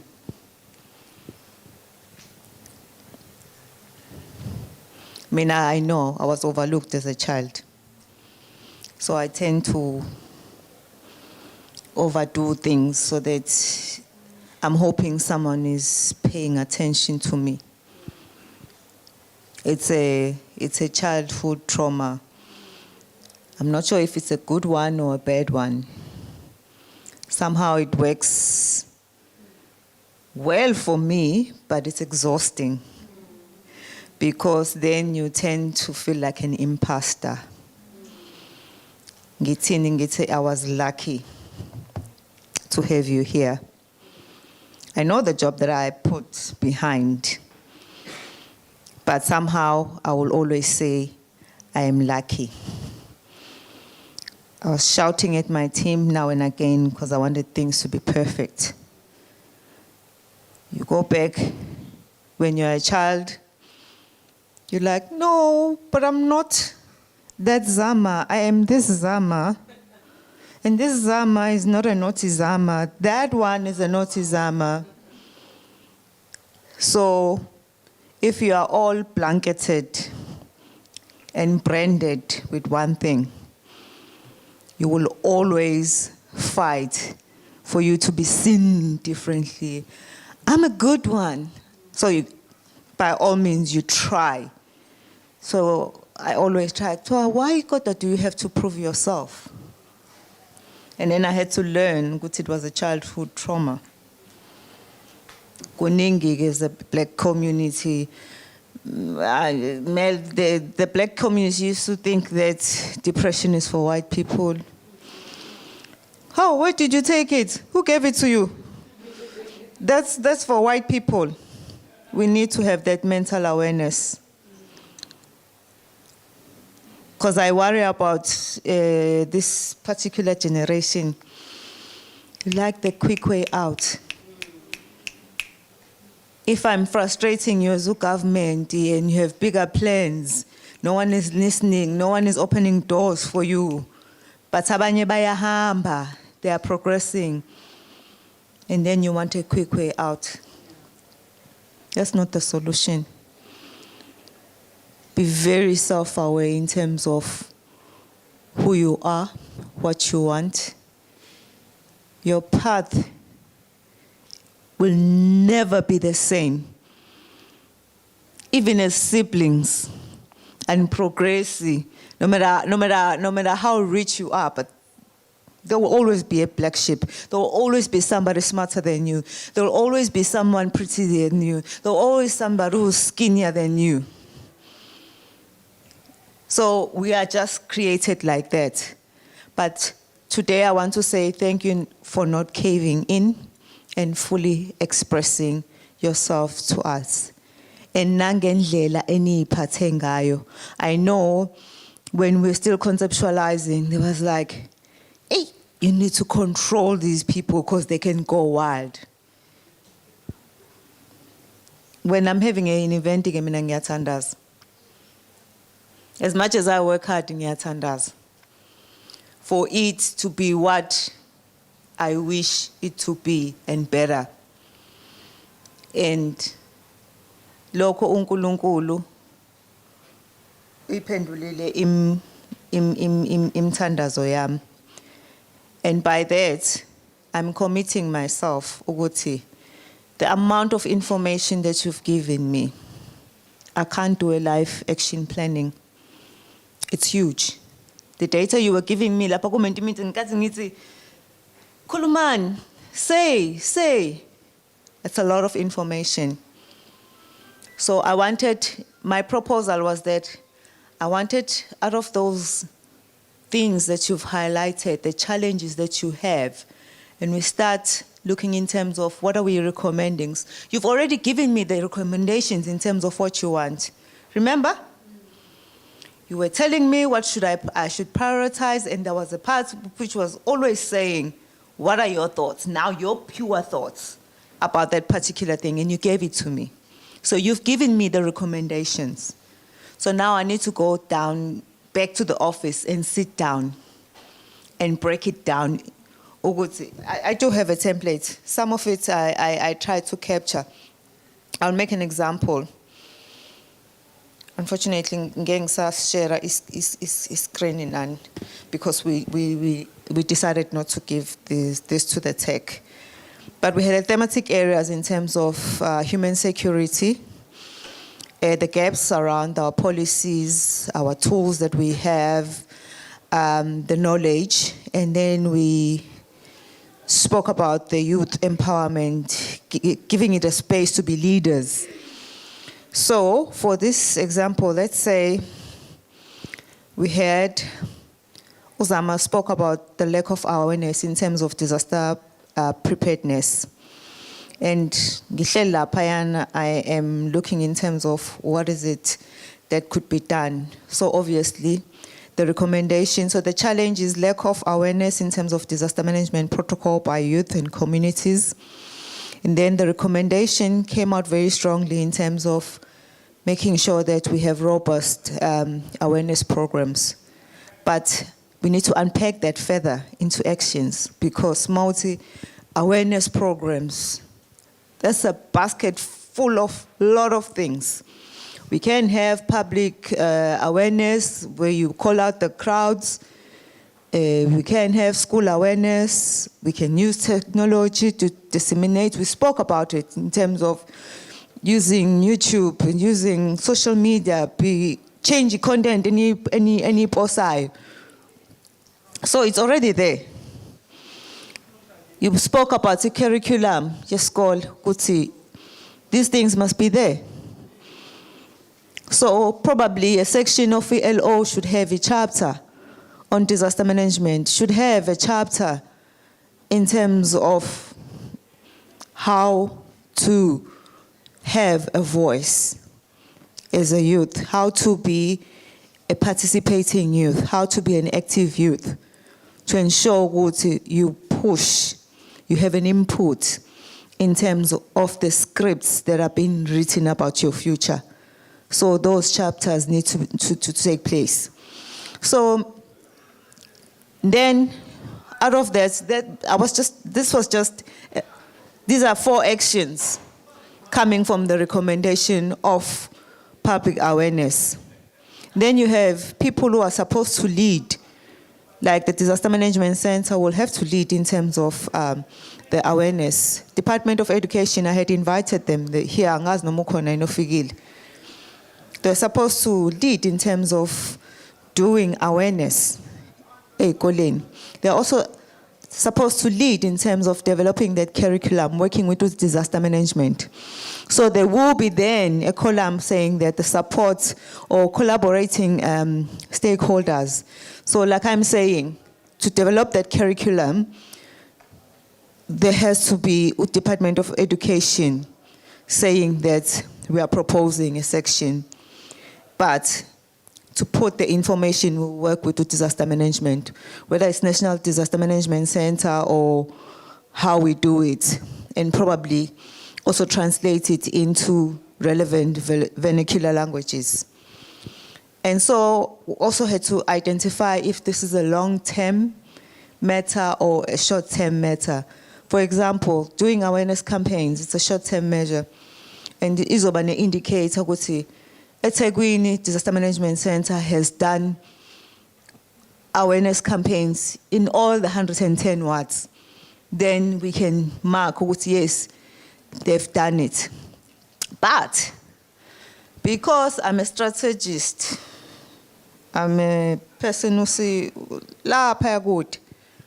Now, the problem is that with this indicator saying that there is 110 awareness campaigns done in various wards of EThekwini, it's not enough for me. That's a tick box exercise. I want to have some further outcomes out of that, some further deliverables. I want to see impact, meaning that I want to see the reduction in terms of fertilities. We've said this, we're not taking away climate change. We are already feeling it. But we need to find a way to navigate through it as a new normal. So as much as corner, then I want to see the deaths and the injuries being reduced. Is that something mangis present? That's it. I want to see that. So I want to reduce the injuries. I want to see fertilities being reduced. I made an example also when I was briefing our panelists to say that one of the things is that I don't know, when it comes to resilience around these matters, South Africans are not resilient at all. You look at other poor countries, like they will suffer from devastating typhoons, something way severe than what we experience. But you look at the numbers, because the communities have found a way to be their own first responders and not wait for government to help them. They know their vulnerabilities and they have learned what to do. So I'm making an example and taking it from Bangladesh. Bangladesh used to have serious fatalities when it comes to floods. They've reduced it by 99%, by 99%. So what can stop us to do that? I'm not talking about New York. I don't match my. We must bring it down to us. I'm not copying from somebody who's like counting in dollars or in pound. If Bangladesh can do it, I think in EThekwini we can do it. Reduce those fatalities by 99%. Obviously, there will always be vulnerability. We've seen it. The elderly, the babies, the youth is vulnerable, but we need to reduce that number. So I believe that if we make this commitment, kancane, and I want to be a change government official, and I want you to look at uMasipala waseThekwini differently from today, via the Office of the Strategic Management. And when I also come back to you, when we come back to you and present back and say, remember that action plan we took? Remember those commitments we made? I'm presenting them back to you. This is what we have done. I'm also reviewing our strategy, our long-term strategy. So some of the things that cannot be done within this year, they will find a way to get into my strategy. I was bragging and I said, this is an opportunity for me to say I have a strategy that has a chapter for youth, a voice from youth, where I just say, this chapter is the youth chapter. It's a framing by the youth of Ideben, and this is what they would like to see in 2060. I don't know where I'll be in 2060. Let me think. 2060.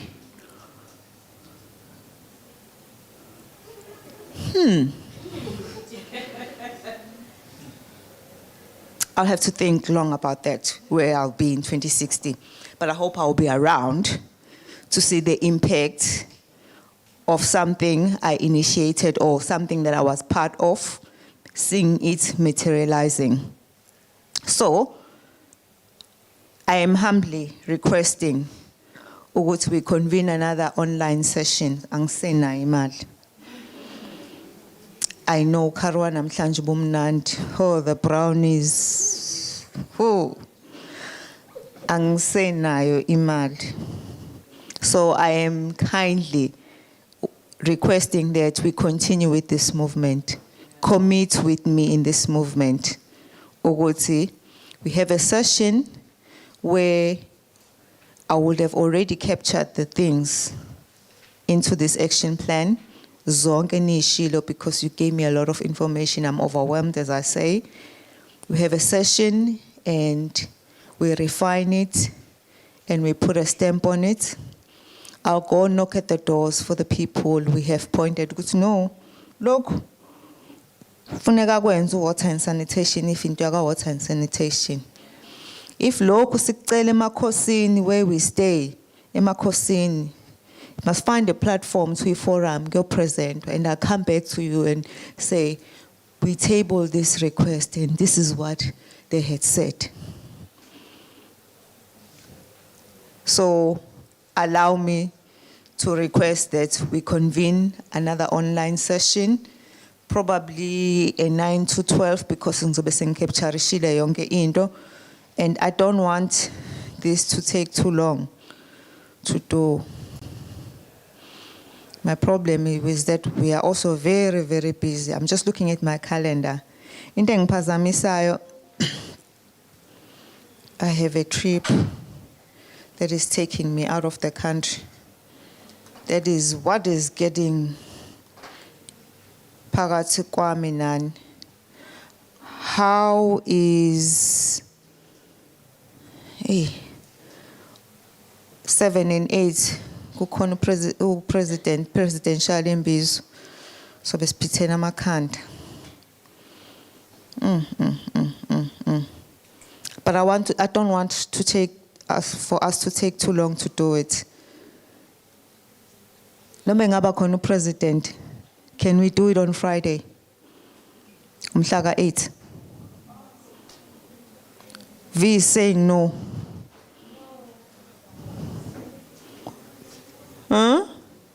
Say no. Can negotiate. Okay.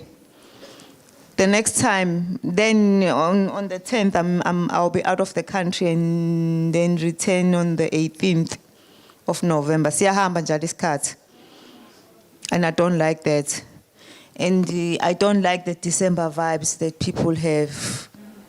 Masekshaye, sabonasa nje, yey, abantu ababambeki, mawubabambile, umuntu uyacabanga, kambe iyahlangana imali yestokfela, umunye uthi upende angazi kwanjani, ukhona la emhlanganweni kodwa akekho, aka contribute.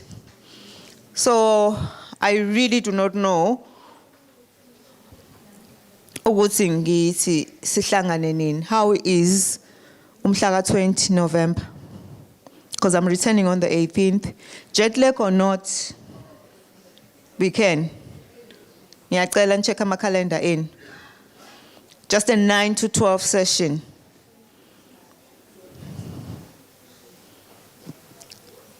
Are we good? Even Dr. Mel says yes.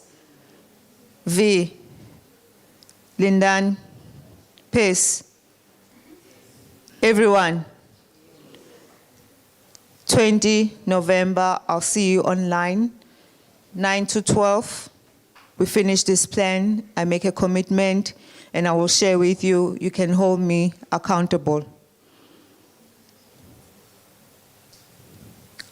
Agreed? Anyway, I don't know who's going to, we didn't do the closing remarks. And actually, Ubaba Mebet uzobuya in the afternoon, and then abangesabuya, because ufike singakabi ready sihlangahlangene. But anyway, again, ngibonga for those who have joined us online. We know we were oversubscribed. So many people wanted to be with us in person. Thank you for all of those who have made it and contributed. Thank you to our brilliant panelists. Yo, especially Nisanda. Yay! Ayangziza, especially Nisanda. Ngathi anibazwanga. But New Zealand have yeah. You guys are brilliant. And you were brilliant audience as well. You know, masenishaya lapho meeting ngithi ngizobahamba la ku meeting ngizobabona indlela abazophendula ngayo. Bona ukuthi namane nathi sokukhombisa.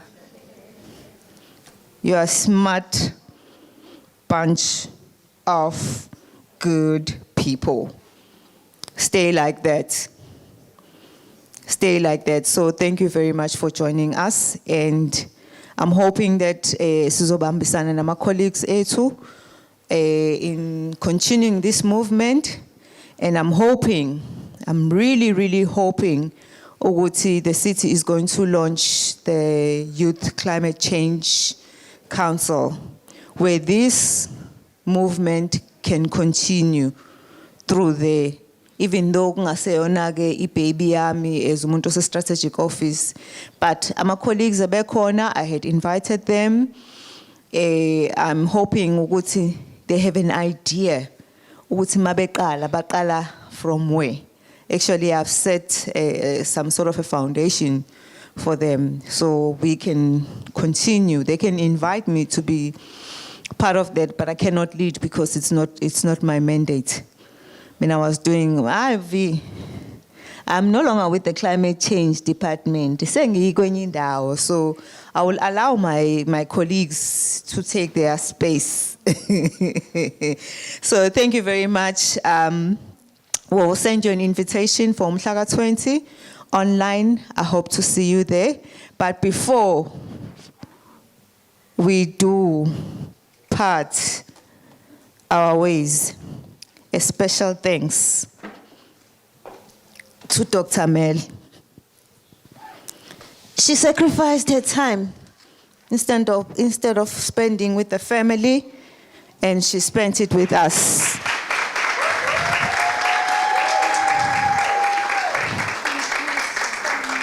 Thank you. Appreciate it. And you know what? I didn't want to get the fresh flowers that will die. So this orchid eventually will sleep.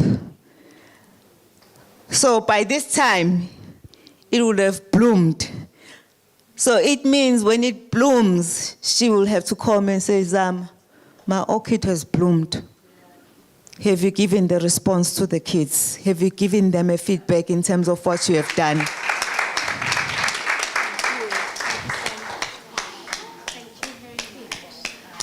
So thank you very much, Mel. To my team, I hope you know why I got ngine stress. Where's the boss? Oh, Agaseko. Yeah, I hope she's going to give us at least a 4 out of 5 performance. We tried. But to all of you beautiful people, I'm so proud of you. I'm so proud to see each generation enjengani. And nami ngizophuma nginenye narrative nangani ukuthi lisakhona ithemba. Ngoba kumane kuthiwa hey niyawazi ama-Gen Z laba bawusikhohle emeshwari ngeke baze basincwabe. So I have a different perspective ngani. So there is my boss. He's gonna give you a goodbye, a send-off, antandazele, anbusise, and then he's going to give me a 4 for my performance.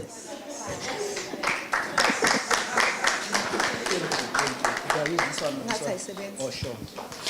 You know that 3 is a fully effective. Isn't it so? 3, fully effective. 4, exceptionally good. 5, outstandingly. You know, it has been a great day. I met somebody outside, and then he said that if the program was directed by me, it could have gone very well. I told that person it would have gone very west, south, because I was going to take too long speaking. So now, all what we have said in the action plan and then the proposal that we have made, they are all valid. And they are valid because you will act upon them. We will support where we can. We'll indicate where we could not support because your innovative ideas are ahead of their time. Sometimes they can be. And then we'll say, when can we then do that? But in a true sense, we appreciate that today we celebrated the World Cities Day here, like as always. And then next year, Zama and Dr. Mel, the colleagues from the MNP, DMC, from the Metro Disaster Management Center, academia, organized society, future leaders, the youth, we will celebrate it again either in this venue or in Moses Mabhida Stadium. And it will be part of the National Urban Forum, which is Urban Festival. It will be a second one we host because we hosted the first one in 2017. And then it was also the first World Cities Day we celebrated here. And then it was looking at efficient transport systems, looking at our own Mercedes-Benz now on how we work with them. So for the action, thank you, Sisi Omncane. You did so well. Yes, you did so well. You did so well. I mean, in that way, we hope that Mel, what we will do as the senior citizens, okay, as the way they call us, we'll make ourselves redundant so that we can create the space for the younger people that can join us and then slowly vanish from the limelight and making particular decisions, as it were. I don't know if Zama, there's anybody I haven't said thank you to. I mean, I thank all your team members in our office for working together with the Sabelo in the other offices, and all of the partners, JCI, the future leaders, and the DUT, and the others. You have done very well. But engaging on matters that matter is good. But implementing what we have agreed upon is great. So I think that's the only thing I could say. Thank you very much. So must I say the meeting is formally closed? All right. For all the troubles and all the great ideas, we wish that you could travel safe home. Spend money in EThekwini for those who come from Ilembe, Ukum, Kungunlov. This is the only city that matter. So spend your money here and then travel to Mkungunlov. That will be fine. Travel safe and maybe help us by spreading the word or spreading engage others through your social media platform as X, and maybe others will engage better in LinkedIn as well, even on Facebook. Rather than selling whatever we are selling there, also sell the ideas and mobilize others to join you on leading the change, among other things that you agreed upon. With that, thank you very much. This has been a great World Cities Day, well recorded. May we then go ahead and implement all what we have agreed upon. This session is formally closed. Thank you.